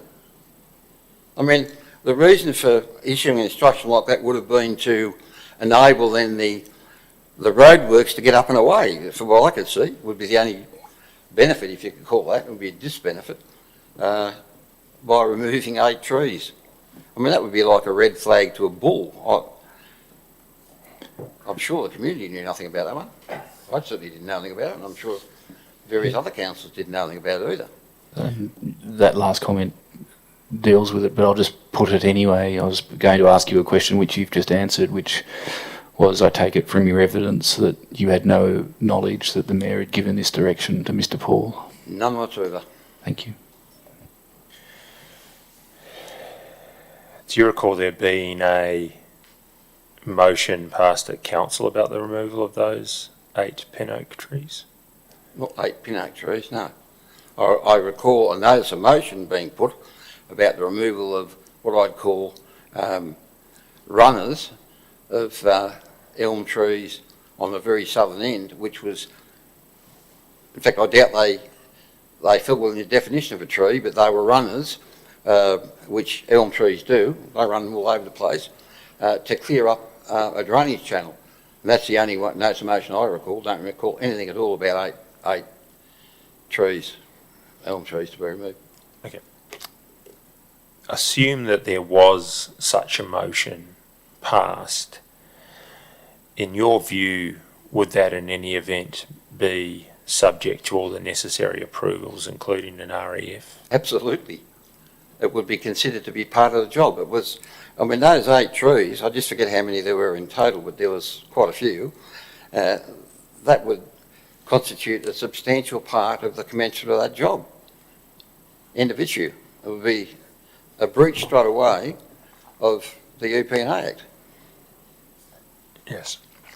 So the fact that a notice of motion is carried doesn't then legalise that act.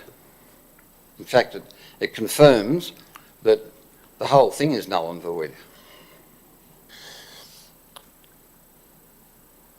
Going back to the topic of the communication and consultation with the community about the Station Street bypass, there was some evidence that the approach of councillors specifically at times was adversarial on this topic. Is that something you agree with or disagree with? I think it could have been considered to be adversarial by the residents of Bowral, and particularly the interested group. I think it was Highlands Matters in the finish. I just forget because they changed their name a few times, but I would think they would consider it very adversarial, because there are a number of meetings held in here with representatives of that community across different fields of expertise. And I think they got the view that as each of those meetings were held, that they weren't exactly constructive. They weren't open council meetings, they were sort of consultation type meetings to get some sort of dialogue going between obviously these groups, which are quite vociferous, and correctly so. Mr. John Barrett of Friends of Bowral said you admonished him in a meeting. Is that something you recall? Not really. I remember a meeting way back at the beginning of the term of council where there was a public meeting at, I think it was a church in Bowral. Didn't know who it was, so I don't think I admonished anybody, but I would have put the point at that time as to where the process was with council. No, I don't recall any admonishing of Mr. Barrett at all. Do you In recall? fact, I gave a lot of advice to him. Some people may take that as admonishment. Do you recall any behaviour from you or any councillors at that meeting at the church hall that might have been taken by the people who were there as adversarial or admonishing? No, I don't think so. My recollection of that meeting was to inform them of where the council was at that time, and that was early in the piece of the council, the 1620 council, and I certainly as mayor had to, at the conclusion of that meeting, sort of try and sum up where council was at, and I put the position of the council at that time, and I would believe that at that meeting there, I'm not too sure, the break-up, but there would have been some on side, but there would have been, the majority would have been people that opposed the whole project. So they wouldn't have liked to have heard, presumably, what I would have summed up, where council was at that time. And the fact that there was still a lot more work had to be done with dealing with them in terms of not so much consultants, I think we had an engineer that was involved in the fine detail of it. Bob, I can't remember his surname, lives in Bundanoon. But there was a lot more work had to be done with them, and they were told about that. And my point was pretty clear, as I've said earlier today, that I agreed with a bypass of some kind, but not of the type that was proposed to eliminate trees. So I think everyone there would have known where I stood on that one.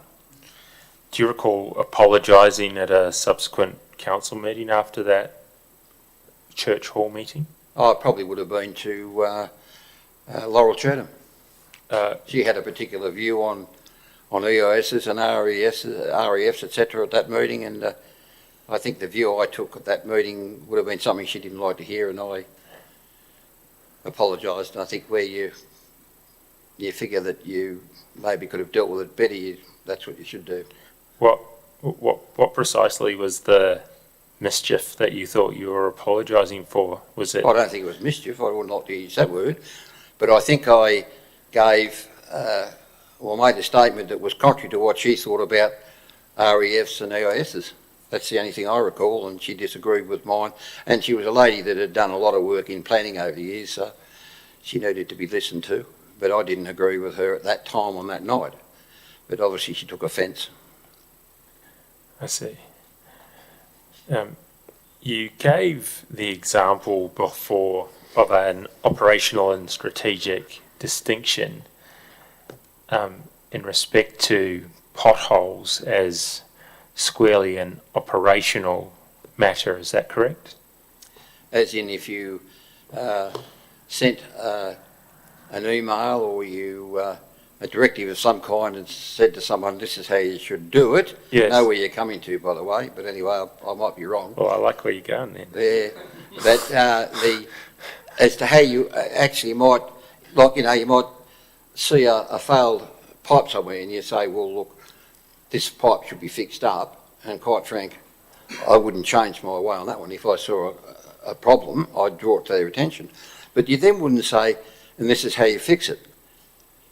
I'm assuming I know where you're going, so maybe I'll leave that to you next. You've perhaps cleverly or perhaps not referred to emails or directions in that form, but what about physically attending somewhere to show staff how to fix potholes? Absolutely did. and dealt with that directly through Mr. Paul, told him about it. There may even be an email on the system, I don't know. But, and he made it very clear I should speak to Dominic Lucas, which I did. We did a demonstration, and can I say to you now, that this very thing that I'm about to show you, and I want to submit this, because this is what I'm going to submit to you is what I did do on purpose, because I was very concerned about the state of pothole repairs, and can I say even worse now, but right across this state, not only here, as to how they might be done and done successfully. Now, I went out to the depot and showed a series of, 12 slides, and then demonstrated on a piece of equipment as to how you might appropriately repair a pothole.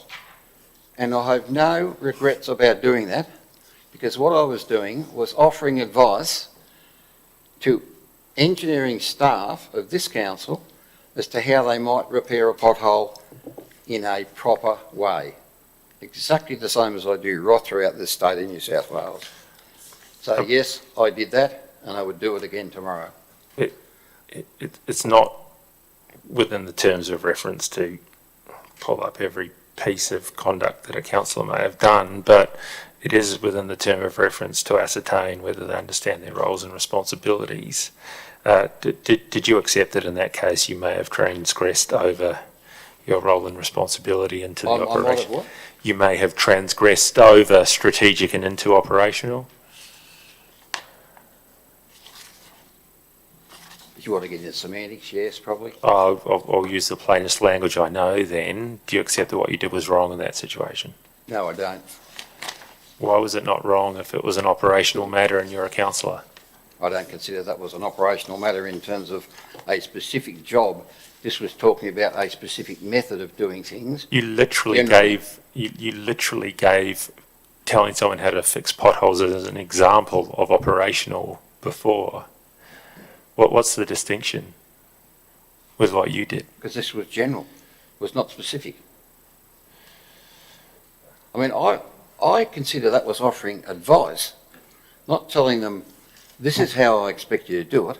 I'm saying this is how a pothole can be repaired once and once only, full stop. I consider that as a positive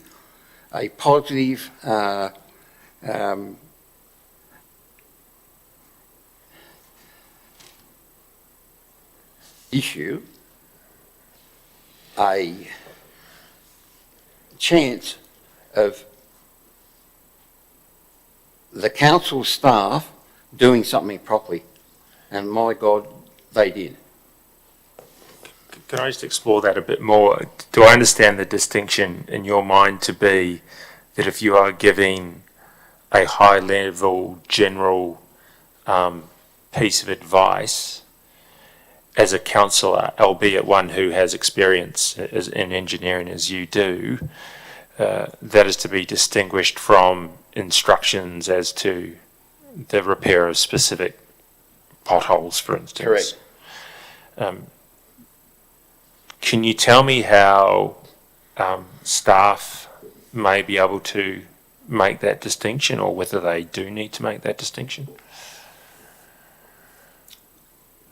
It would be up to senior staff as to maybe advise them as to the way they saw it.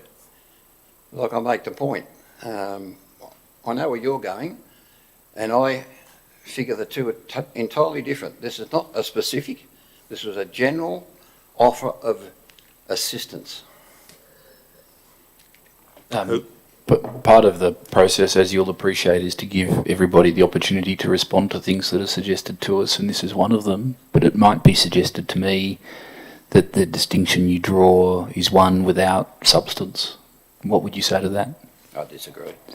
And it might also be suggested to me that, as you were the mayor at the time, the only way that could be perceived by staff was a direction by you as to how to do their job. What would you say to that?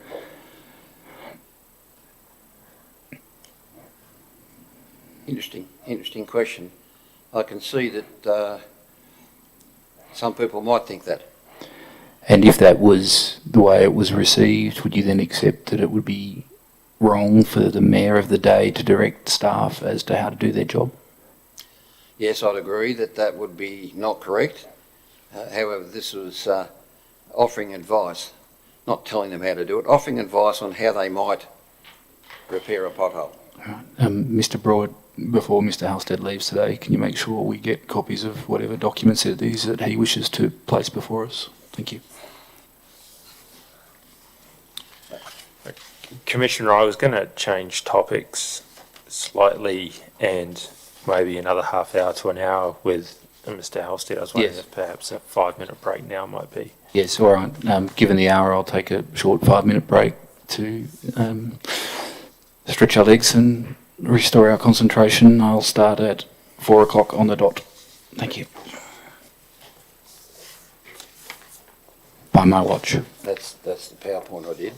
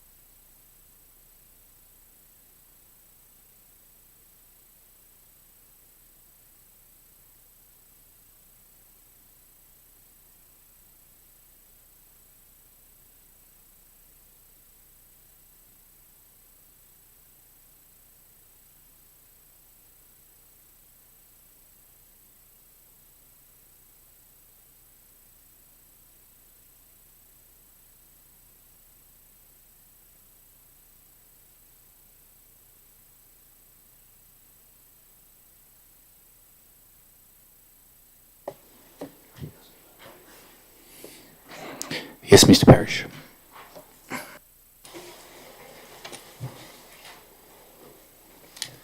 Commissioner, the first thing I might do while I've got it in my hand is tender the document provided to me by Mr. Halstead. Yes, all right. Just hand it up.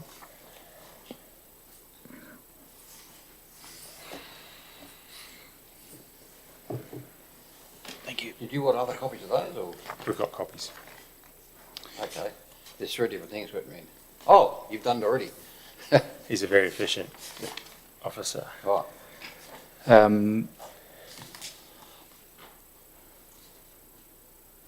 So I have 1 page of 4 slides, then a diagram, then some photographs. Is that what I should have? Yes, that's right.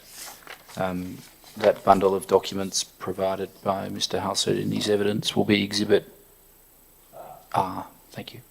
That, just on that, those slides, there should have been 3 pages of 4.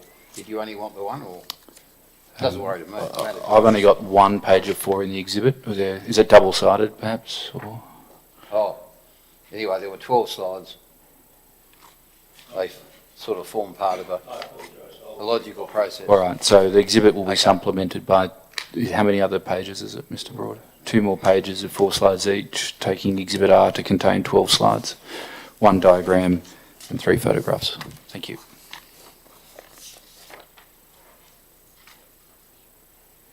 Thank you, Commissioner.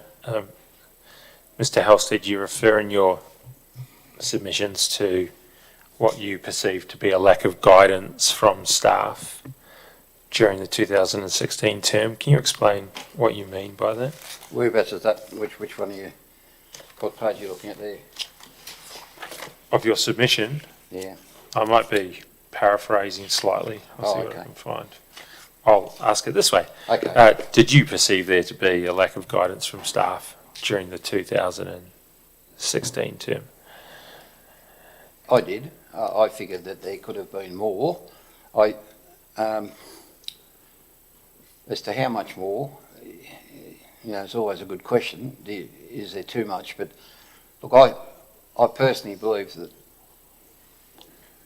whilst I might have been coming from a position of knowing a lot of information about the Local Government Act anyway, for obvious reasons, that it might have been perceived differently by others. But look, I did think that there could have been better guidance initially. Do you have a specific level of staff you're thinking of there? All staff or No, the senior executive staff? Just the senior executive. Yeah, I don't at no stage did I rely on something coming from a level other than me. Did you raise such issues with the general manager or a deputy general manager at any time? No, it's not my business to do that, I didn't think. It's a matter of me being able to perceive what I think was required and not to be in a position to tell them how to do their job. I didn't say that was my role. It's something you could have communicated to the general manager, do you agree? As a councillor? I could have. I don't think I did in any great detail. Did you form the impression or were you told about any feelings from any of your fellow councillors that they felt there was a lack of guidance from senior staff? No, I don't recall that at all. Did you ever consider raising it at a council meeting? No. Did you feel that, putting aside a lack of guidance, there was a good working relationship between senior staff, the GM and the councillors during the 2016 term? I think reasonable. I didn't see anything that was overly concerning. In the early stages, I didn't have any problem whatsoever with the senior staff that performed, I think, in accordance with what the expectations would be. I made a particular point of that when first dealing with them the day after I was elected, that whilst I had a platform of which you've heard already today, because you asked me that I had every intention of working with them, in a productive way, and that I had given a commitment to the electorate that I would be interested in responsible senior management, but I did inform them that I had keen interest in their roles in those positions, and made it clear that I'd be dealing with them in a very constructive manner, and that's what I did. There's been some evidence to this inquiry that the culture and the mood among staff was, quotations, toxic, closed quotations. Did you form that impression, or do you have any thoughts on that impression of the staff in the 2016-2020 term? As between staff and council, or between staff and staff? There's some evidence that the morale amongst staff was low, and predominantly caused by both councillor to councillor interactions and the way councillors interacted with senior staff. Do you have any thoughts or views on that? No, I didn't detect any particular form of morale, but that's possible in any organisation, I guess, that we hear from time to time their morale's low or high, whatever it is. But no, I didn't, or was not in receipt of anything to that extent from anybody in question, any of the senior managers, that's for sure. And I certainly didn't make it my point, nor should I have, in trying to determine what that might have been with other staff. I only dealt with the senior staff. Do you think you in any way contributed to that impression? You don't have to accept that, but if you do accept that there was such a morale problem, do you think you in any way contributed to that as a councillor? If there was, I didn't. I'm going to show you Tender Bundle E, Volume 1.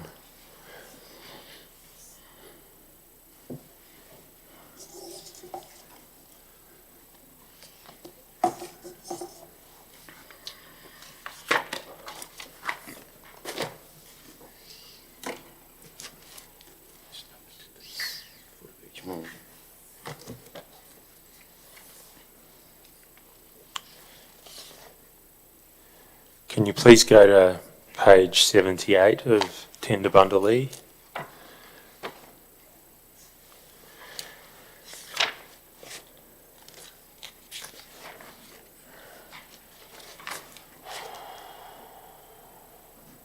Oh, yes. Yes, I'm aware of that one. Do you have before you a page of what appears to be a media article written by Jackie Myers? Certainly do. And the heading is Councillors Call for Wingecarribee Shire Council's Administrative Staff to Take a Pay Cut. Do you see that? See that? And I'll just read the first couple of lines at least. Two Wingecarribee Shire councillors have called for several council staff to take a pay cut. Correct. Deputy Mayor Gary Turland and Councillor Ken Halstead are pushing for a 25% reduction in the salary of all council's administrative staff during the coronavirus pandemic. Just pausing there, who are you referring to there as the administrative staff? Senior staff. Senior staff. Yep.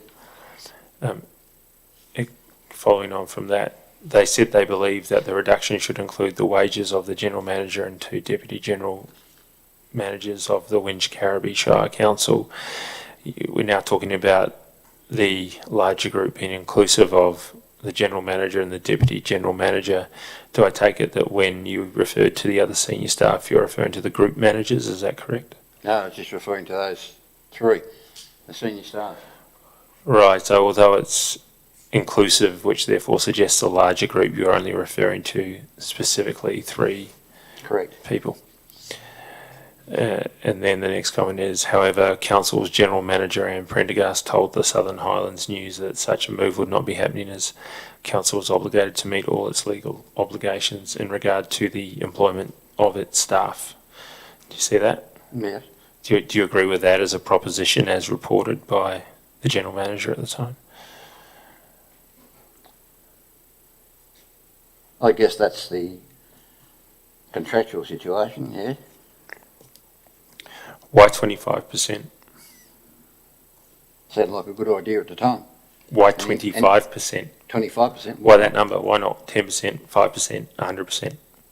Well, at the time I recall that there were state government ministers of the day taking a 25% pay cut. And that was one of the reasons that I looked at that. And what was the rationale, at least in your mind, appreciating you can't necessarily speak for Councillor Turland, as to why they should have their wages cut at all? On the basis of a demonstrating to the community that in good faith they would be prepared to do that. Was there to be a 25% reduction in their workload? Was that the intention, as far as you were concerned? No. They were to continue doing the same amount of work for a quarter less pay, is that right? Correct. Did you raise this idea with the General Manager before this was reported? No. Did you raise it with other councillors other than Councillor Turland before it was reported? No. Did you raise it, I take it not, in a general council meeting? No, I did not. Did you think that this was the appropriate channel to ventilate issues surrounding the General Manager and the Deputy General Manager's pay and work conditions? I didn't see why it was not that. I saw it as a reasonable way of suggesting that might occur, and we made it very clear it was our opinion, not that of the council. Are you still acting in a role as councillor when you say these sorts of things, aren't you? You are, but you're also acting as an individual in a community. The fact that you happen to be a councillor, you're entitled to an opinion. You're at all times acting as a councillor. Do you agree with that proposition? You're acting as a councillor and a ratepayer, not just a councillor. The second paragraph of that story specifically refers to you as Councillor Ken Halstead. Correct. Ought they have referred to you as ratepayer Ken Halstead instead? They could have, but this is written by an editor of a newspaper, not what we wrote to the editor. What did you write to the editor? Well, it's in my submission. Well, take If it you have a look that at this it is later on. take it that this isn't going to be a Pardon? public. Take it that this is not going to be a public submission, and therefore the evidence will not be before the Commissioner. In that way, you'll have to, I'm afraid, tell us about it. You don't have to go word for word, I may add, but shall we deal with it this way? Did you write what is effectively a press release to Yes. the editor of the newspaper? I've got a letter to the editor, which is about 1 1/3 pages, which commenced with, "We, the undersigned, call upon the Council of Wingecarribee Shire to bring down temporary wage reform to assist the ratepayers of the Shire during the coronavirus pandemic," etc. Mr Parish, I think the appropriate way to deal with this might be for pages 40 and 41 of Mr Halstead's bundle to be extracted and tendered. Yes. Thank you. Yeah, so there is a page and a third there, and it's something I brought up in my submission too, that I was hoping the Commissioner might have a look at this from our point of view, because how someone might write it as an editor of a newspaper isn't always exactly as you might write it as a letter to the editor. And quite frank, it's different. but we made it absolutely clear this was our opinion.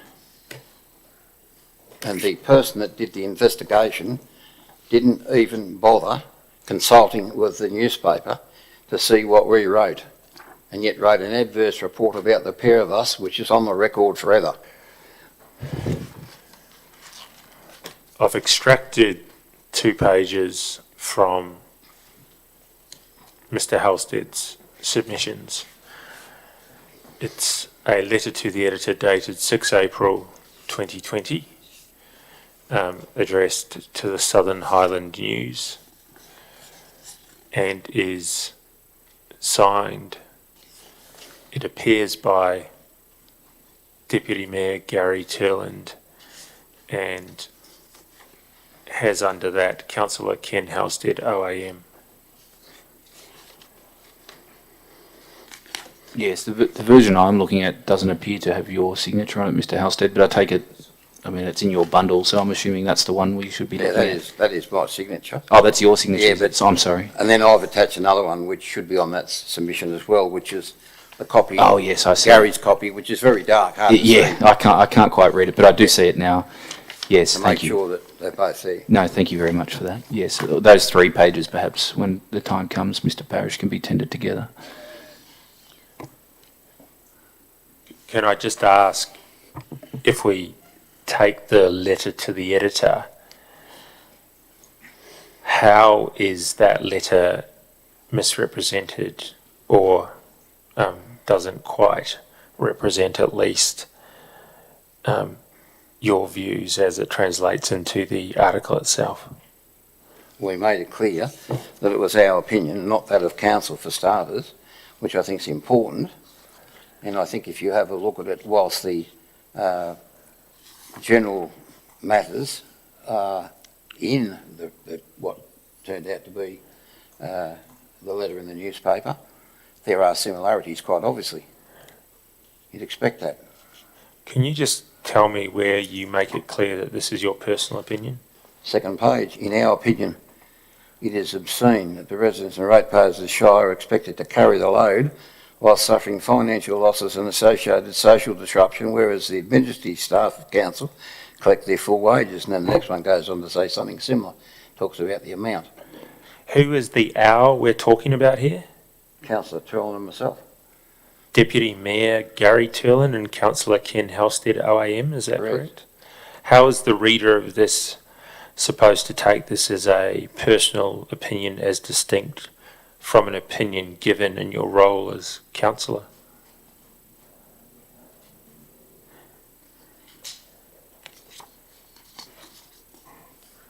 I'm not sure that they would be 100% clear as to that. I mean, clearly I wrote it as a councillor, but I didn't write it as an opinion of the council. Not suggesting its opinion. Is the distinction you're drawing, these are views expressed by 2 councillors, not the majority or even the whole of the governing body? Is that what you're saying? That's correct. That's what I'm saying, yeah. While I've interrupted Mr. Parish, I'll ask this question.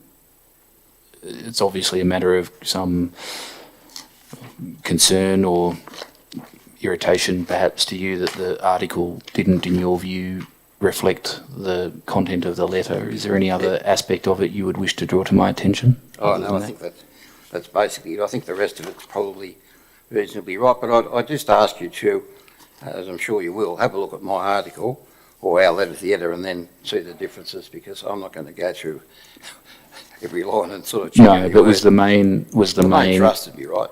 that you felt this was being presented as you speaking for council as opposed to individual councillors? Is that, have I understood you correctly? Yeah, well, it could be perceived that way. Yes. Where in actual fact, you know, we've made the distinction very clearly there. It's in our opinion, we're not representing the council.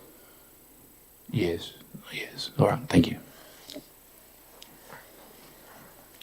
You know, there's no doubt you run the risk at any time writing a letter to the editor that these sorts of things can occur, but you don't have control over it. And you know, when you see it, you sort of think to yourself, well, you know, it's a great pity. Can I just ask, was there any reason why these are obviously views you both held about what was appropriate in the circumstances. Was there any reason why they weren't able to be broached with the general manager, firstly? No, I mean, I had the feeling very strongly, I think Gary did too, that in the course of the pandemic that everyone should try and do their bit. That was simple as that. We again clearly didn't see this as something that we wanted to influence the council to be part of making that decision. And what about the other councillors? Was there any reason why, before writing the letter to the editor, it wasn't a matter that could be raised amongst yourselves to see whether there was some joint position? I suppose it could have been done, but that's not the way I would specifically operate, I don't think. If I'm writing something about an issue, I don't then run around to everyone and say, you know, do you agree with that? I could see some people may, I don't know, but I think you'd be doing that if you were trying to do it from the point of view of getting a total council decision. Yes. Then it'd be different altogether. I'd bring that up with the mayor and say, what do you think about this? Thank you. Pardon me, did you raise this issue with the mayor? No, Why not? I didn't think it was my responsibility to do so. And I still don't. It's a personal opinion. You're calling on the mayor to demonstrate leadership and take action, and you've written that to the Southern Highlands News. That suggests that you did think it was a role that you had, doesn't it? Well, it's a method of drawing attention of this to the mayor.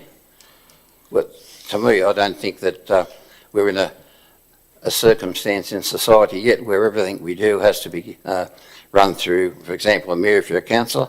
Certainly if it's the official business of council, some might argue this is, but to my way of thinking, an individual councillor is still entitled to an individual opinion.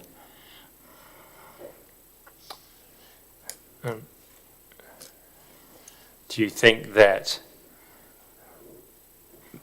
you run the risk of having your individual opinion ventilated in a newspaper, runs the risk of undermining or demoralising the senior staff who you are calling on to have a pay cut? I couldn't tell you what they might think or how they might feel. Did you consider what they might think or how they might feel when you wrote to the paper asking that they received a 25% cut to their pay whilst working the same amount that they worked beforehand? Yes, I would have thought of that, and I put myself in the same position and thought, well, I wouldn't have felt uncomfortable if that suggestion was made to me. In fact, I probably would have, in my working days, done just that. Can I ask you, you mentioned before the idea that everyone needed to do their bit at that time. Did I hear that evidence correctly? Something to that effect, yes. I'm just going to show you Tender Bundle F, which is actually an electronic form. Page 339.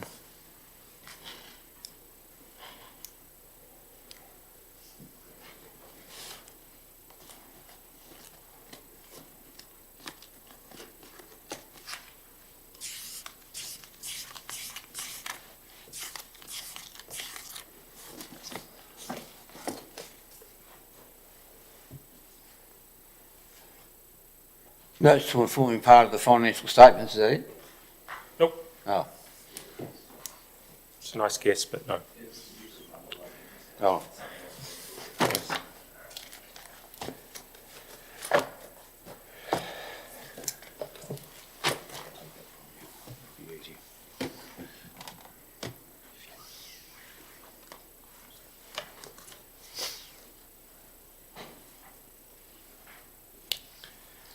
Do you have in front of you the ordinary minutes, 25 March 2020? Yep. And do you have there the minute, the motion MN 105/20? Correct. And do you see a motion that was moved by Mayor Gare and seconded by Councillor Marquardt? Correct, yes. And Do you recall this meeting or this resolution in particular? Remember the, let me just read it, thanks. Yes, by all means. I remember that number 1 clearly. I'm sorry, Mr. Parrish, could you give me the page again, please? 3339. Thank you.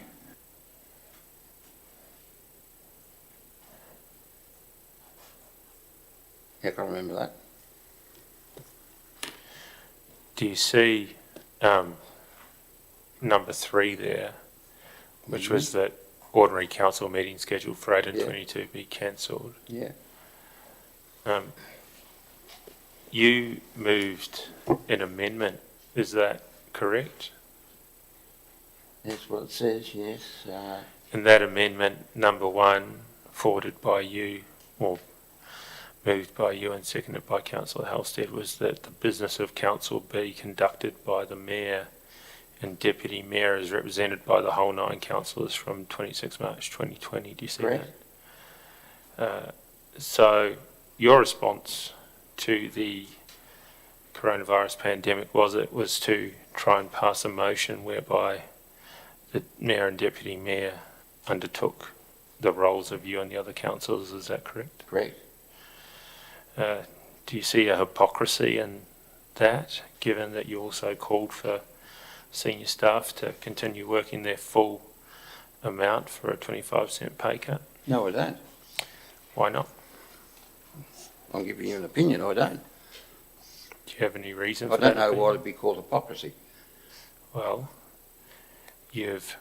some may say that calling upon senior staff to take a pay cut and continue working on normal hours to do their bit is a starkly different position when that same person who calls for that seeks to pass a motion which has the effect of excusing them from having to do their business on council from 26 March 2020 onwards.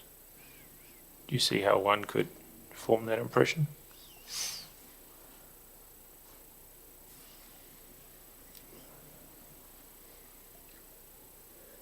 Oh, I don't know. I don't know how to give an accurate answer to that one, but I don't resolve from what I did. I don't see that necessarily conflicts.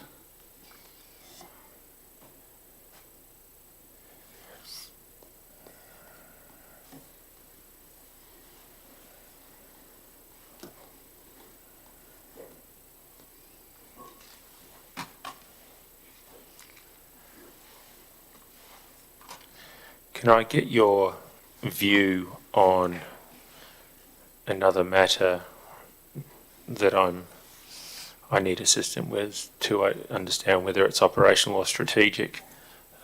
Tender bundle E, page 89.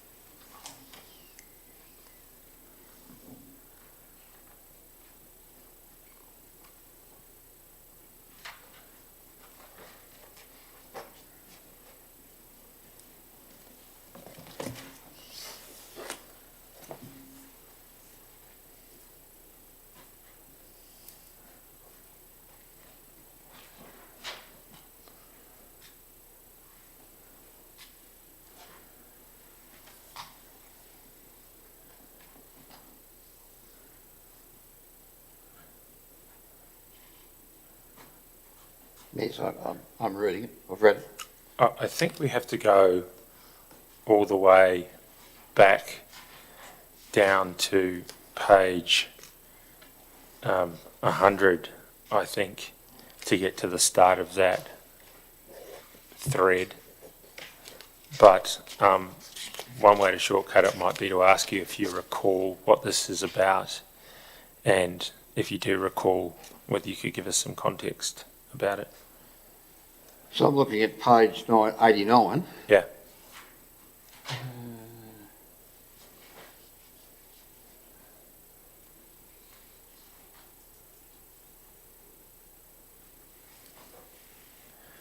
I'm just trying to put together Bloomfield development. I'm thinking this is the one, well, I think I know which one it is. Yeah, okay, yeah, I know which one it is. Yeah, I've read it, yep. Can you give us an idea of the context of what this is about and how you came to be involved in email threads with Mark Pepin and Duncan Gear?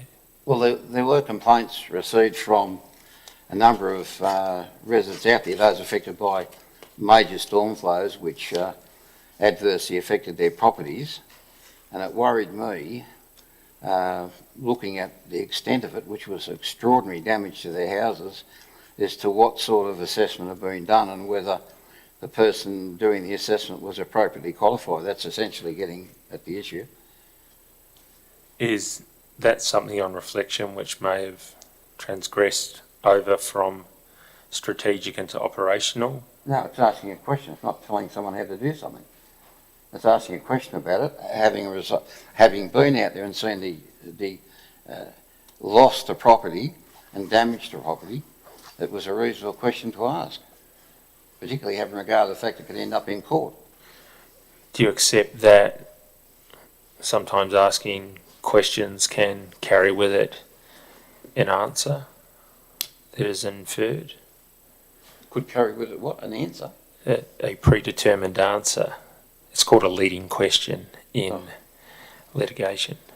No, I think it was pretty genuine there in terms of just trying to find out whether it was done in-house or whether it was done by a consultant. If so, was that person appropriately qualified? That's what I'm trying to get at. What if you preface the question with, it seems to me that council staff may not have been as thorough as they could have been on the processing of the development application? Does that suggest a certain import into the question which follows? I think what it's saying is that as a result of or the end result of what's occurred, one wonders, I certainly wondered, about whether in fact appropriate assessment had been made of it. And I had cited some documentation from the owners, the main affected owner there, that indicated that they'd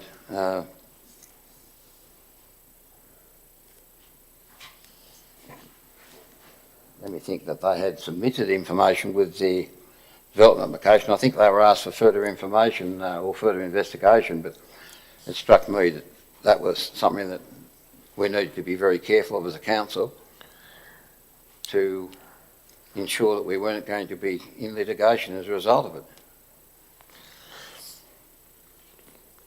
Do you have an impression as to whether your relationship deteriorated with senior staff and the general manager and Prendergast in the last few years of this term? I didn't notice it. I didn't have that impression.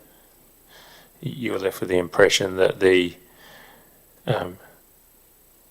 manner in which you interacted with those senior staff and they interacted with you was broadly the same at the start of the 2016 term as at the end. Is that right? Yeah, I wouldn't have thought there'd be any difference. I didn't detect any anyway, put it that way. That's all we can ask from your impression. I'm going to show you a clip of a meeting.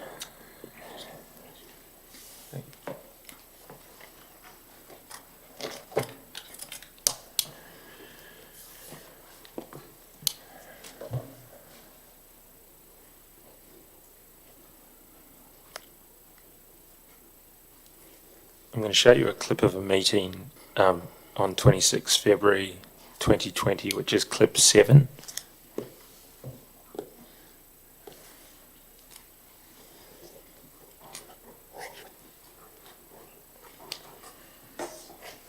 You received and noted. I put that all in favour. Those against carried unanimously.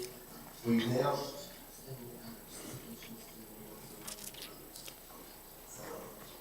Okay, so we've done the suspension of standing orders. Somebody move, we go back to. Just before we go to suspension standing orders, I brought up an issue in relation to a motion that Ken Councillor The councillors tell you it is not, no, it was not. The councillor told you, can you resume your seat, please, just remember. I am asking Councillor Turlin to resume his seat. I will bring up a point on the code. Councillor Turlin, Councillor Turlin, I'm not trying to shut anybody Well, up. somebody has, because it wasn't in the business paper. Councillor Turlin, we moved suspension of standing orders to deal with 4 specific items which we have dealt with. That was put, moved and seconded, and we have now done with those. That is not anything to do with what you are raising now. It is not part of the meeting. If you wish to raise an item, then I would suggest that you resubmit the notice of motion or whatever in discussion with the General Manager to make sure what you are submitting is correct and can go in the business paper. But I am ruling. This motion was put in on the 17th. I am sorry, On Monday the 17th, it met the timeline. Councillor, We met the timeline. does not matter, Councillor. It does matter a lot because the process has been broken. I can move a motion. As 10.3, the motion point A says a motion Councillor, can be moved 10.3, can be moved without notice despite clause 10, 11.12 and so on. I can move a motion. Councillor, without notice. No, Because if you don't take it as per the notice, it was noticed and done properly. Councillor Turlin, we have been having a reasonably good meeting. I will get it explained. You cannot do that. Can I? I can do it. Who knows I have the motion in time period. We were told yesterday at 11 o'clock it was not. Councillor Turlin, please resume your seat. Please resume your seat. Can council staff please clarify that position? Admittedly, Councillor, you didn't get the notification until yesterday. True. However, I think it was a notice of motion, would not have been put on the business paper for the reasons that were given to you and Councillor Halstead. And that position remains. You did not do it in the time period before the business paper was produced on Friday. You had 5 days. You did it. Councillor Turland, you are out of order. I have a motion that complies.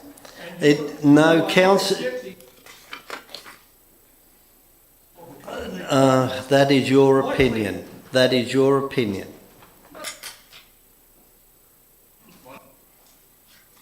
Can you please resume your seat? Madam And relate going into closed council. May I clarify 10.3 as quoted by Councillor Turland?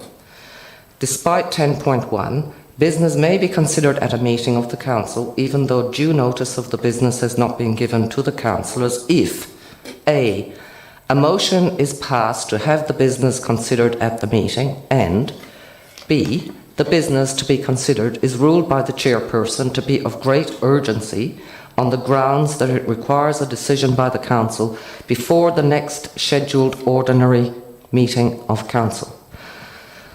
The chair can't rule on this matter because the chair does not have any idea what you are talking about. I, as General Manager, have to make a decision about what goes on the business paper. I carefully considered your notice of motion, and it would not have been put on the business paper even if it had been brought to my attention before the business paper went out. Okay. On that basis, and Councillor Halstead, and then I'm shutting the debate because it is, but I'll allow Councillor Halstead to speak. You will know, Mr Mayor, if not, you should have been consulted by the GM, that notice of ours was put in on the appropriate time, which was Monday of last week. Now, we get an answer back yesterday, whatever day it was, after the agenda's prepared, suggesting there's some reason why it shouldn't be there. I don't accept it, and I've had legal advice on it, and the advice I got, let me tell you, confirms what I think. So I'm very annoyed about this, and I'll be taking an action elsewhere in 2 places. I'm giving you a fair warning now. It's not going to stop here, because all this is doing is trying to shut us 2 down again. No, That's what it is, Mr Mayor. Well, I don't know. I haven't read Well, I think you should have a look at I it. have not read it. I think you should have a Councillor Turland sent it to me yesterday. I have not read it. Yeah. I saw the advice from staff, and as such, I will follow the staff direction and not rule this as a matter of urgency, that it cannot wait until next meeting. I understand that what you're saying. I don't accept it, but I hear it.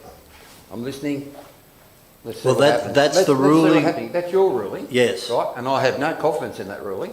And I'm letting you know that now, and I'm probably going to be moving something at the next meeting about your situation and that ruling you've made, because I am not going to be hoodwinked.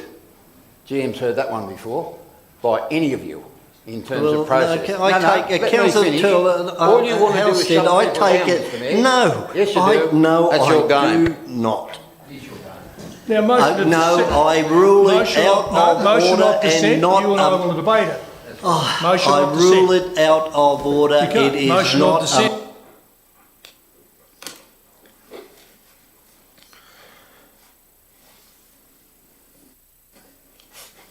What were the 2 places you were going to take action?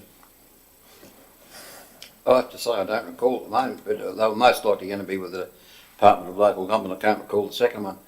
But quite frank, I don't know exactly what the issue, what the notice of motion was, to be honest. From that dialogue, I certainly can't work it out. I was just going to ask that question. Do you have bundle E still in front of you? No. Perhaps if Mr Hallister can have bundle E. Mr Parish, can you just remind me the date of the meeting? Was it the 26th of February? That's correct. Yes. 2020. Thank you. Page 143 is, I think, the motion or the response to the notice of motion submitted by then Councillors Halstead and Turland. Let's see if that refreshes your memory and you can tell me whether I've been able to identify it correctly. Is it here? I'm not sure, but the timing works, and it's a motion put forward by the 2 of you, and I'm wondering if this refreshes your memory. And then the motion's on the next page. I'm still having trouble grappling with what it was. Okay. I think it'd be on page 145, is it? Yes, yes.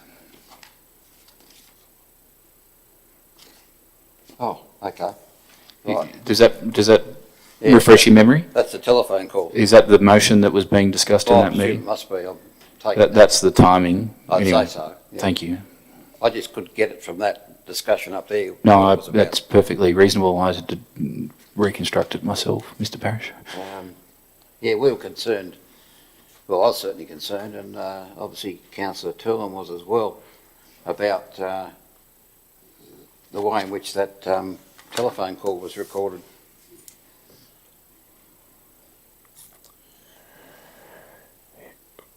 Did you make a code of conduct complaint No, arising did not. out of that? Did not. You sought to deal with it by way of resolving to hold discussions in confidential session. Is that what I understand to be correct? Well, that's obviously what happened. Having now seen that motion, does that refresh your memory about what the 2 places of action you were intending to take were? Certainly OLG would have been one of them. I'm just trying to think what the other one would have been. Could have been the Minister. Just don't recall, to be quite frank, at this stage, caught on a hop like that, but very concerned about it and figured that we were entitled to, or the individual was entitled to that being dealt with in an appropriate manner. Was the person whose conduct you were concerned about the general managers? Would have been ultimately, because that was the person that was responsible. Clearly the buck had to stop there. I mean, she's the general manager, and clearly this phone call had been taped under her watch.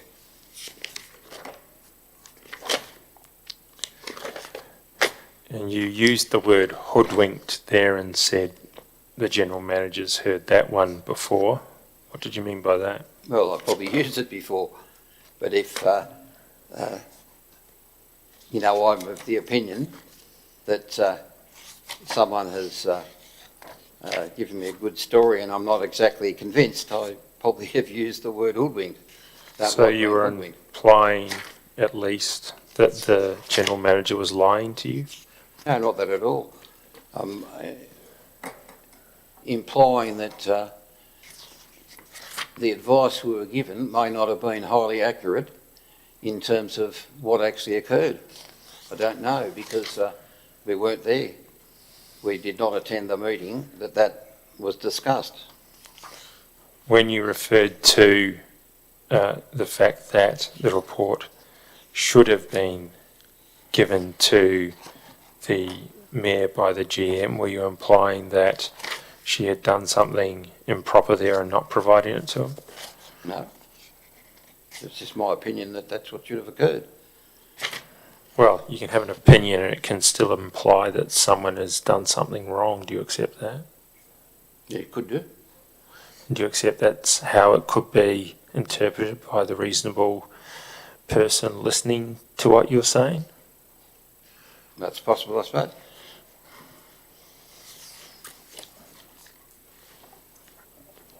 And when you said, I have no confidence in your ruling, referring to the ruling of the mayor, do you accept that a reasonable member of the community could have had their confidence in the mayor and the council undermined by a councillor saying that to the mayor? No, I don't. It's something that could be discussed in a normal council meeting, in which a councillor is entitled to have an opinion on the way in which something's been dealt with. In your view, a councillor is allowed to say in a council meeting to the mayor, I have no confidence in your ruling, is that correct? I don't think there's a problem with that if you don't.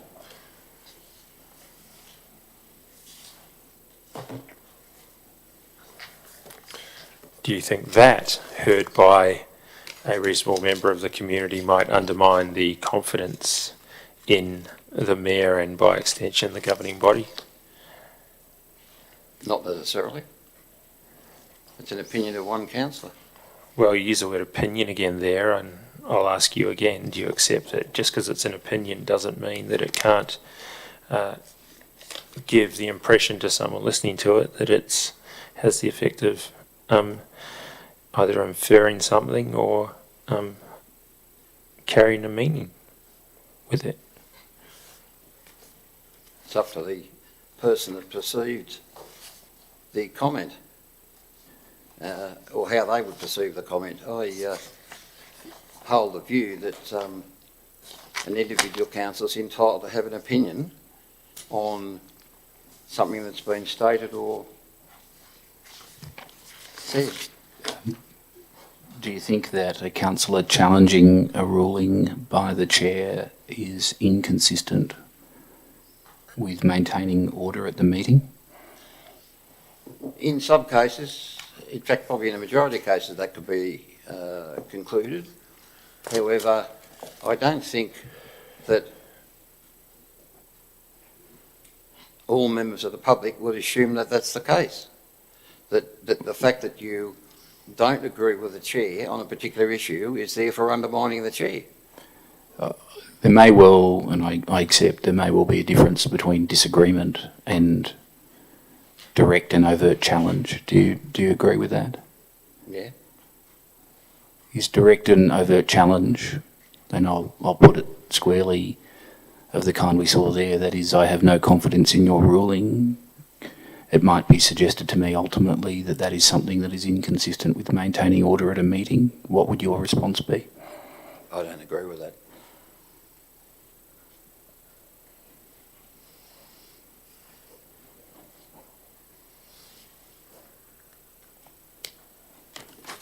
If a councillor had done that while you were in the chair, what would your response be?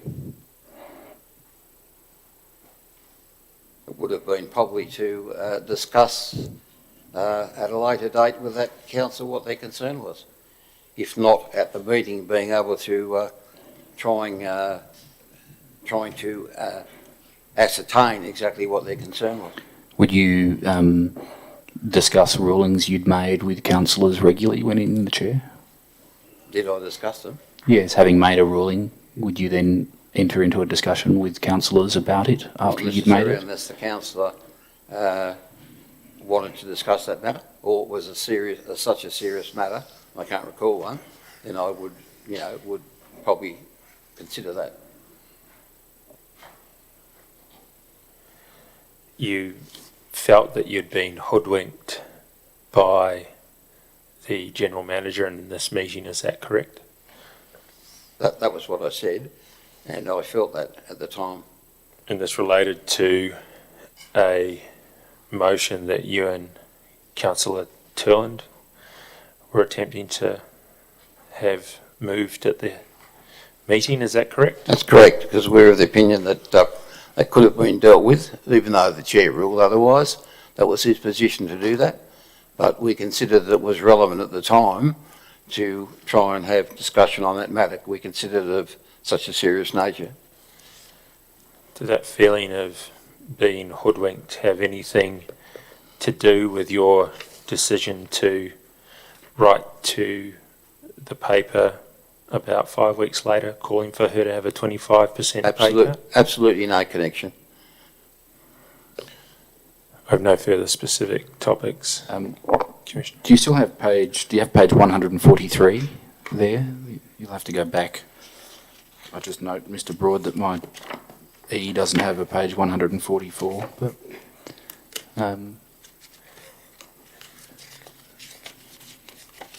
Yeah, got 143.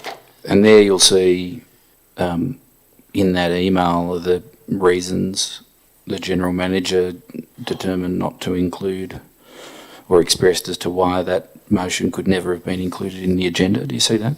I can see, yeah. Just have a read of that email and let me know when you're finished, if you wouldn't mind.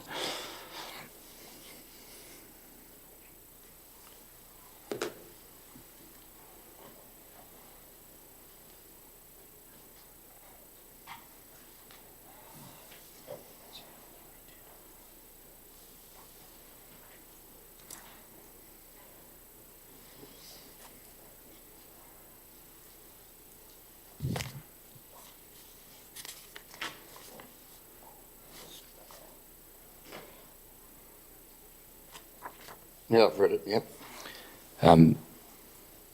Do you agree or disagree with the reasons given in that email? No, I don't necessarily agree, but I accept them.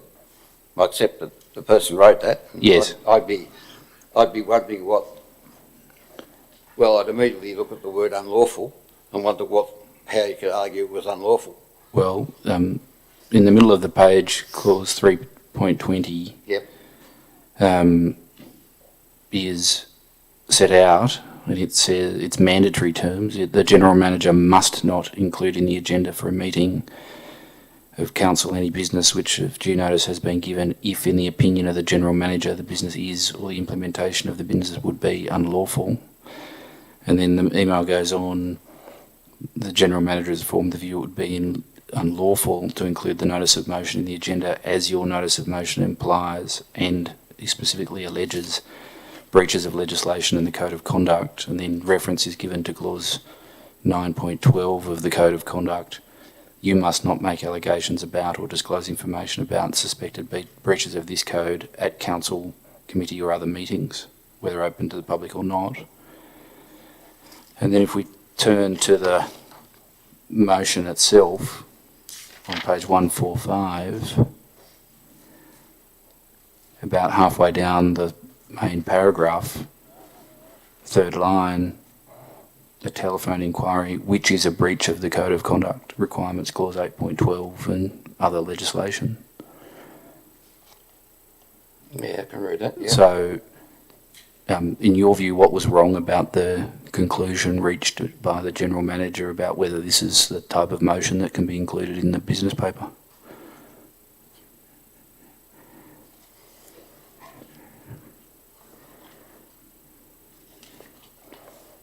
Well, to argue that it's contrary to a clause in the Code of Meeting Practice, I didn't figure, and Councillor Turlin the same, I would assume, is that would have any precedence over other legislation which is mentioned there. What, to your knowledge, status does the Code of Meeting Practice and the Code of Conduct have in terms of the Local Government Act? Well, they are part of it as a code. They are embraced within the Local Government Act. And does a councillor have an obligation under the Local Government Act to comply with both the Code of Meeting Practice and the Code of Conduct? Correct. I'm just wondering how one would conclude that something written in the Code of Meeting Practice would create a situation where there may have been a breach of state legislation, albeit that the Code of Meeting Practice is part of or adjunct to the Local Government Act. I'm finding it difficult, to be quite frank. All councillors are bound by the Code of Meeting Practice, correct? Correct, yeah. The General Manager is bound by the Code of Meeting Practice? Yes. The Code of Meeting Practice has status through the Code of Conduct into the Local Government Act, correct? But no doubt about it, yeah. Well, I'll reverse the proposition. Given that the motion expressly alleges a breach of the Code of Conduct and that the Code of Conduct expressly prohibits allegations of that kind being made in council meetings, how, in your view, was it this motion could be appropriately dealt with in a council meeting, whether in open or closed session? I figured that was, quite frank, in the realms of being able to be dealt with by the Mayor, in conjunction, particularly the Mayor, having regard to the serious nature of legislation that we believe had been transgressed. It was one way to make the business amenable to be dealt with to change the wording of the motion? What's that again? I'm not too sure I got that one. The General Manager had identified some problems with the wording of the motion that had been proposed. Right. Was one way to have those, as you explained, serious questions dealt with, to craft the motion in a way that would make it, would prevent it from offending provisions of the kind identified by the General Manager? It'd be difficult. I can see the point you're getting at, but... Well, couldn't one... No, anyway, I suppose I don't need to draft it on the fly. Yes, thank you. Is there anything else you want to add to those answers before I hand back to Mr. Parrish? No, but I can see what you're getting at there, and I don't disagree with it, but we're just very concerned about the issue. And yeah, and don't get me wrong, I'm not suggesting that business that's brought forward isn't a matter of genuine concern to councillors, but what I'm trying to explore with you is, well, you would accept, I take it, that it's incumbent on councillors to bring business forward in a way that's compliant with applicable codes of practice, codes of conduct, yeah, I don't and the disagree Act. with that.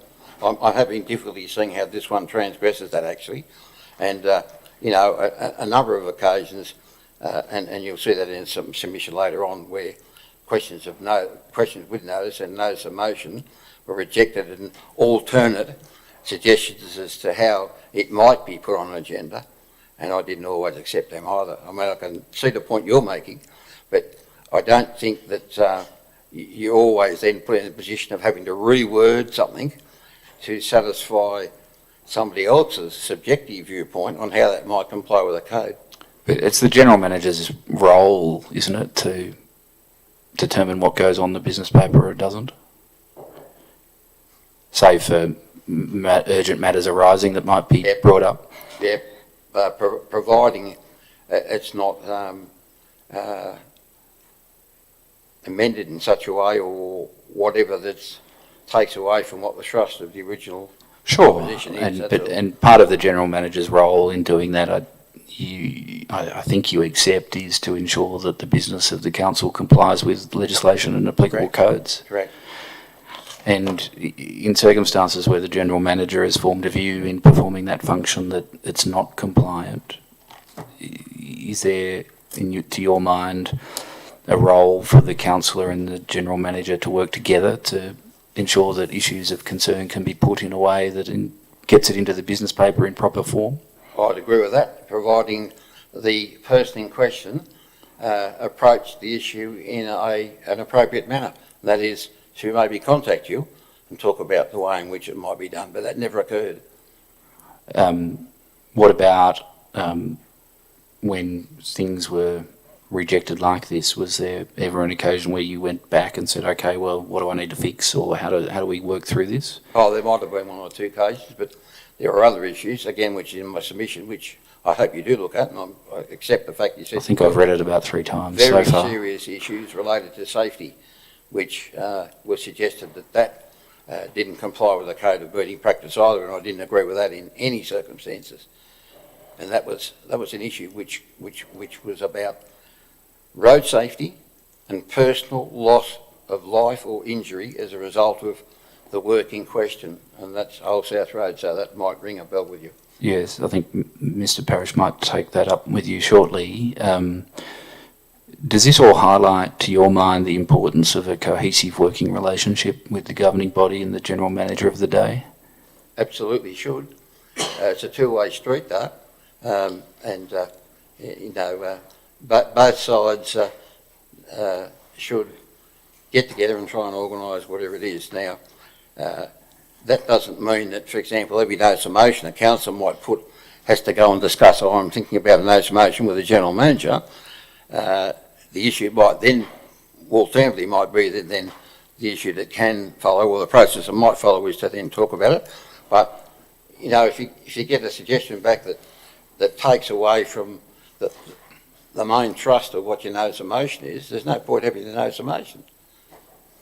You know? Do I take it from those answers and some you've given to me in this little passage that you didn't see the working relationship between the general manager and I'll just deal with you, as being cohesive, at least in some point in that 2016 term? I don't think so.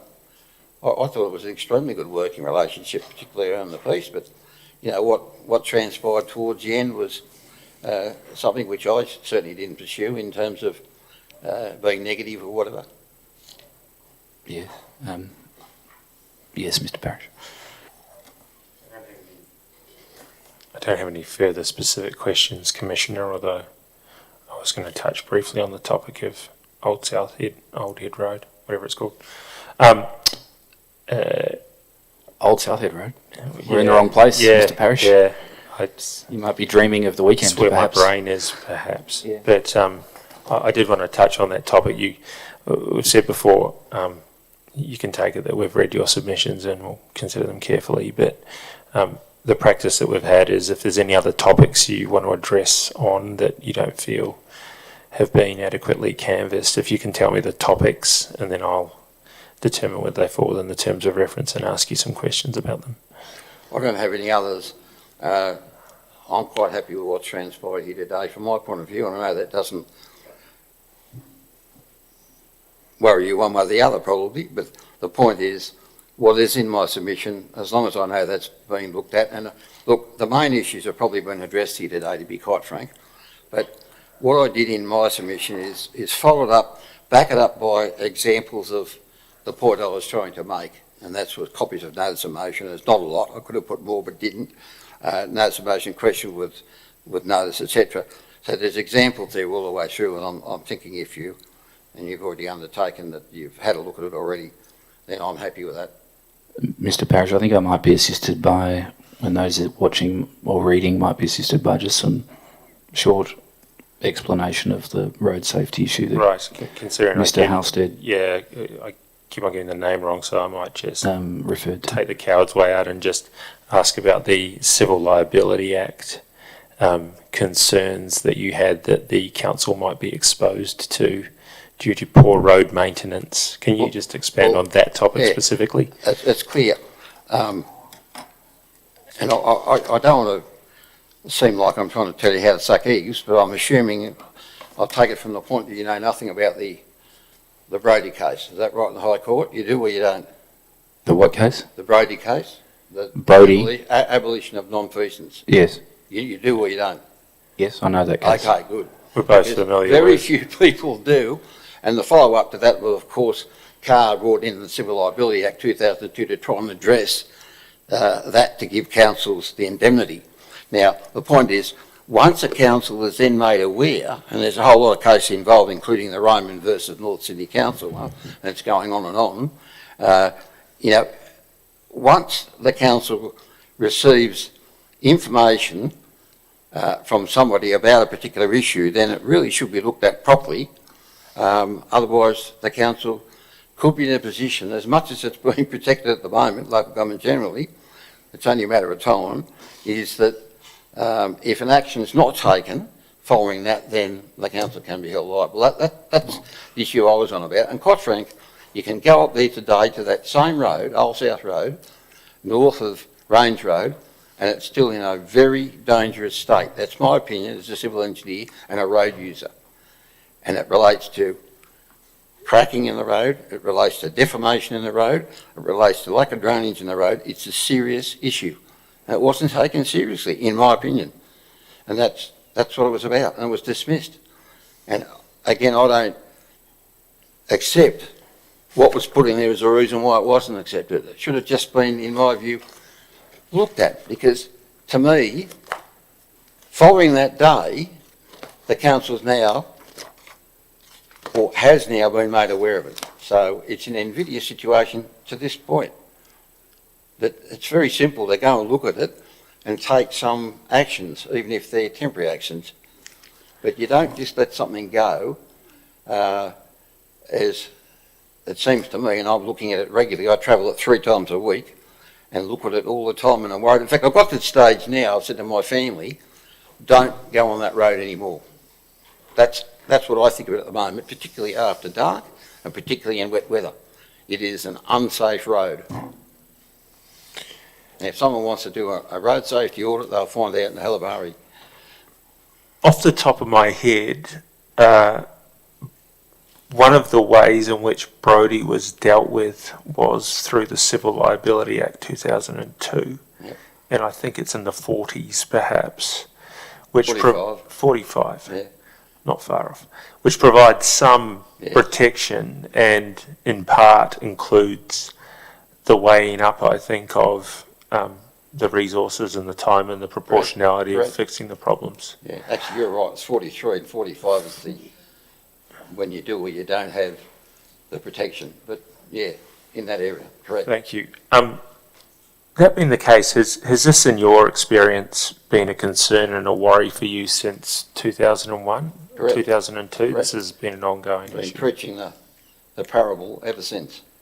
I see. It's a problem right across New South Wales, so it's not just here, but it's when you see one that jumps out at you and you're concerned. In fact, there has been a death in the last couple of months. I'm not too sure exactly where it was on that road, and I think it was a motorcycle rider, and I thought to myself, well, not surprising. Thank you, Mr. Halstead. Thank you for that. As tempting as it might be, I don't think I'll try and overturn the High Court. in my report. You try. Give it a go, see what I'll tell happens. you what, one step away from the council going at the moment, because it's a gradual, they've got down to the point at the moment of arguing, has the council got actual knowledge? Has the person that got the complaint, or is the person that got the complaint the one responsible for doing the repairs? That's how fine detail it's at now. Might be digressing, but issues of knowledge attribution are very difficult, as you would Anyway, there's a appreciate. couple of good courses out there on it. There's probably a conversation the three of us could have about academic issues which no one is interested in to hear about, and probably I should don't not know. have to. If you've come this far, you may as well stay for the fun bits. One last question that I neglected to ask you, which takes you back right to the beginning of your evidence, was my notes may not be precisely accurate, but you perceived in meetings in the 2016 term that some councillors were not being heard appropriately or were unable to raise issues which you thought were matters that should have been raised and permitted to do so. Do you remember giving that evidence?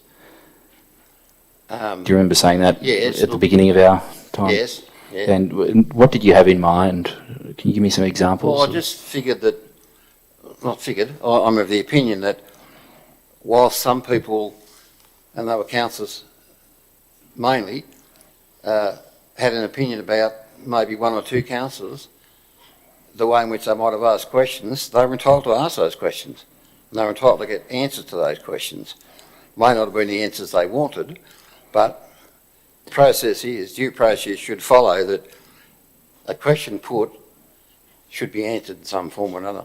We may as well cut to the chase. I've been told a number of times that councillors Turland and Scandrett were causing problems in meetings. Are they the two who you have in mind in answering? They were the two that were most people complained about because they were probably more vocal than the others. And do I take it then you perceived there was some difference in treatment to one or more of those two councillors when they wanted to raise issues? I perceived that.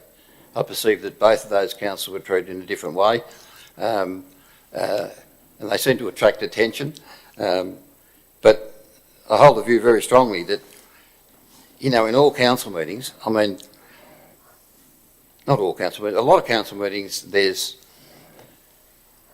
debate which could be argued to be a little bit more vocal than the norm, or everything's not the same, and I mean that's what happens.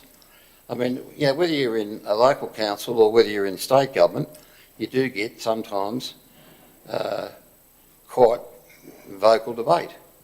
I mean, people admonish local government for some of the debates that occur, but that's a democratic process. As I mentioned earlier on, it happens. You may not agree with it all, but the thing you must agree with is that there's a process that must be followed, and if a councillor asks a question, it should be dealt with.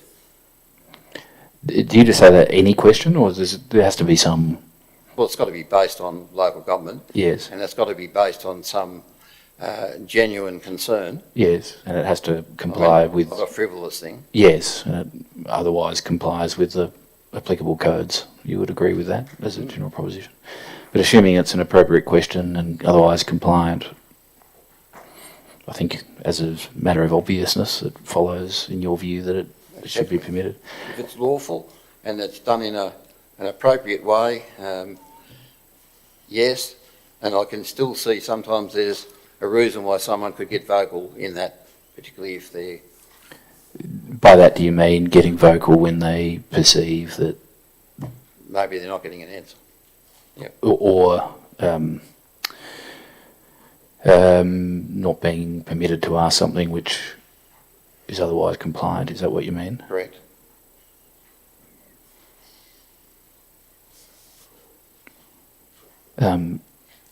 That being so, however, do you accept that nevertheless and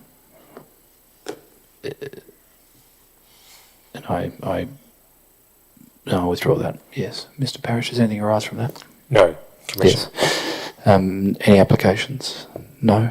All right. Mr. Halstead, thank you very much for your evidence today, and I once again do apologise for having you start late and keeping you later than no doubt you would have thought. So my apologies for that. You're excused from further attendance on your summons and free to go about your evening. I had no concern about the delay. Oh. I don't have a busy day. Well, still, I do appreciate that it's an inconvenience nevertheless. Thanks. Thank you. Oh, I'm sorry, before you go, are there any other documents you wish to tape? Thank you. I think that one correction page, that was all I was concerned about. Yes, Ms Hewson has that. Paragraph altogether. I'll make sure that's facilitated. Yes, Mr Parrish. I might just tender the documents we were referring to before, being the letter to the editor. Oh, The yes. 3 pages. Can I you hand think that we up? referred to and identified it, but didn't actually tender it. Yes, very well.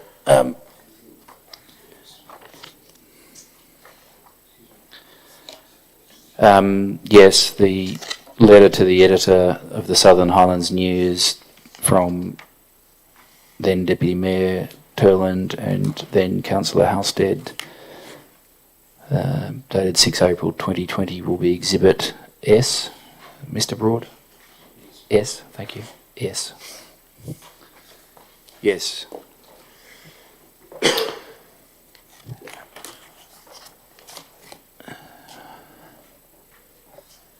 Early start tomorrow, Commissioner. I think we're intending to commence at 8:30 at this stage I see. with ex-councillor Turland. Yes, all right. And do I need then to give Councillor Gare a marking? Yes, please. I would suggest not before 10:30. Yes, all right. Well, we'll resume at 8:30, and Councillor Gare can be told not before 10:30.